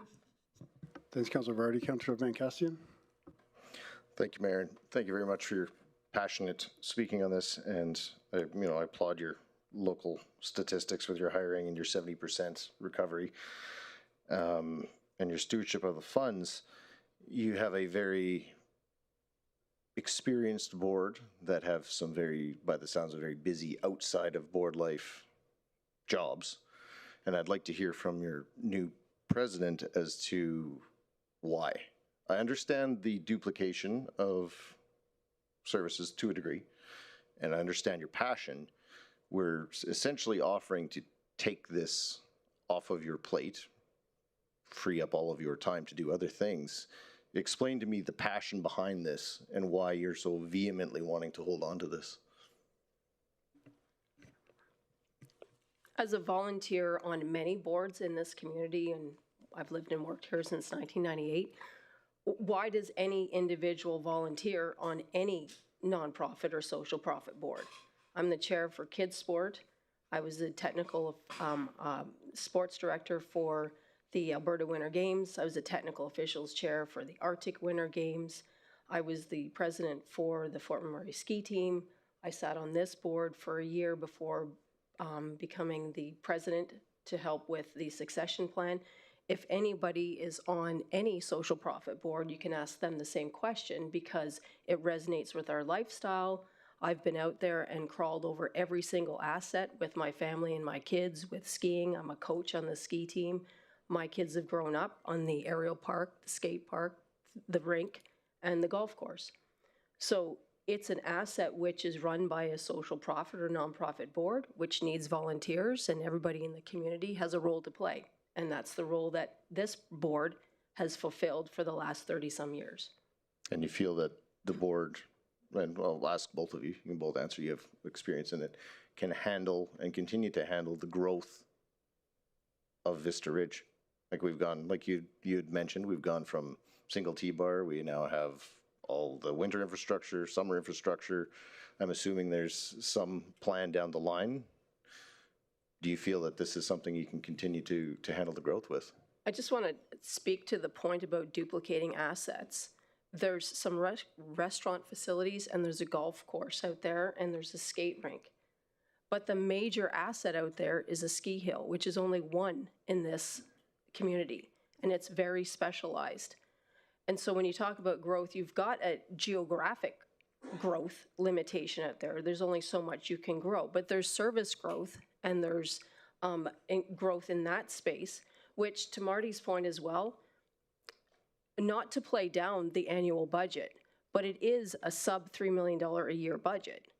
Even if it doubles, that's still quite manageable with a very skilled board. But you think about the physical expansion out there, you know, we do have some real legitimate limits, but there could be a strategic plan that grows it, and this board would be behind it and doing it in a planful way with project management, planning, execution, and funding methodically, which anybody would have to do anyway, even if it's with the RRC. Thank you. And if I could add on to that as well, why you all do it? For the money? I know what you guys get paid in the hours you put in, but the thing is that this community give my family everything. And that's why we have to give back to it. And that's why we all do it. And we got a good team, eh?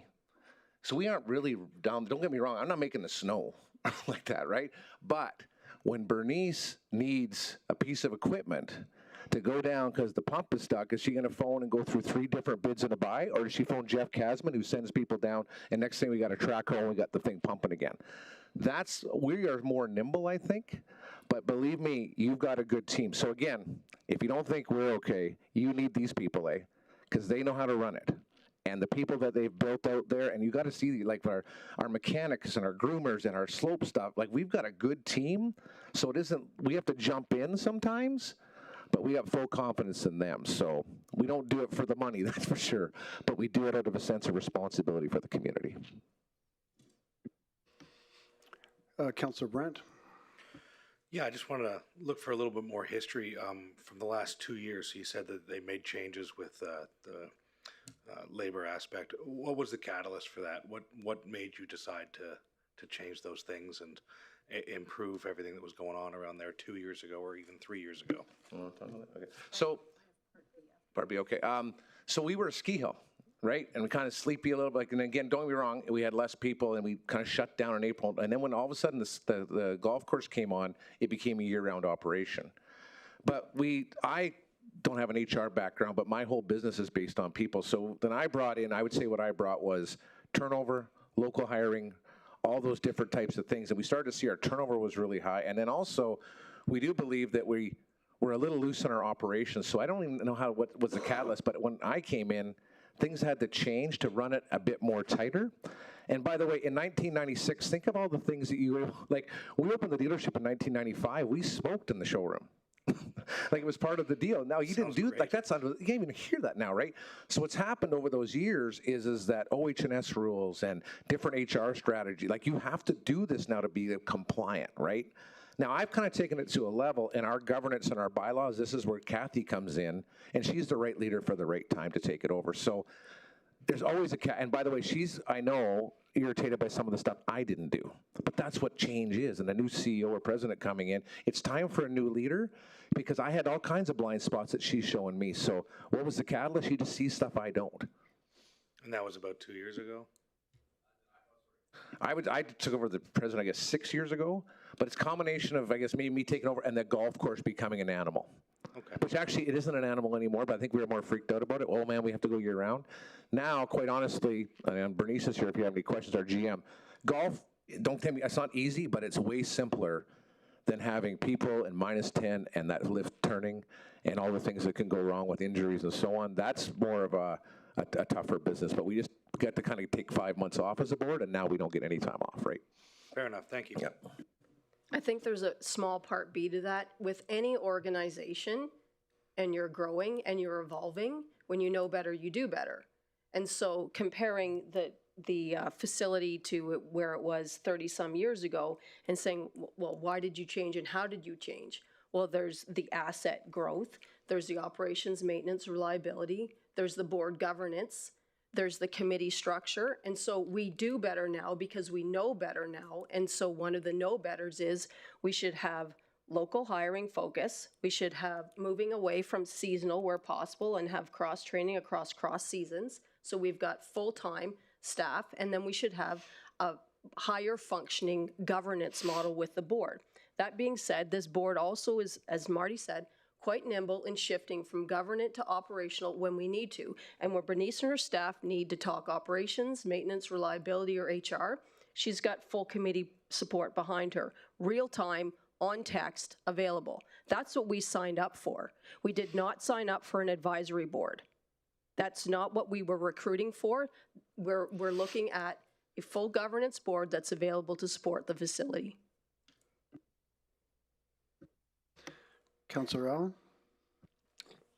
Thank you, Your Worship, and thank you for your presentation. Marty, if nothing else, I don't think you and I have ever had a conversation that didn't have passion in it. And whatever your topic you're bringing up, you advocate very strongly for it. So thank you for that. My challenge in this discussion right now is that I am have the lowest level of expertise in recreational, period. I demo a pretty mean piano, and I'm even not a bad car salesman now. I don't have your level of experience, but I am, I pride myself in the work that I do. However, when it comes to the ski hill, I mean, my experience, remember back using the T-bar, and my biggest level of experience was on the bunny run. So I'm really not a skier. So I have no level of operational expertise there. So I guess my question, and maybe this is partially a question for Bernice, but would there be any value when we look at the expanded scope?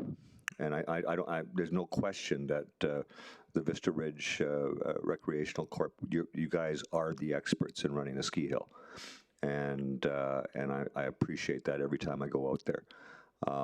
With the expanded scope, with the golf course and the ice surface, the arena there, is there any benefit that you see of bringing in and sharing some expertise from another organization that has that much more years with it? Is it something that can enhance the overall operations of the Vista Ridge? Yeah, well, I think there is, Mike, but as we have put to administration, we've contemplated that, and so we took the operating agreement, we redlined it in blackline, and we've given it back to administration, which it contemplates some shared services around this. So, for example, here's a great example.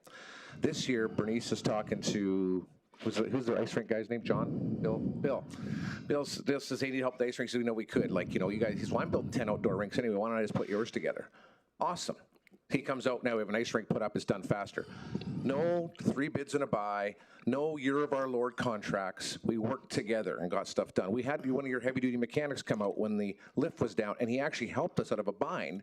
So I think we can achieve some shared services. You guys have the power to give us the buying power of the RMWB, because you could just give us your vendor list and they have to pass it on to us. And if we all of a sudden know if we can phone Bill and get a heavy-duty mechanic or someone who's a herbologist who does stuff with flowers at the golf course, absolutely, let's do some of that, right?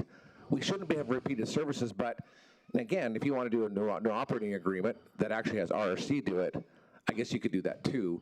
We just don't know if you can be as nimble as you need to be in the ski hill and actually be as fiscally responsible, because we are the 70-30 guys and those guys are the 30-70 guys. So when it comes to history, we've proven we can kind of do it pretty well, but we do think there's some things we need to look at, which we have contemplated, between what you guys have for size and scale and our nimbleness, which would be a great partnership, which we do have in to you guys. Yeah, and I think, I guess even going back to Kevin Grogan, for example, I mean, I graduated high school in New Zealand, so I'm very fluent in Kiwi.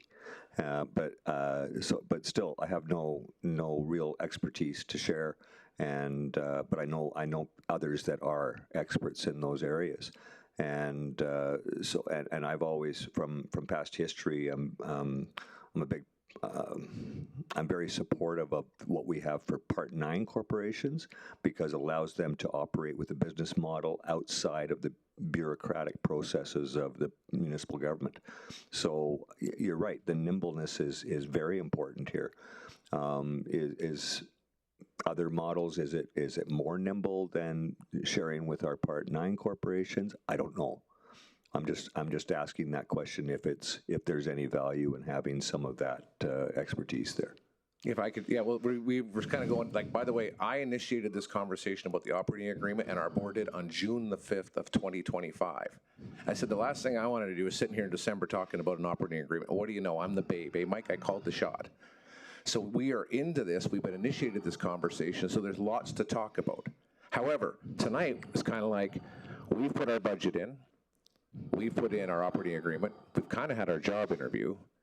And now the other guys, if you have to do that, then go do that. And we'll be fine with whatever decision you made, but we had to tell you and get rid of some of the rumors. We're here if you want us, happy to serve, happy to help with the transition. Whatever you decide is that. But do not take that Vista Ridge financial statement and put it in that RRC financial statement, because I'm going to hold you accountable to that as a taxpayer. It needs to stay. We've got the balance sheet, we got the income statement, you put it in. Keep those people that work out there alone and see if you can keep the 70-30. Yeah, appreciate that. Thank you. I need to just carry on with that statement, because we're like two peas in a pod up here right now. If there is to be a future decision on transition plan to RRC, I think administration and council need to acknowledge now, like tonight, that process and cost for that work involving the people, the process, the technology across all the organizational areas of HR, operations, maintenance, and finance, you evaluate that in-house or with a consultant external, is 100% municipal cost. This board will not be shouldering the cost of doing any transition plan study or executing on a transition plan across all the areas of the asset. And I think that's an incremental cost as part of your evaluation that you need to consider, because it's not a small feat to transition an existing operations, people, processes, and technologies through all the areas from one group to another when they're both equally as entrenched. I don't believe there would ever be any intent to have your organization shoulder any costs from something like this. I would offer that there's an awful lot of knowledge in the board right now that will need to be tapped on if there was to be a transition, and time is money. And by the way, there was never any intent to have a September 9th motion come up, and that happened too, brother. Yeah. No, I can appreciate that. Thank you. Thanks, Councillor Allen. I don't see any other questions, but I just realized who you are, Kathy, with Kid Sport. So thanks for all your work you do, and thanks for everything you do, Marty. And thanks for your, I'm going to say, animated, passionate presentation. And we've talked a lot, I mean, even from days I'm sitting in my garage and online meetings over this stuff, going back to emergencies we had out there and incidents that happened at Vista Ridge. And I'm reading the motion, and I'm just wondering what, because the motion as it stands is just for the RMWB to accept a proposal from the RC. It's not to change anything. And from what I've seen, being here for 4 years, council doesn't actually give out the operating agreements. We've never been the group to decide who has an operating agreement. The way the motion reads right now is just that giving RRC the opportunity to put forward a plan, I guess, an operating agreement. But what I've heard from yourself and Kathy is basically all the issues last year we went through, that you've been taking that seriously, making some changes, making sure safety plans are in place, and been a lot of work done. And like you said, there's so much history in that board, going back to John, yourself, and the challenges Fort McMurray's had since time immemorial. When we go back in it far enough, there's always something going on here. What's the downside of the municipality having RRC present something, and then even your board looking at where you can use, like if you need a millwright, if you need somebody to do this, need somebody to do that, rather than calling municipality, they have those people on staff that could be used. Is there any harm to the RMWB accepting that proposal from them? And I'd like to go back to the motion comment. There was a friendly amendment to it, I believe. And the motion clearly reads, Mr. Mayor, that instruct administration to take transfer of operation, the first one that came in that was on the agenda before I got here tonight, and move it over to RRC. Okay, but the way the motion sits right now. Well, yeah, but before I got here tonight, this thing was written at 3 o'clock this afternoon, so you're wondering maybe why I'm fired up. Oh, yeah, no. And why our board's a little fired up and quite honestly offended. It's about that motion. So I just want to make sure it wasn't like, hey, what's the big deal, Marty? Well, it is kind of a big deal. Yeah. I'm fine. So, I'm just asking, as a motion as it stands. So I don't speak for the board. What's the downside? But even Kathy yourself, like what's the downside of administration accepting a proposal from RSA? Look at it. It's not. Not at all. By the way, don't hear it. If you want to go, it's. I can't say that. It's your world. We're just living it, right? But what I am saying, and how you're going to assess it, should be based on the same way that we've got our budget in. We are not part of a big conglomerate, so you better assess that. What is the actual cost of the transition, right? And what services extra are you going to provide to do that? Then, but the assessment process is probably, if I listen to some earlier things tonight, it's a little tough right now, right? So what we are saying is, if you want to do it, it's your asset. We wouldn't be here without the RMWB and the taxpayers' money. But my presentation, and Kathy is saying, hey, it's got to be equal and apples to apples for sure when you do that. So you get to, this is not ours, but we wanted to caution you. And the other thing I want to caution you about is you need to communicate to that team at Vista Ridge pretty quickly, because if they don't get some answers pretty quickly, I'm worried about some attrition happening throughout the ski hill, and that's going to be our fault. And I'm going to say, Mayor Bowman, you guys started this. You got to clean this up. Yeah, and I don't agree. I think it has to be apples to apples. And honestly, you can't beat free. In fact, if you guys fire us off this board, I'm going to make more money next year. You don't believe what this board costs us to be on. Yeah, and I mean, John Wilson has probably got about 500 grand in that hill. Yeah, so and what I'm saying is the motion as it stands. Yeah. There's no. It's not actually taking anything away. It's not moving any assets. It's not actually, what it's doing is allowing administration. Okay. Yeah. Okay. It's just allowing administration to have that brought forward, and then if it comes forward and look at it, and of course, if your model, and as you've spoke today, you can't beat free and you can't beat volunteerism. That's how Fort McMurray was built. Like everybody sitting at this table, I guarantee you puts in 1,000 hours or more, probably at this job volunteering, to be honest. So we know what that takes to build this community. So as the motion stands, all it does is accept their proposal. And maybe what we can do when they bring it in is take your board, look at it, and see where you guys can bring in some things. Like you said, if we have heavy-duty mechanic you need, if it's somebody that works on golf carts, I don't know. Go ahead, Kathy. Yeah. I want to comment after Kathy, though, on this. Okay, go ahead, Kathy. Yeah, so you know how Marty said before that some things we don't agree on? This will be one thing that he's okay with it and I'm not. So he's asked what the downside is. In theory, what you're saying is there is no downside. That makes sense. Do an evaluation. What I'm proposing is the sheer act of evaluation is not required. The sheer act of evaluation is delaying work that we tried to get started in June in the first place, which is to build a robust operating agreement which addresses things like coordination with maintenance reliability services with the municipality. We wanted to start that in June. We started it again in September. We sort of got fired on September 9th. We're not fired. We're back on track. We sort of got fired again 10 days ago with the motion the way it was originally worded. We're in the middle of doing an operating agreement draft with the administration, who are going to pause on that work while this evaluation takes place. And then once the evaluation is done, whatever it looks like, there's some decision after that which either puts us down one path of integration and transition to RRC, which is a pile of noise. And there's another path which carries on with us about 7 months late of doing what we tried to do starting in June. So the downside is we're on pause. We're on pause for bylaw renewals, we're on pause for board recruiting, and we're on pause for operating agreement negotiations, which we want to get done before the beginning of March, so that by the end of March 2026, it's business as usual. And the downside to Marty's point, which we are aligned on, is there's a whole lot of ripple effect and rumor and innuendo and conversations that aren't based on fact, which run through the community that this board is getting fired, and then we've got people at Vista who live and work out there, and also members of the community, which get a whole ton of rumor and innuendo, and then they worry about their roles, and all of that attrition that we addressed and all of that local hiring that we've accomplished starts to get on really shaky wheels, even if it's not based on fact and just perception. So my personal opinion in this is that the motion itself shouldn't even go through, because there's no genuine real reason why we would have RRC be receptive or be the recipient of the operating agreement. And for the benefit of other council members here is all the efficiencies that we've heard ideas about on coordinating with the municipality and with the maintenance group and other opportunities.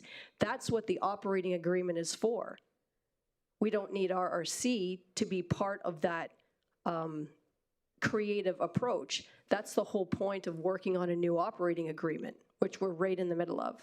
So I do see a huge downside, not administratively maybe, not by paperwork, but the impact of just the pause itself is going to have ripple effects. But wouldn't you have to have the operating agreement in to compare the two operating agreements? We have an operating agreement right now, and we've redlined that and work in progress with administration. I'm just saying that comparing whatever RRC might present and this time period within which they're being evaluated, it is a problem in and of itself. And if I could just add on to that, Mayor Bowman, is again, if it would have been brought for and collaborate and lots of discussion versus the September 9th motion, it might have been okay. I would suggest, I don't speak for the board, but as far as we're going to be buddies and I don't think most of our board members are into that. They signed up to be in an operating thing, not be part of it. But again, I'm not going to speak for them, but you need to understand if you go down that road, Kathy and I might have board attrition as well, right? And I'm not trying to threat, but this is real risk that we need to make you aware of, because most of our people are not interested in being quite honestly, a board where it's a bit tiny lame duckish and there's not decisions to be made. I would suggest that that's something to your decision, but it's your decision. We understand that. Yeah, and usually, like I said, the council doesn't award operating agreements or give them out, so we don't, that's administration. So this motion is just for us to take the RRC to a proposal is what it's for. And I think, and also we talk about the shared services with like mechanics, heavy, whatever you guys need. And that's when we talk here for our recreation, we go to RRC. That's our recreation corporation to deal with recreation. Yeah, you have a question when I finish speaking. Thanks. Yeah, I am asking a question. So what I'm saying is the downside to having a proposal forward, if you have the operation agreement already in, if that's done from both, I don't understand the reason that it would be detrimental if they're accepting an operating agreement from both. What's done is done. And we've kind of got our, like I saw tonight, negotiate with us. We don't, I don't know what to negotiate. This is what we think is the best thing to run the Hills, the operating agreement. Then you guys go and do your thing, as long as it's on the same criteria, and you make your best decision, and you tell us whether you need us or not. My thing is tell us quickly and tell the community quickly is all I have to say about it, Mr. Perfect. Thanks, Marty. And thanks, Kathy. Have any other questions for the presenter? I'm not seeing you, so thank you both. Do we have any other delegates to this item?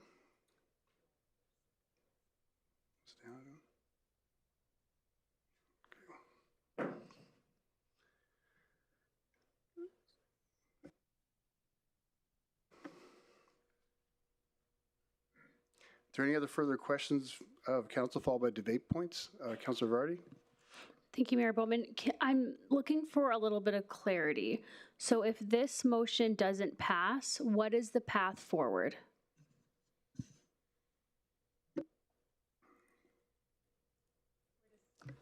Asking me? So where does it sit? From what I heard from, I can kind of start. What I've heard from Marty and Kathy is they've got an operating agreement already in process, and it would just continue with their board or their director negotiate that operating agreement with administration. Is that where we're at? Yeah, go ahead, Marty.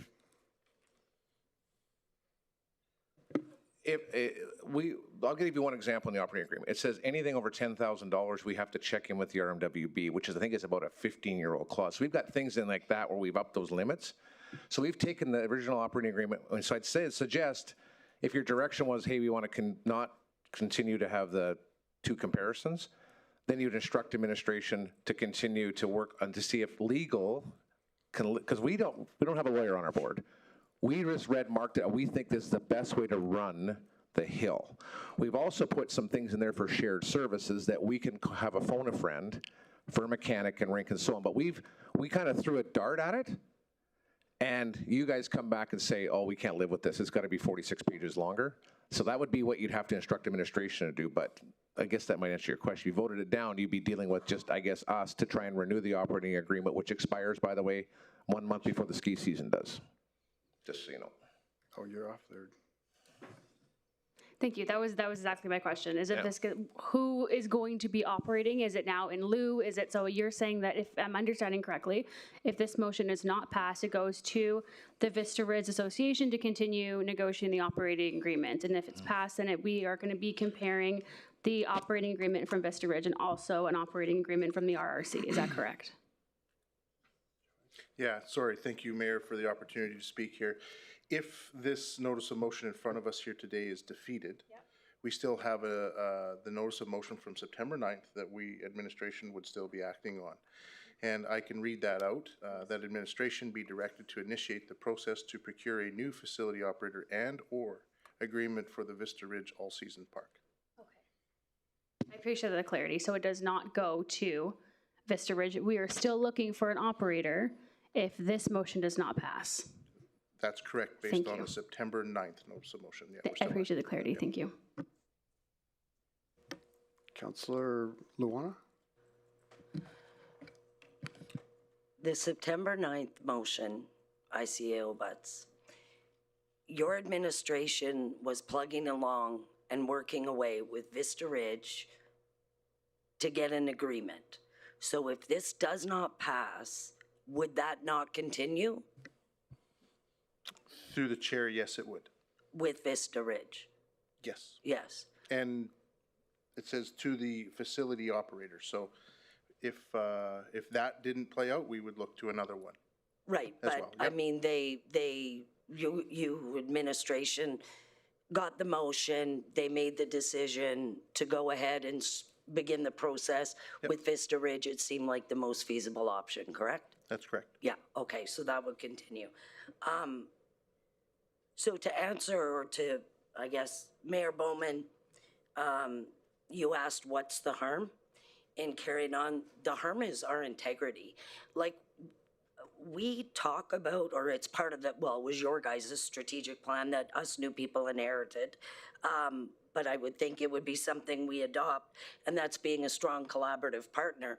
Walking into an organization that, by our own administration's words, is the lowest subsidized facility operator, and then essentially through our actions and our words threatening to blow up somebody and give it to RRC, which I'll disagree with Mr. Giles, who said we have bigger fish to fry or they couldn't do it, or I have every confidence that Mr. Walsh could go out there and bang it up. But like, when do we act that way? Like, I can't imagine as a nonprofit executive director having Janelle or Tony call me up and go, you know what, we think we can do better work with seniors, so step aside, it's a duplication.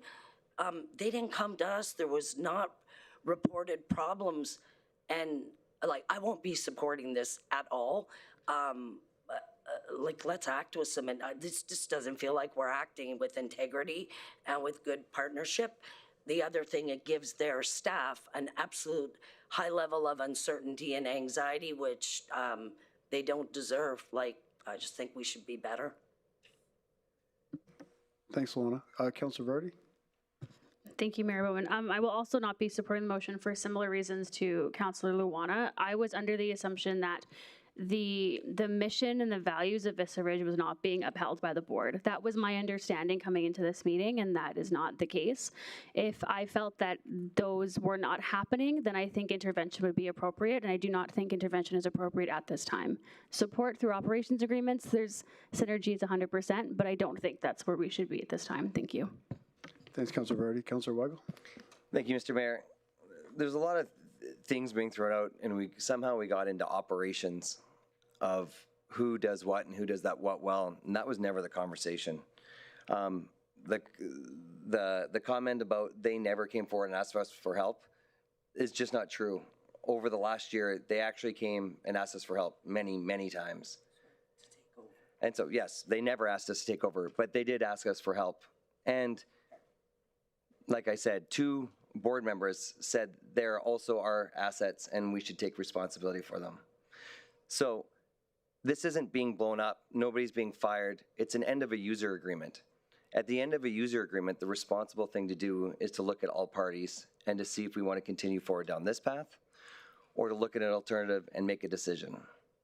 When I brought it to administration, I asked about September 9th. September 9th wasn't a firing. September 9th was a, hey, let's go forward and start looking at what our options are. When I asked administration, they said that RRC could not be on the table because they don't bid. And based on that motion, we were looking for a bid. Hence why our RRC ended up back on the table. That was the reason. This is about being responsible and looking at 2 different options. This was not about any offense. I have not put down any, publicly have not put down any member of the Vista Ridge Board. I have an utmost respect and have for years. And outside of this, I think outside of this interaction, I think any of the board members would say that. Unfortunately, this is going to end up in broken relationships, but I stand by the idea that I've heard almost every councillor at these tables say that when user agreement's up, when we need to look at options, we're supposed to look at all the options and find the best path forward. I think the best path forward is a hybrid. I think it is the two together. I think there's a lot of experience. I think they've done an absolutely great job with vision. I think we also have a recreational facility that does it. The knowledge and the ability to do it, to work together, is great. I don't even know why it has to be one or another. These board members could sit on that board. They're all non-paid board members. There's lots of pathways forward. This was just about options. Thanks, Councilor Weigel. Councilor Van Castian? I'm going to echo Councilor Luana and Vardy's comments. This looks like an overreach. We're flipping over something that is running very well, and by our own admission, one of the lowest subsidized facility operators. Yes, they've had issues. Everybody does. They appear to be addressing them and moving forward in a proactive manner. And the September 9th motion is the way I'm reading it, correct me if I'm wrong, to procure a new facility operator and or an agreement for Vista Ridge. Yes, RRC can't bid. I feel that the only duplication between RRC and Vista is the golf course. RRC doesn't run a ski hill. And I do have limited experience in that from many, many years ago, and it is a different animal. I don't believe that we need to blow the board up. Thanks, Councillor Van Kasten. Councillor Boussier. Thank you, Mayor. I won't be supporting the motion, but I do have a question. When our operating agreements are up with Center Fire and Frank Lacroix, do we put those out to bid or tender?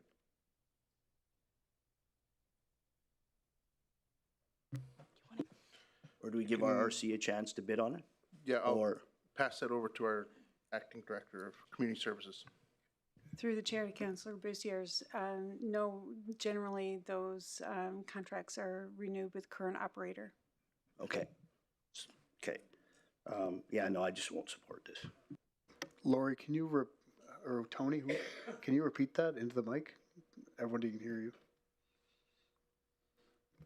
Chair, through the chair, we renew the current operating agreements or renewed operating agreements with current operators. That's good. Thank you. Any other questions, comments, or debate points from council? Not seeing any. So Councillor Weigel, would you like closing comments? I'll call for a vote. Councillor Cowboy online, in favor or against? Against? Thank you.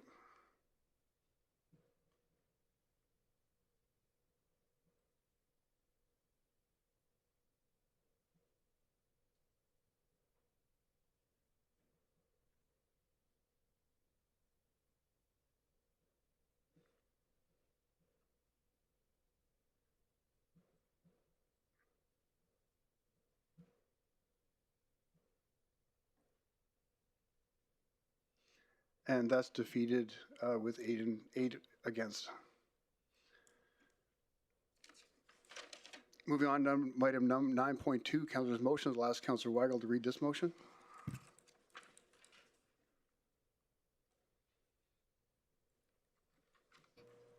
Thank you, Mr. Mayor. I move that administration be directed to review and enter into a service agreement with the Fort McMurray Snowdrifters Association for the maintenance of the trail system within the regional municipality of Wood Buffalo, and that the $150,000 be allocated from Emerging Issues Reserve Fund to fund this agreement.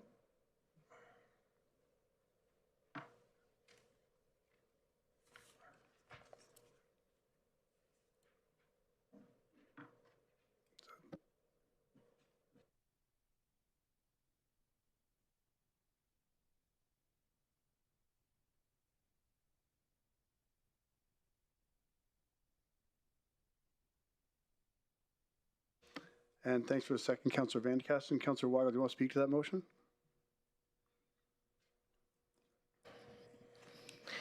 Thank you, Mr. Mayor.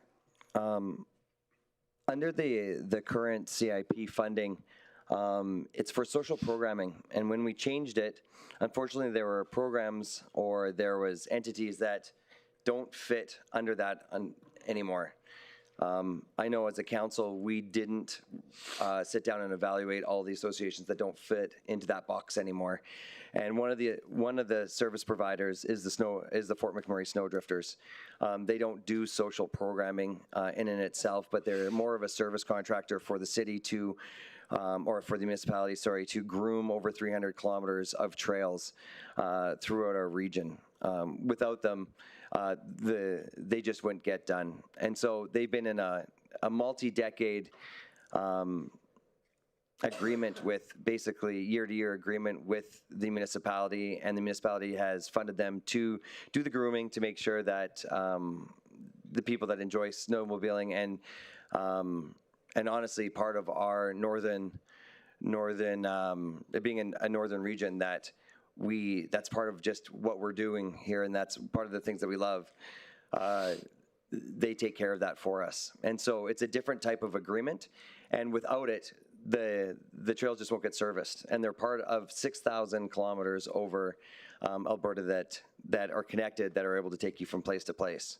And so what I believe is that we've been funding them up to this point. I think that we should consider right now, my colleagues should consider to fund them, and then we should be looking at a different type of agreement and service forward if we believe that this is something that's important in our region.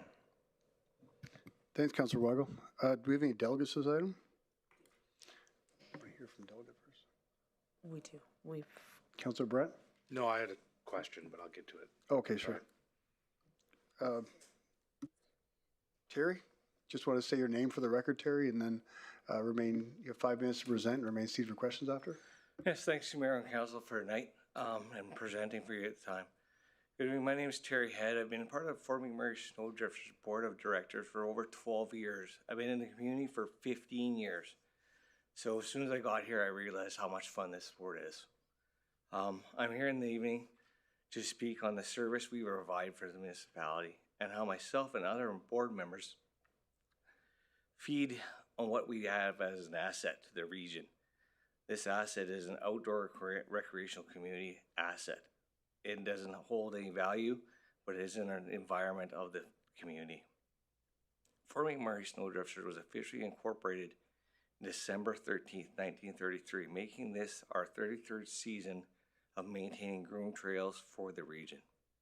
Our club maintains over 300 plus kilometers of trail, plus we're looking to add more trails to the other communities such as Conklin and Lac La Biche. Looking for local riders, small riders.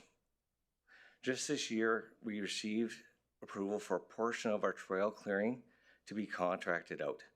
For 32 years, a small crew of committed volunteers have cut open these trails every winter, where we cut down the trees, clean the trails, and precisely, meticulously groom the trails for safe rideability. In addition to trail clearing, these volunteers also stock the wood for the trails warm-up shacks, and we have 8 on the season. And we last season, in the last 2 years, we've built 2 cabins in the region to use as warm-up shelters and for families to go inside to celebrate with their families and friends to share in a ride. Snowdrifters has been a membership base of 400 to 500 people each year in our local community of Fort McMurray. But many people always ride these things, but don't always use a membership and use our service and use the service of burning wood and the trail systems. For many of these members, our club is their community. We have young families that are not involved in the typical sports like hockey or dance. Riding our trails and volunteering together is their family sport and a way for them to spend quality time together.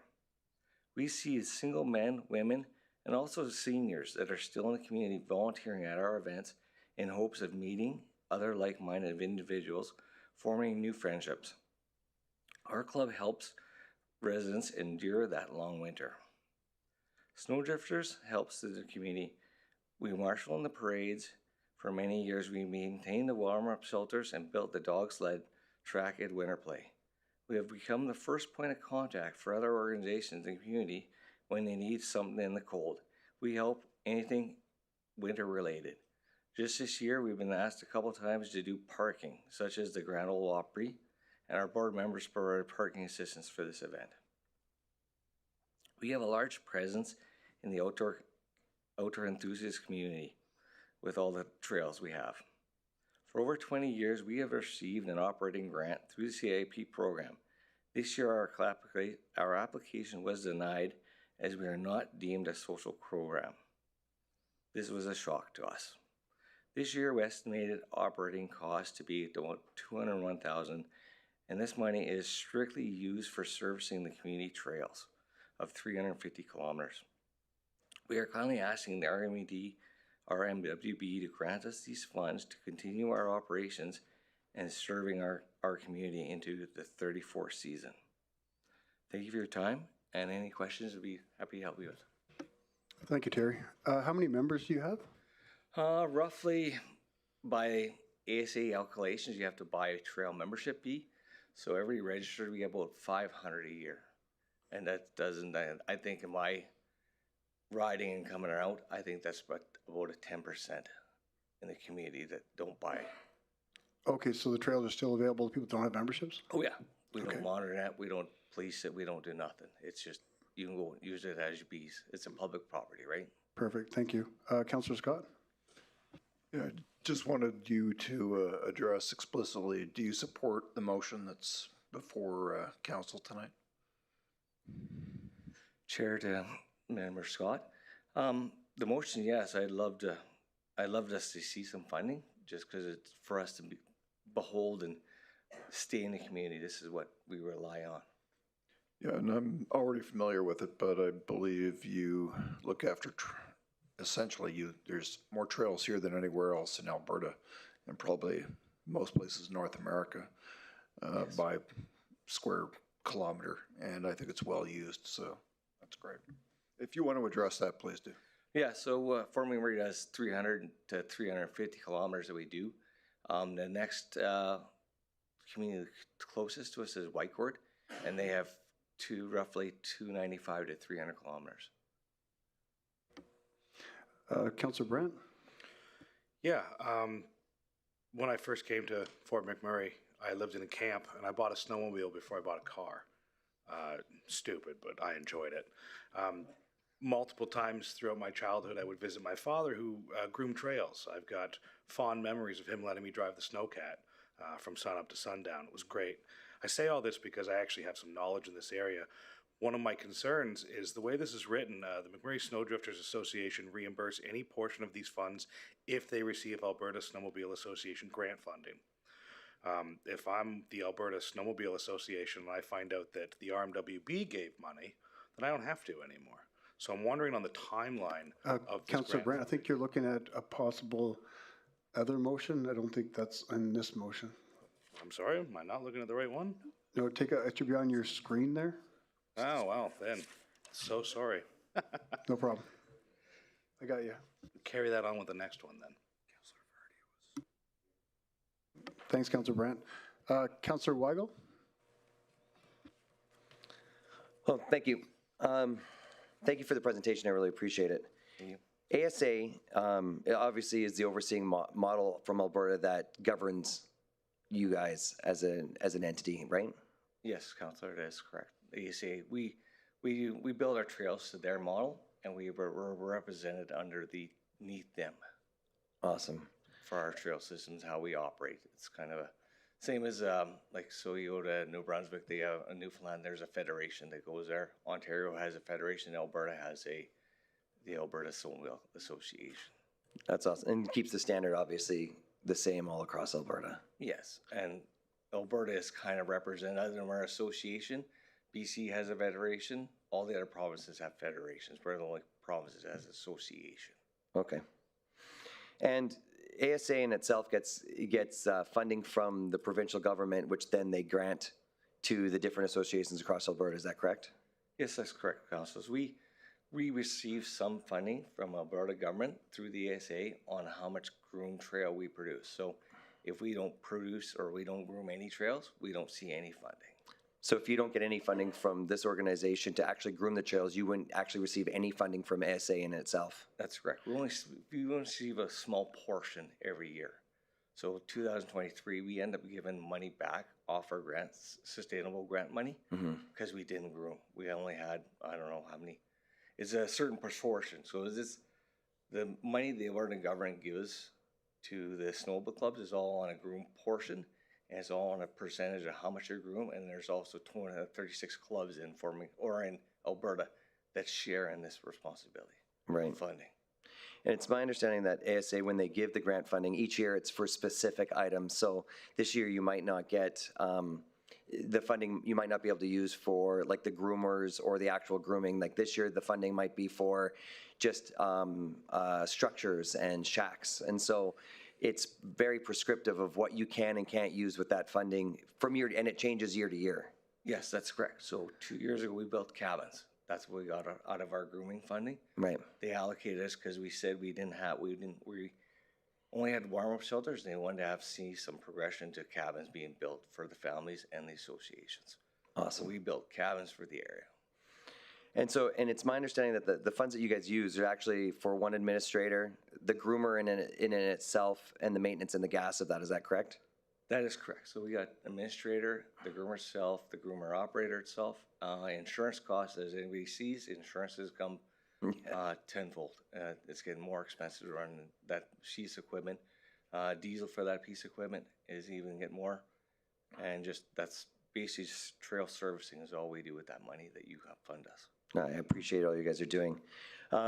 Also, with that funding, obviously, when it doesn't snow, there's no grooming. And so at the end of the year, I know there was questions about some of the years we've seen some funds actually be returned back to the municipality, and that was in question. But my understanding is that those funds were returned because if it doesn't snow, you don't groom. If you don't groom, you don't pay. And so if you have money done at the end of the year because they haven't been groomed, you actually you return that money back to the municipality, did you not?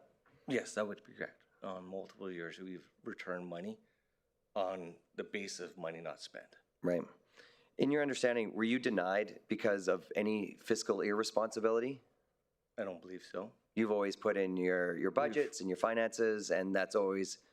Some years I'll admit we've struggled with the CIP funding budget schemes, but I think we've corrected it with diligent work from our administrator and with Tony and the fellow CIP ladies. We've got the budget back on correctness now. Awesome. And understanding that, but like most years, the years we've paid in just because we haven't groomed or just a miscalculation.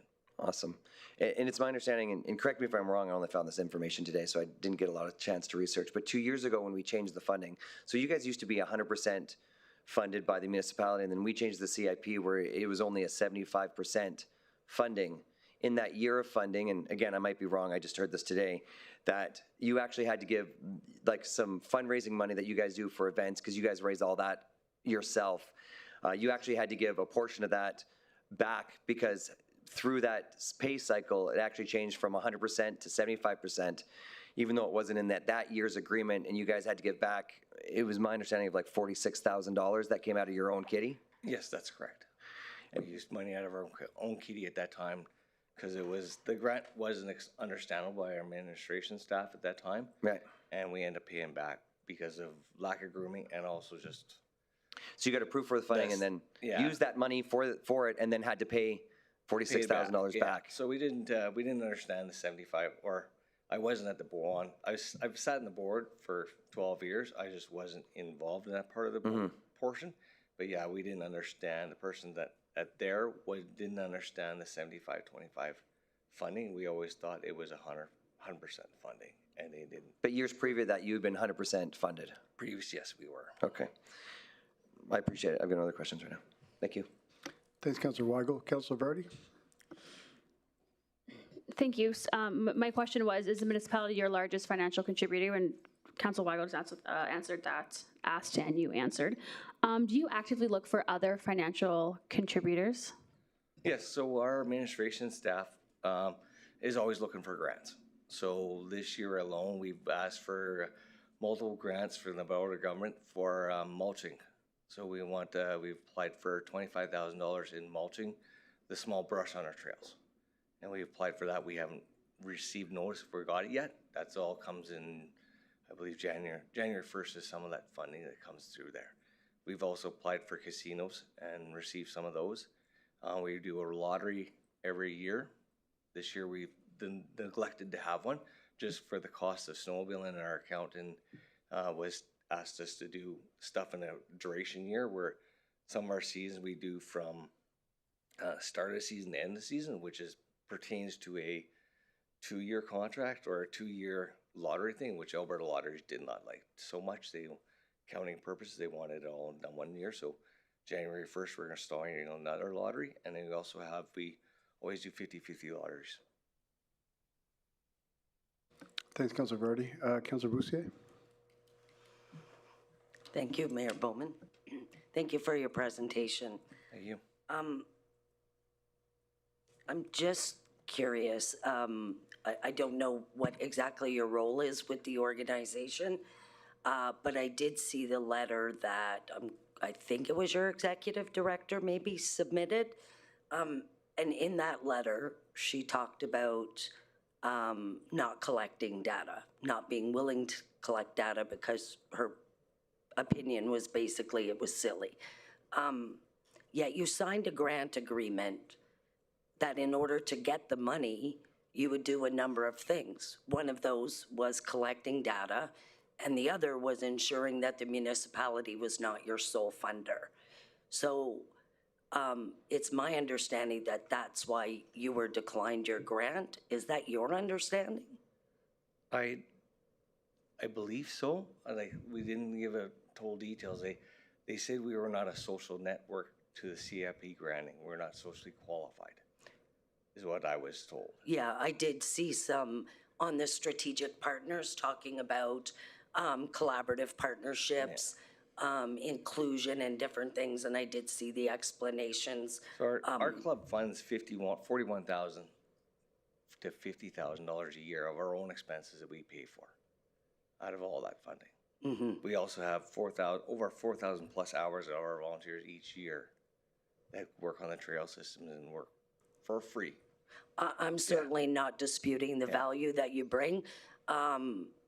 What I'm disputing is that you signed a sustaining grant agreement with the municipality. And I signed the same agreement, sir. So I know what the conditions are and I understand the grant agreement. It's your responsibility as a nonprofit agency to meet the grant requirements, and it's pretty explicit that if you don't do that, you won't be eligible for funding the following year. So the emails are coming in to all of councils, not just by you, by a multitude of people who don't like the application of what is very clearly a policy. So why should an exception be made for you and not everybody? Council, Chair to Council, I believe we've followed the grant process to the T.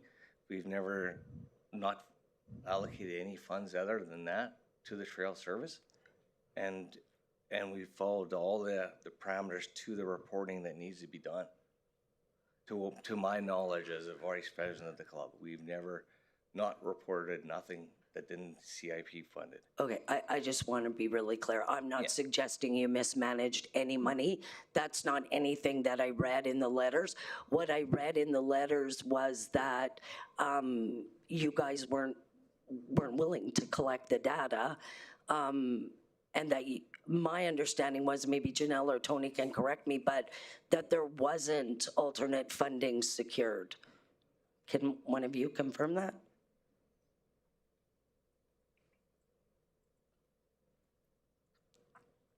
Chair, sorry, through the chair to Councillor Bussières. In both circumstances, that's correct. That there were no outcomes measured, which is a requirement in the grant agreement, and that there were available grants to them that they did not seek. That what? That they did not seek those grants. Yeah. And so I think that's the issue, certainly not your value, and please do not take away from this that I think you mismanaged funds in any way, shape, or form. It was the meeting of the grant requirements, and I'm a process hound, and the minute we bend the rules on that, there's a whole list of agencies that the policy was applied to, and so that was just my question. You may not even know that, sir. Yes, Chair to Council Boucher. I believe when they went from the 75 to 25, the parameters of the grants changed. So there's the streams you went to a one-stream process, sustaining grant, to a three-stream stream processing grant. We didn't qualify for the CIP that they want us to, that we're in currently, but didn't tell us about the other three streams that we could qualify for. I know I'm on the email chain as the executive director, and short of writing people's grants for them, they went out of their way. There was emails, there was a multitude of information sessions offered by the CIP staff, and the sustaining stream, like, that wasn't new. That really wasn't new information, sir. Like, it was out there. Now, I appreciate your group is, you're not maybe like my organization in terms of a bunch of paid staff, so I can appreciate it. It's more challenging for you guys. My position is just the rules were applied to you like they were everybody else. And I think the other thing was you're not even operating on municipal land. It's provincial land, is it not? So you're not actually a facility operator. You're not, I don't know what the other term is, because it's not even municipal land. So hence the need to get alternate grants. But I'll pepper my questions later. But I have sympathy or empathy for what it's like to struggle for funding. I just think there's different choices your organization could have made that wouldn't have you in this position. So I just can't support it. Thank you. So we operate in the communities. So between, yes, we are not on municipality land, but we're in the community land. So you guys run all the way from Fort McMurray to Anzac. We have trail systems that go all the way through there that everybody uses. Councillor Allen? Thank you, Your Worship, and yeah, thanks for your presentation. I just, I guess, just very briefly, at the beginning of your presentation, you brought up trail system right down to Lac La Biche. I'm just wondering, are you applying for funding with Lac La Biche as well, or? I mean, you're not, this is not funding that we're looking to allocate that would be supporting that area down there as well. No, Councillor Chair Collin, this is just an initiative that the board is a overall goal in our mainstream of expanding our trail systems and riderability and connecting to the systems and communities. We're not looking at doing Lac La Biche. We're just looking at building a trail, and there's not a trail and groomed yet. This is just a future goal, as anybody would have a goal, like the ski hill wants to expand the ski hill. We're looking at expanding our riderability and the access to our community from a different access. Okay. All right. Thank you. Thanks, Councillor Allen. Councillor Cardinal? You skipped me a few times. Yeah. Did I? Oh, thanks. Thanks, Mayor. Through the chair to the presenter, thanks for your presentation. I really love skidooing and all that stuff. And I love the way you guys got your trails all set up, and I wish we can have that too, you know, everywhere. But one of the concerns, I guess, I was trying to look at you guys' financials and audit. Where can I find that? Because you guys are a not-for-profit organization, and I think that, you know, in order for us to have some accountability, a lot of the not-for-profits and moving forward in this term for me is going to be, if you're going to be a not-for-profit organization, do you guys post your audits? And yep, yeah, they're all accessible by every, we're a nonprofit, so it's all visible by public use. So where do I find that? Honestly, I couldn't tell you. Okay. I know we posted to your guys' organization, all our profits, nonprofit organization, the numbers, and all the reporting goes to Wood Buffalo CIP grant system. Okay. Oh, Tony, if you can answer that, please.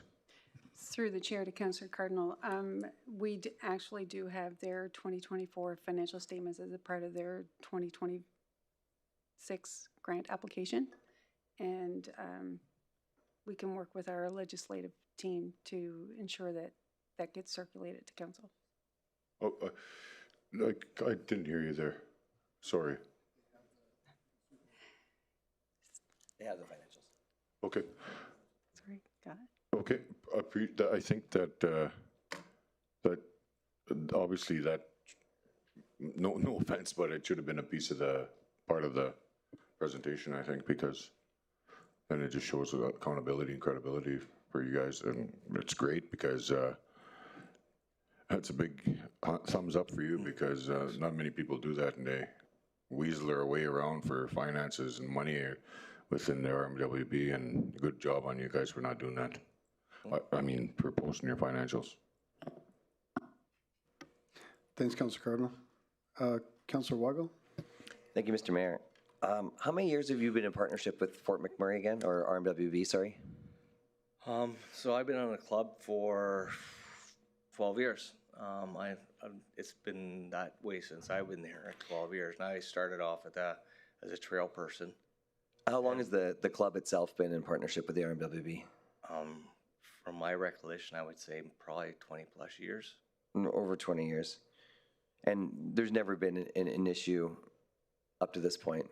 Not that I believe. Any fallback from the administration? You weren't doing the right thing? Any issues? Or this has been the first one? This has been the first one. What would happen if you don't get funded this year? No trails. Would you guys have to sell the equipment, get rid of it? Like, what are the chances that this year you don't get funded and the next year you're able to start it back up and go again? Hopefully we won't. Hopefully we can get some more fundraising. We have some initiatives going through for us to fundraise a little bit more, and hopefully get some funding from other revenue sources here where we've been trying to generate. But like I said, hopefully not selling. Sorry, go ahead. Hopefully not selling any equipment. You sell equipment, then you got to rebuy it back, and as you know, selling at a cheaper cost to make funds go won't help because that equipment's $500,000, $250,000. Yeah, you'll never get it back. So we'd rather not do that. We'd rather go and figure out how to do it somewhere else. What was your when the last time you guys got funding from ASA? What was the amount? Last year we got $50,000. $50,000, and your budget's $200,000, right? Yes. Okay. Yes. Thank you. Thanks, Councillor Weigel. Councillor Van Castian. Thank you, Mayor. So apart from the RMWB and the money you get from ASA, have you approached industry or any other potential partners for funding dollars? And do you have any cash in the bank other than your equipment? Chair to Councilman.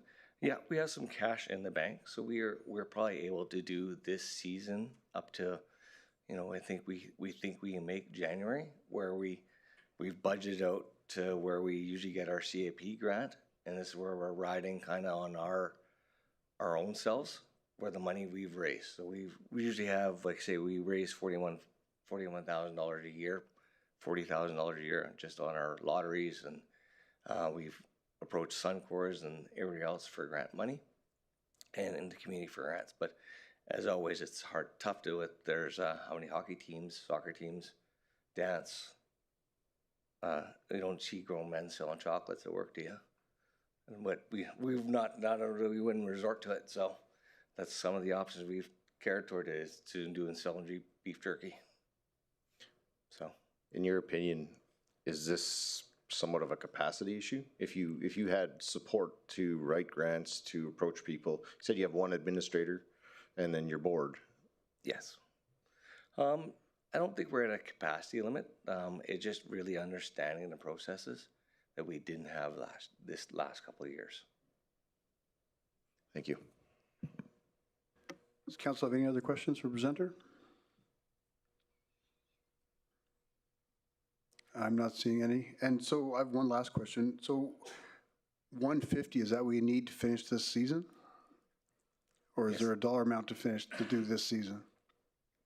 200 would be nice, but like I say, we'll work with any kind of, but it's the growing world. We'll make anything work. We appreciate any funding that the RMWB has given us over the years. We don't abuse it. We just require some funding to get the groom trails done. And we're looking at other avenues to get it more done. Perfect. Thank you, sir. Thank you.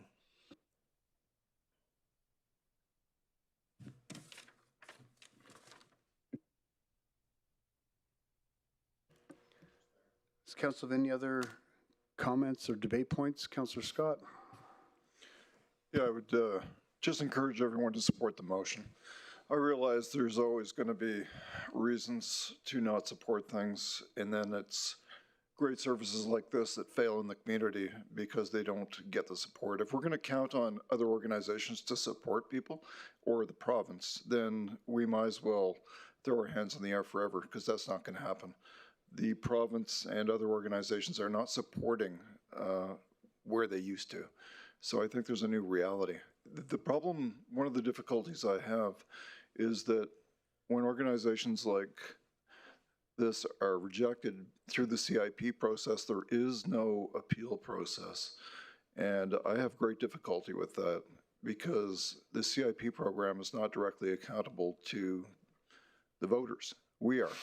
So if this is something that's important to voters, I think it's something that should be important to us and we should support it. So I just throw that out there as food for thought as you debate this. Thank you, Councillor Scott. Councillor Luana Boussier. Well, I'm going to encourage my council colleagues not to support this. We are undermining our administration and a process that the nonprofit sector have fought years to get into place. And if there's identified problems with it, then let's identify them and work on them. If the process, there is an appeal, Councillor Scott, there's an appeal if the application of the policy was done wrong. It's called whistleblower. Not liking the outcome of a decision when the policy was applied is not grounds for appeal, nor should it be. We need to decide what we're going to do. We've all seen our emails.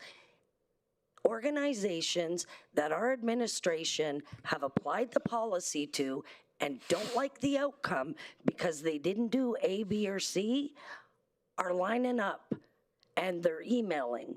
And if we're going to undermine the process, then I'm going to recommend we maybe call the members of the CPAC committee and tell them their services aren't needed, instead of having them waste their time sitting there all day scoring applications, applying the rules that were given to them, and wasting their time. If we're gonna just basically interfere, because this process works right up until we politically interfere. So if that's what we're gonna do, then let's do it now. They're gonna meet this weekend. Let's offer them some respect. Sir, I'll come sell beef jerky for you. I'll sell almonds. I'll help you fundraise. I'll work your casino.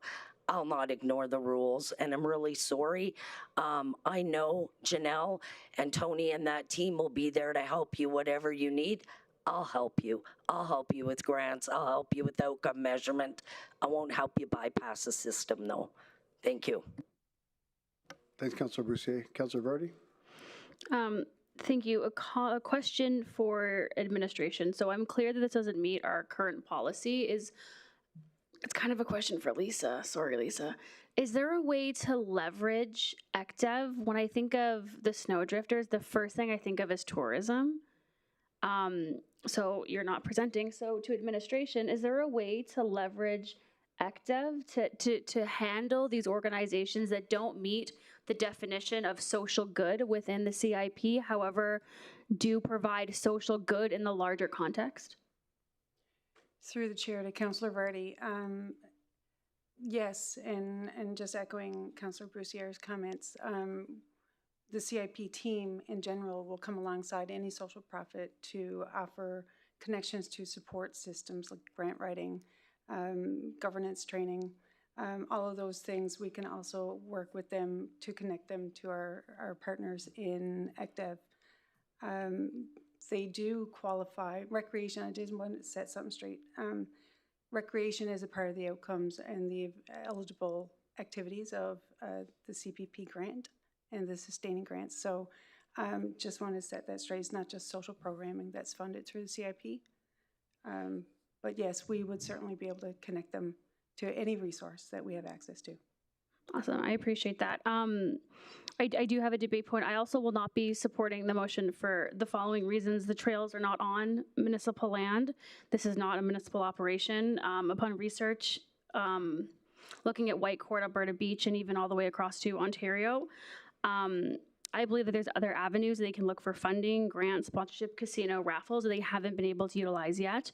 And I believe that we can support them outside of a financial contribution. So I do have a follow-up motion. If I can, I know I can't put it on the floor, but if I can read it first before we vote on the next one, because that'll determine if I can bring it forward.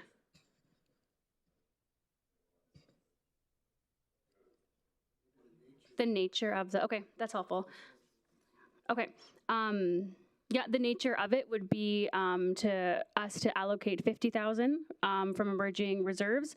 That would depend on if they apply for the Alberta Snowmobile Association. If they receive the funding from Alberta Snowmobile, we would get the 50,000 back, and that we would direct administration to provide the resources that we had talked about, such as board development, governance training, volunteer recruitment, management tools, and connecting them with some of those programs we talked about, grant streams, ECDEV, to support them. Thanks, Councillor Vardy. Councillor Brandt? Yeah, it's not as much fun on this side because I'm torn. This is the problem. This is something I've enjoyed. I've enjoyed these trails. I've used them multiple years, but I kind of agree with Councillor Luana. These are the rules. I mean, this is the way it was put in place. And if we open that door, which has been opened before, but if you open that door, it becomes late night meetings where anybody can come up here and, hey, we didn't do it properly. We're looking for something different. I don't really want to do that either. So, yeah, at this point, I don't think I'll be supporting this. Thanks, Councillor Brandt. Councillor Van Castian? Thank you, Mayor. I'm conflicted as well, same boat as Councillor Brandt. I do feel for you and the feeling that the rug was pulled out from under you. But at the same point, the process was followed, and there were plenty of resources, as administration has stated, to support that. And with the motion itself, pulling 150,000 from emerging reserves, I believe council in the past has used the emerging reserve fund as a piggy bank. Is this an emergent item? Emerging reserve to me says emergency. Question to administration. Provided that they have already been denied their grant, and if this motion is defeated, is there a mechanism within CIP or within administration to potentially provide them some capacity support? There's no disrespect to your organization. I understand that you've stated that you believe you have capacity. Perhaps you can discuss something with the lady beside you as well. And can we somehow support them to find other streams of revenue?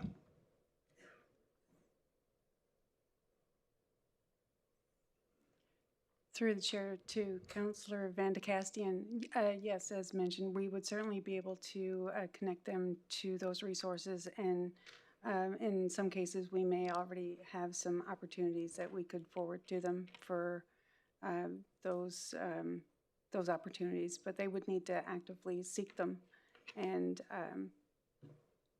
that would be a part of their responsibility as well. And to echo Councillor Luana's point, we need to exercise caution with these. We are potentially letting, and as Councillor Brandt had mentioned, letting a genie out of the bottle by you get denied funding, you come to council because you didn't like the outcome. And that is not a genie we are going to be able to stuff back in the lamp. Thanks, Councillor Brandt. Councillor Weigel? Thank you, Mr. Mayor. I'll work down my list. First off, I want to state that our administration does an amazing job. I've worked side by side with Janelle on many occasions going through a lot of these, and they do an outstanding job. And so none of this has anything to do with the job they do. They do an outstanding job. Councillor Vardy, to your motion, it doesn't work because they don't get the ASA funding unless they groom the trails. They can't groom the trails unless they get our funding. And so it will be a back and forth, and they will not be able to get that grant because they would have to give that money back. And so in that, I don't see it working.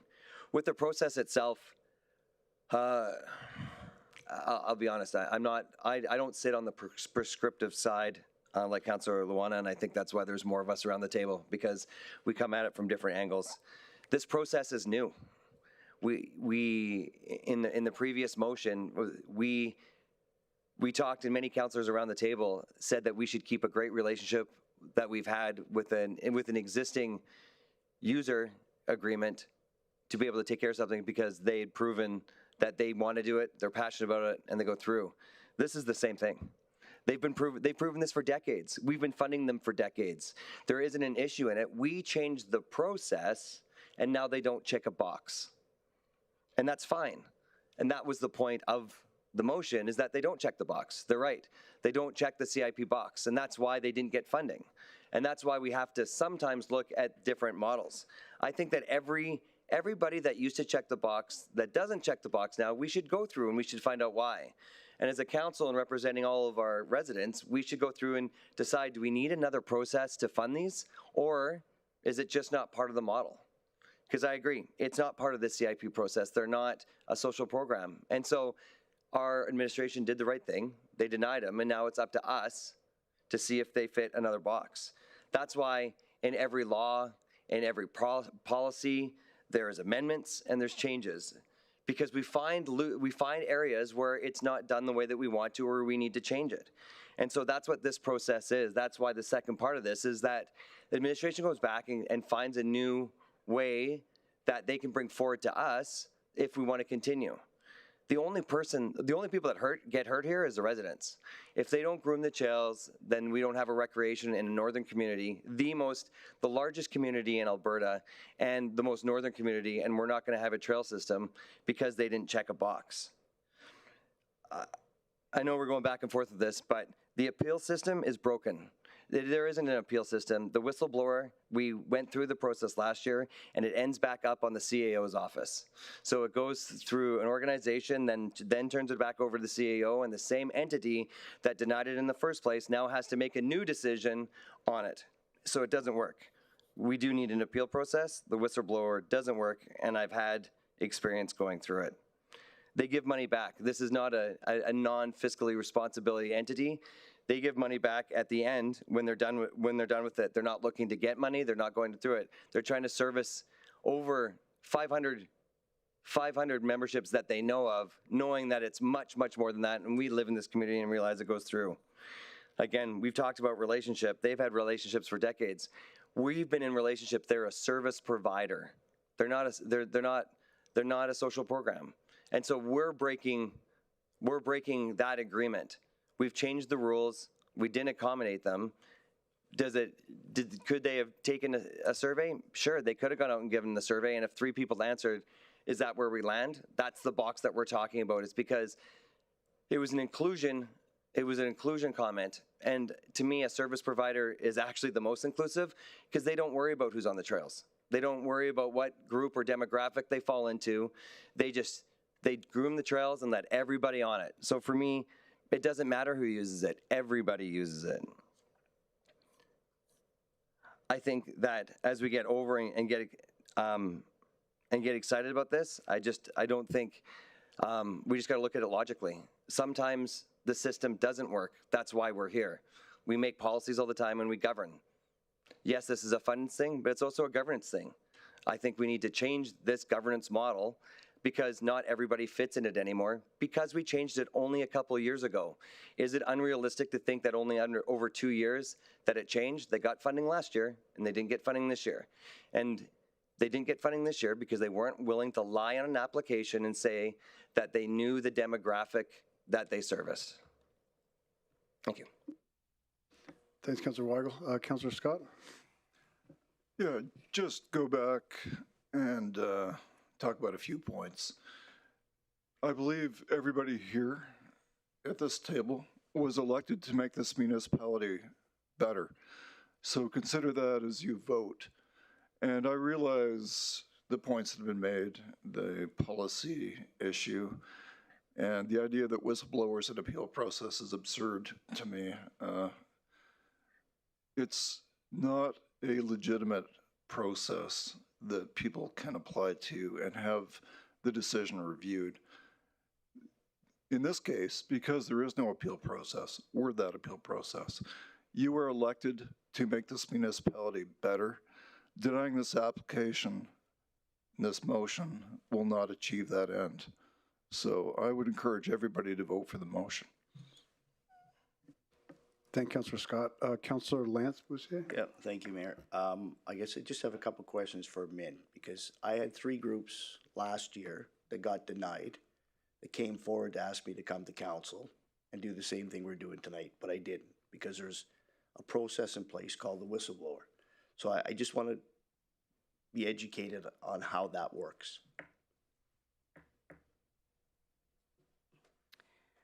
Through the chair to Councillor Bussiere. The problem with creating a review or appeal process in the way that the program is structured is that you set a fund of money. I think today it was around 10, 11 million that was set aside. Then those letters approving the grants go out to everybody who gets grants. So the idea is that 11 million gets allocated. Creating a system then where somebody could then appeal that decision means that if their grant is then approved, we don't have money to fund them, and we would have to figure out, do we take it from somebody else? So the decision was made in the recommendations that were put forth that there wouldn't be an opportunity to appeal or seek a review because you don't like the decision that was made. There would be an opportunity to seek appeal or review, if you will, if you believe that there was some sort of wrongdoing in how the process was applied. And so in that respect, somebody could go to the whistleblower policy and make a complaint, perhaps alleging that, you know, there was wrongdoing, whether it was somebody on the committee or somebody on administration. And so that was the rationale. There is, I think, as has been pointed out tonight, the process is newer, and it's a multiple stage process. So I believe first the eligibility is assessed, and then if they're deemed ineligible, they don't even go on to the next stage. So it's possible that there would be an opportunity to seek a review or appeal potentially of that decision. Again, there's an opportunity to review the program going forward if that's the desire, or to make tweaks.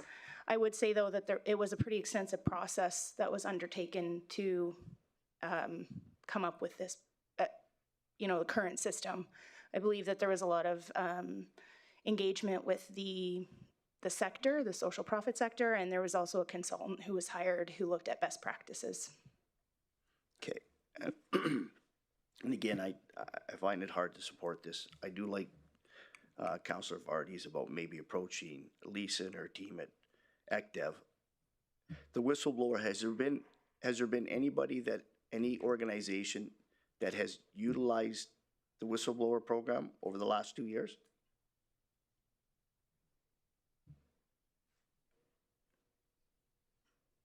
Through the chair to Councillor Bussiere, I'm aware of at least one. Oftentimes, in this particular situation, the applicant really didn't like the outcome of the decision and felt that they had, their organization had community value, and I think wanted to be heard. So there is a value in having a review process. Certainly, it's just how it's done. So the organization that took advantage of or utilized the whistleblower, were they successful in getting their funding? Through the chair to Councillor Bussiere, no. It was determined that the process was followed, and it was really that the organization perceived that there might have been some impropriety in the way the decision was made, but there wasn't any evidence that there was any impropriety. The evidence was that the process was followed. And they merely just had issues with the fact that the organization didn't get funding.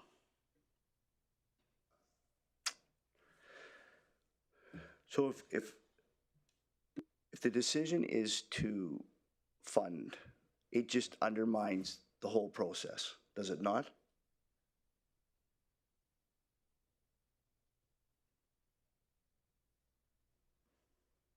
Through the chair to Councillor Bussiere, we have had history, I think, at an administrative level, and perhaps Tony or Miss Elliott Director Elliott is better able to address this than I am, but it does create a little bit of a snowball effect where, it's rolling down the hill and it just gets bigger and bigger.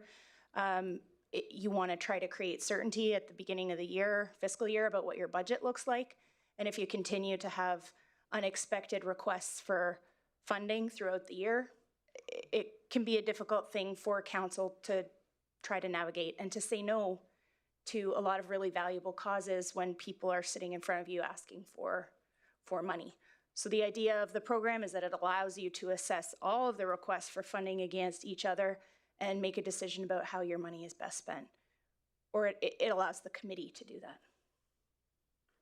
Okay, that's it for now. Thanks. Thanks, Councillor Boussier. Councillor Boussier? Yeah. To Councillor Scott's point, like I agree we need to represent the city and the constituents, and I guess I just look at it with a different lens. To me, it's about respecting process, because that to me brings equity in the application of the system. So I think we want the same thing, Councillor Scott. It's just a different perspective. But to Councillor Weigel's point, like I disagree why they were declined the grant, but your point in terms of the conditions or the criteria being changed is different. One of the things to the snowdrifters, I don't know, credit or whatever, and I think Tony and Janelle would agree, they're not service providers in the sense of human service providers, which makes them different than, say, our agencies, which are teams of social workers and things like that. So, and I mean this very respectfully, they're a group of lay people who love snowmobiling, and they're not social workers. So I can accept and appreciate that this is overwhelming when we talk about data collection. It's not just, like, as someone deeply committed to data collection, it's not about just throwing out a survey. It's like much more than that. But maybe there is a new stream that's needed, or some other way to look at it. Right now, this is what we have in front of us, so I'll make my decision accordingly, and I'm not going to sit up here and just keep going about like hammering at an agency. But I don't know the process, Mayor Bowman. I don't know the process of asking our CAO or something about looking at the development of a new stream or something in recognition of this. Like, what do we do today, like here and now, in terms of making that happen? That can come from asking the CEO to do that, or bring it back in a motion. But I think the CEO will be amenable to have your team go back and look at, to find it, adjust the CIP to include parameters, which would include things like snowdrifters. Yeah, certainly we follow the will of council. It would be my recommendation this is something different than CIP, recognizing your comments. I don't know what it is. I just know that they're different than, say, Tawa or Pasture Place or St. Aidan's. Like, it's not the same. Like, Councillor Weigel brings up a good point. Like, we want to still respect the relationship, but maybe they're not fair criteria to apply to user groups of lay people. Yeah. They're certainly fair to apply to human services organizations. I'll die on that hill.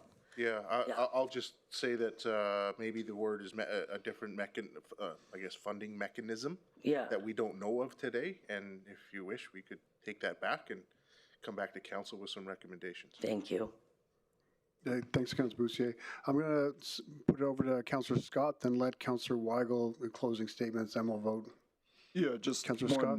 Final point. I just wanted to mention that point I should have mentioned earlier. It was mentioned about economic development, and I know Lisa Sweet is in the audience, but I just want to say that being on the board of ECDEV and just knowing a lot of the history, they're not a funder, just so everybody's aware of that.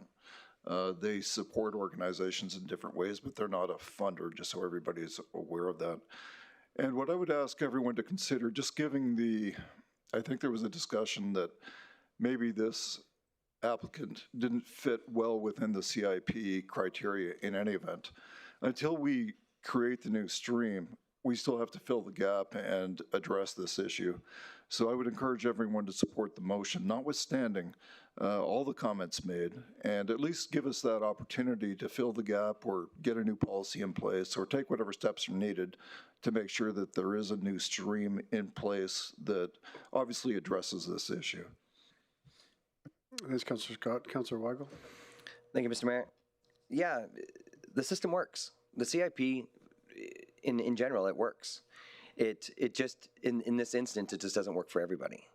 And so that's the whole point, is that we create processes that go down the road to take care of the people that it's supposed to take care of. And then we have to look at new processes where those other people need to be taken care of. This wasn't, just to the comment about, you know, we need to get rid of the CPAC committee. This wasn't the committee. The committee didn't even meet and deny this. This had nothing to do with the committee. There is a pre-screening, as legal said, that they went through, that they didn't check the boxes. That system works. They don't fit this category. And so the team in itself did their job and said, this doesn't fit. And I appreciate that job, and I appreciate that process, that it doesn't fit that. And so now we have to make a decision, is this important to our residents? Because the outcome, they said they might make it through this year till January, and after that it's not. And so is this actually important? Because it's been important for almost 3 decades. To the comment about emerging issues, I actually 100% agree with that comment. I think that we do overuse emerging issues. That was a recommendation from administration to use that fund when I was bringing up the motion. There is still money left in the CIP funding from last year, and depending on their funding from this year, it could come from the same pot that it's always come from until we figure out a new stream for next year. And so it doesn't need to be, I agree, we need to look at that, and when I look at making motions, we need to stop talking about emerging issues like everything that comes up is an emerging issue. So I 100% agree with that.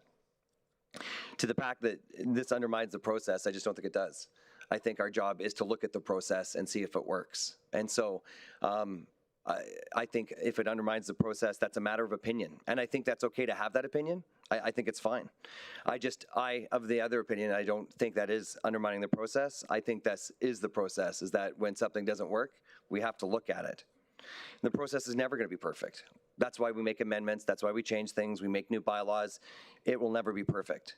But this model was so good that when the Wood Buffalo Recreational Riders Association came forward 2 years ago, administration actually asked them to follow the model of the snowdrifters because it was working so well.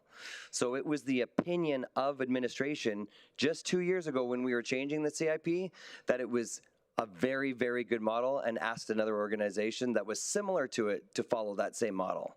So I'm asking you to continue a great relationship with a great organization that takes care of our residents, that takes care of our trails, and that in this next year, when the next funding comes around, we do need to find a new box. And if we decide it doesn't land, it doesn't land. But it gives them an opportunity to land safely on the other side, and it gives us the opportunity to actually go through this and see, do we need another stream? But right now, they become blindsided, and the relationship ends. So I hope that you will vote for this and vote for our community. Thanks. I'll go to Councillor Brandt and Councillor Boussier, and then back to Councillor Weigel for closing, so we can wrap up. Councillor Brandt. Sorry, one sentence question. In that 3 decades of the snowdrifters, have you ever missed the trails before, or has they've existed every year?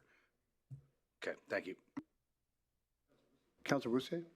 Yeah, just further to the motion, do they require all 150?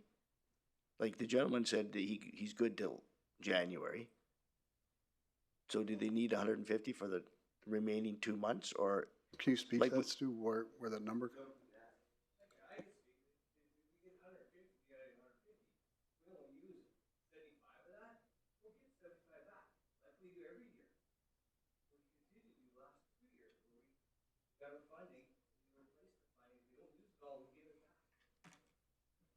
Sounds all right to me. But I'm not arguing that. Okay, thanks, Councillor Boussier. Councillor Weigel, you want any closing statements? No, I just want to reiterate the fact, or yes, as I get last behind me. they've been a responsible organization. This isn't somebody, there's no big agenda here. There's nothing going crazy.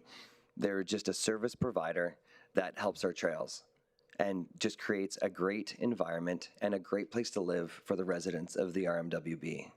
I just implore you to keep this relationship, and let's spend the next year trying to find out where there's lands and do it responsibly. That's all. Thanks. Thanks, Councillor Weigel. With that, I will be supporting this motion, and we'll call for a vote. Councillor Marcel, in favor, thank you.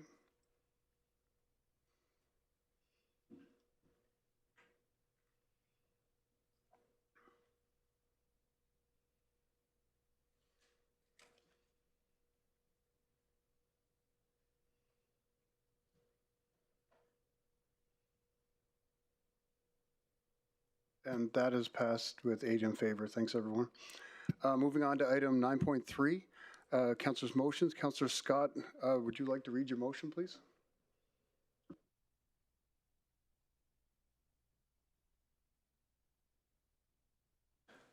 I didn't anticipate that we would be here close to midnight doing this. I don't think this will be quite as exciting, although to me it's super exciting.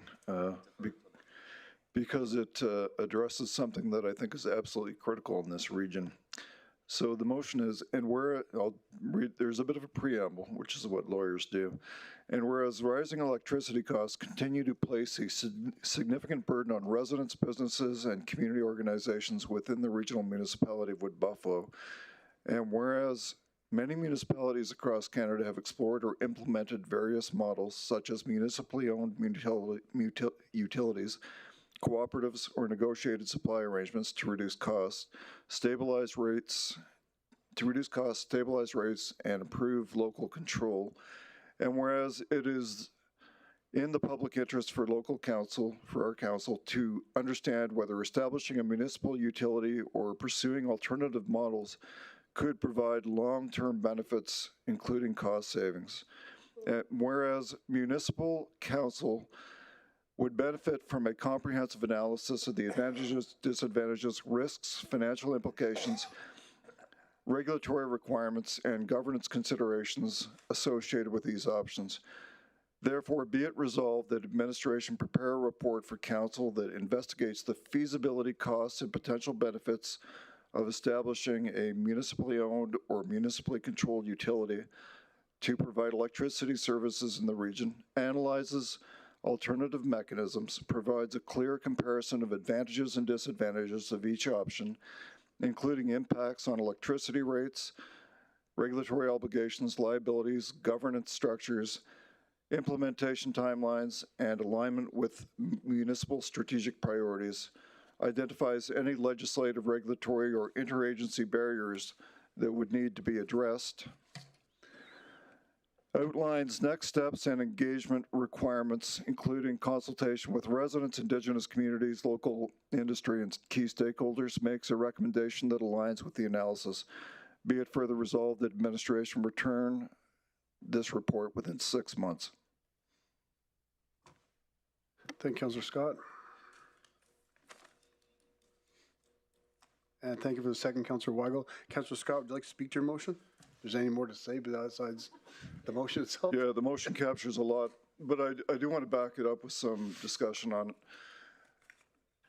I don't know if everybody understands how electricity works in Alberta, but right now, the folks in Fort McMurray, so businesses and residential customers, pay significantly more than other municipalities, in particular Edmonton and Calgary. So I don't think that'll take a lot of people by surprise that live here, but the price difference is not just small, it is massive. Now, this recently came up at the Alberta Municipalities Conference down in Calgary just a few weeks ago, but this has been an ongoing issue for everybody in rural communities in Alberta for quite some time. And there was a hotly debated motion down there that asked the government to essentially address this issue. It was worded differently. Grande Prairie brought the motion. We supported the motion. I spoke in favor of it. It passed. The difficulty with the Alberta Municipalities motion and everything else that's happening is ultimately that's just a motion to ask the government to make a change. So we have a government representative. His name is Nathan Newdorf. He's the Minister of Utilities and Affordability, which is an ironic title to have in your name. And he was up on the panel the following day, and I asked him, he was, I think, aware of the motion the day before that came at the Alberta Municipalities Conference. I said, given what we passed, what are we supposed to go back and tell our residents who just voted, our residents and businesses? And he gave a very elusive, evasive answer, in my opinion. He said that their plan was to grow the grid and thereby reduce costs overall. And what I would respond to that is the only thing I'm seeing growing is people's utility bills in this region. I am not seeing a reduction in costs. And and just so everyone's aware, those that were opposed to the motion in Calgary were the two big cities in particular. Well, I shouldn't say that. Edmonton spoke to it specifically and spoke against the motion. There was a very strong support in that entire hall. But we have a very unique problem here in Fort McMurray. But just to speak a little bit about other municipalities. So Calgary has NMAX. In 2024, they paid a dividend of $102 million paid to the city of Calgary. And NMAX is, I have a friend that has NMAX up here in Fort McMurray. That is actually a municipally owned utility that pays their dividends ultimately to the city of Calgary. Edmonton has a municipal utility. They made a $427 million profit. I think that was in 2024. And that's EPCOR. So everybody that has an EPCOR or deals with EPCOR, you're dealing with an Edmonton utility company that's run by the municipality of Edmonton that's controlled by that. Other municipalities have their own utility companies, Medicine Hat, Lethbridge. Right now, we have no utility corporation and no ability to set tariffs, and we have no municipal dividend. So we're at a huge disadvantage. And when I talk about the disadvantage, just quickly gonna give you some numbers. We have, I think anybody who's looked at their utility bill will know this, we have the highest distribution costs in all of Alberta. In the ATCO distribution area, this region is included within that. So the RMWB is within that. And to give you a sense of the costs of electricity between us and I'm gonna pick, I'll pick Calgary just to show you the difference. $1,101.88. That's the annual residential electricity distribution cost for an ATCO area, which we are in. So that's in 2023. The average cost in Calgary, $330.32. Lethbridge, $480.56. Red Deer, $599.25. We are $400 more than the next utility that was tracked on this graph, which is Red Deer. Now, it's just completely unfair to our residents and our businesses. We are at a competitive disadvantage, like a massive disadvantage. So if I'm locating a business to either Edmonton or Calgary or Fort McMurray, you know, that's one factor you've got to take into account. A large industrial plant in the ATCO service area, that's us, with a 4,000 kilowatt demand would pay approximately $319,000 in distribution fees per year. The same facility in Fortis, that's just another area, another delivery area, would pay between $67,000 and $152,000. So it's a massive difference. It's a huge incentive to, you know, we are essentially being punished by the structure that's the rate structure in Alberta. It's just completely unfair to regions like ours. Here's a residential example. A 10-story commercial office building in ATCO service area with a 500 kilowatt demand would pay $93,000 a year. Same building in a Fortis area would pay $35,000. So you can see the impact it's having. This is a real impact on our residents and on our businesses. So the motion is simply to go out there and figure out if there's alternatives that we should be exploring. We are one of the only significant, I'll call it significant cities, one of the only larger cities in, and I realize it's a municipality, but I always refer to us as a city. We are a region. We're one of the largest regions that does not have our own utility company. So I'm a little bit concerned that we're disadvantaged by that. So I just want that explored and figured out. And if there's a better model, let's look at it. Thank you, Councilor Scott. I'm just going to go to delegates first in case Ms. D'Souza may want to go home. Dan, if you want to just say your name for the record. And you have 5 minutes to present and just remain seated for questions. Then I'll go to council. It was a women of fancy. He thought it would be earlier. Good evening. I won't be very long. To the chair, my name is Diana D'Souza, President and CEO of the Fort McMurray Chamber of Commerce. Thank you for the opportunity to address you. I'm not going to be long. I'm not an expert, but I am very aligned, and we've been advocating as a chamber with our collective network together with Grand Prairie and all these others on the very expensive distribution charge and the increasing cost of electricity.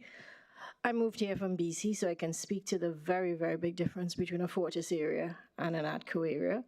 And just want to say that I really, really support the motion. I support thinking outside the box, and I really love the idea of us doing our own. When we talk about evaluating the options, I would love to see that consideration of all the opportunity that comes from constructing something so complex in terms of creating jobs and economic activity, to the fact that you could almost create it as a part-9 organization so you don't have some of the challenges that you have being too close to the municipality, having new jobs, having new people move to the region to run this, to create a more affordable service to your residents and businesses, and also a new career stream from Kiano for our youths in our region.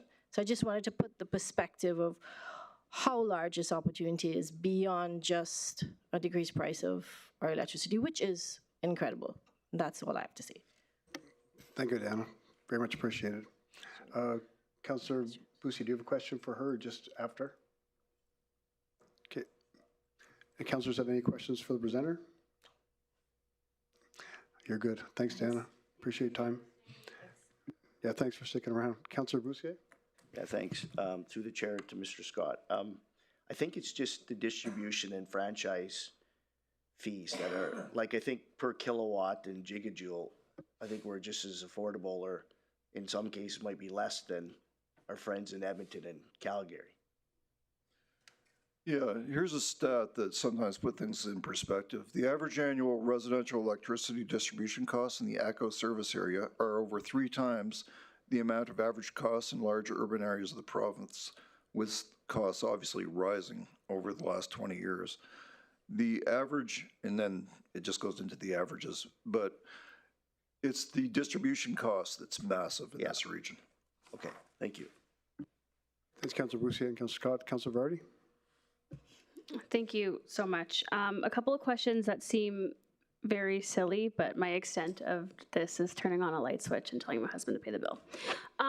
So when we talk about the municipal controlled utilities or municipally owned, are you talking about infrastructure? No, the infrastructure exists. It's a matter of the administrative structure. And there's a lot of regulations around it. So, and there would be a cost associated with it. And I've talked to the CAO about this. And when we've discussed the possibility, it's just seeing if it's a realistic option to create this administrative structure. But we're not going to go out and lay telephone poles or do anything like that, electricity lines. The structure is there. It's creating a utility to run electricity. Okay, and then back to your comment about the RMA. So the motion was for them to advocate for equalization of rates. So if this was to go through and we did have our own entity, there actually would not be an impact, a negative impact, because if there was brought forward from the provincial government of equalization of rates, we would not see a negative benefit if that happened after we invested in this. Is that correct? Yeah, and when I asked Minister Neudorf about the future of, you know, where they were going, the last thing on earth that he was going to do was equalize rates. And we can pass all the motions at various conferences we want. I didn't see any movement towards that right now. And if we keep leaving it to the province to make decisions on our behalf, you know, just look forward to your utility bills rising, because nothing else is going to change. Thank you, I appreciate it.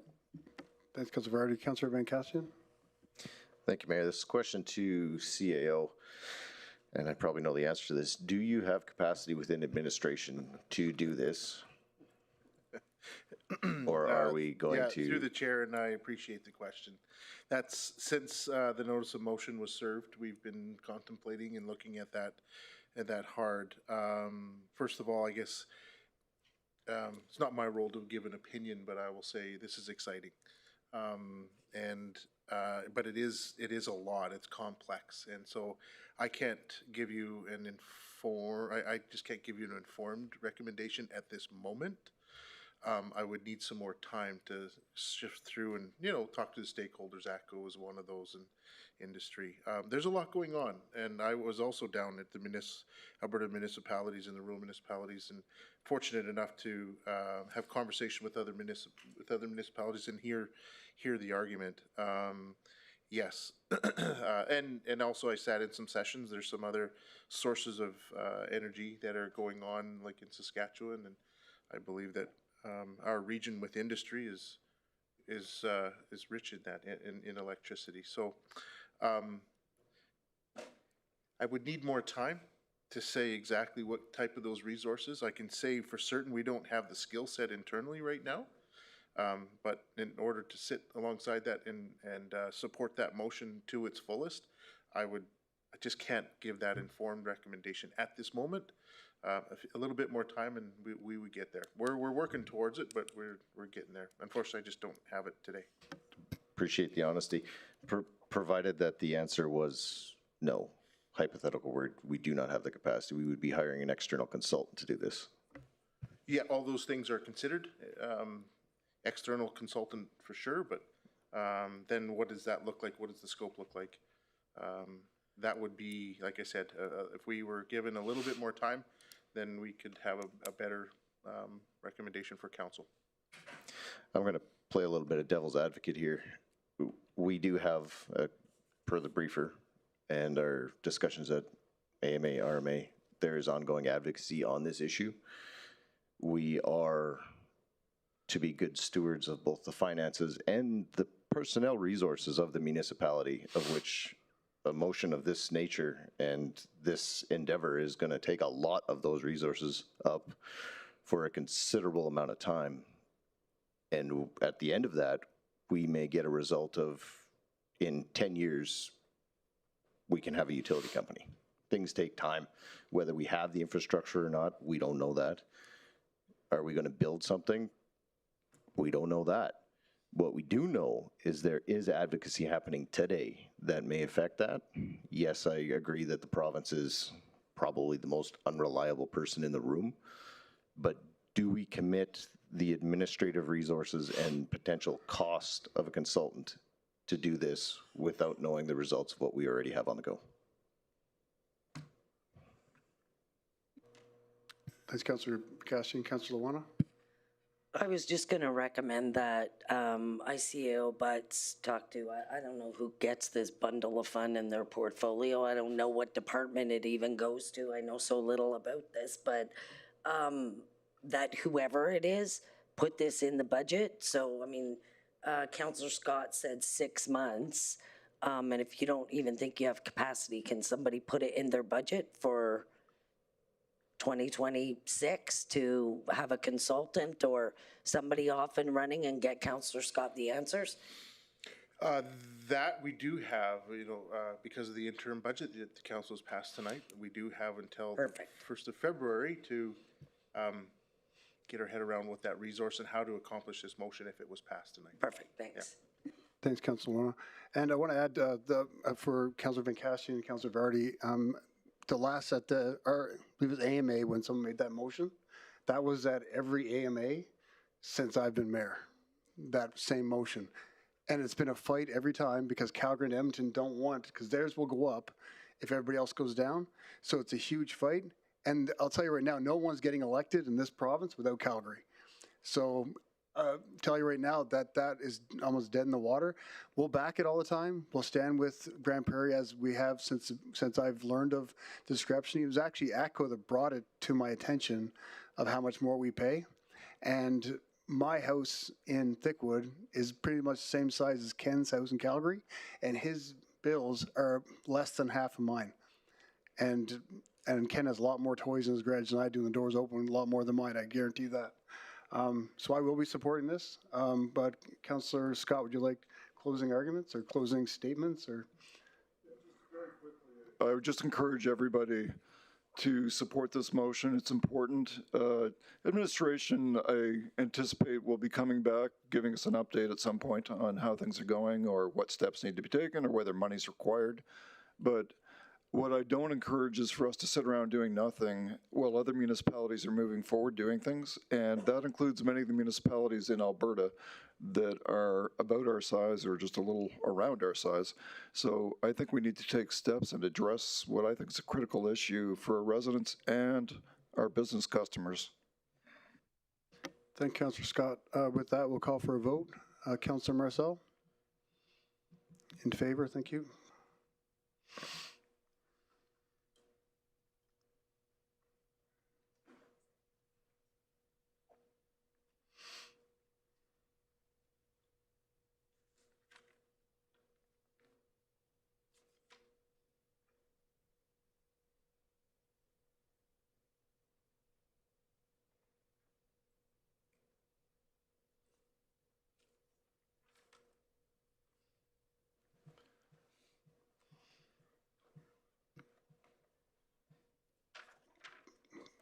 We have some time, Councillor Scott. That's carried unanimously.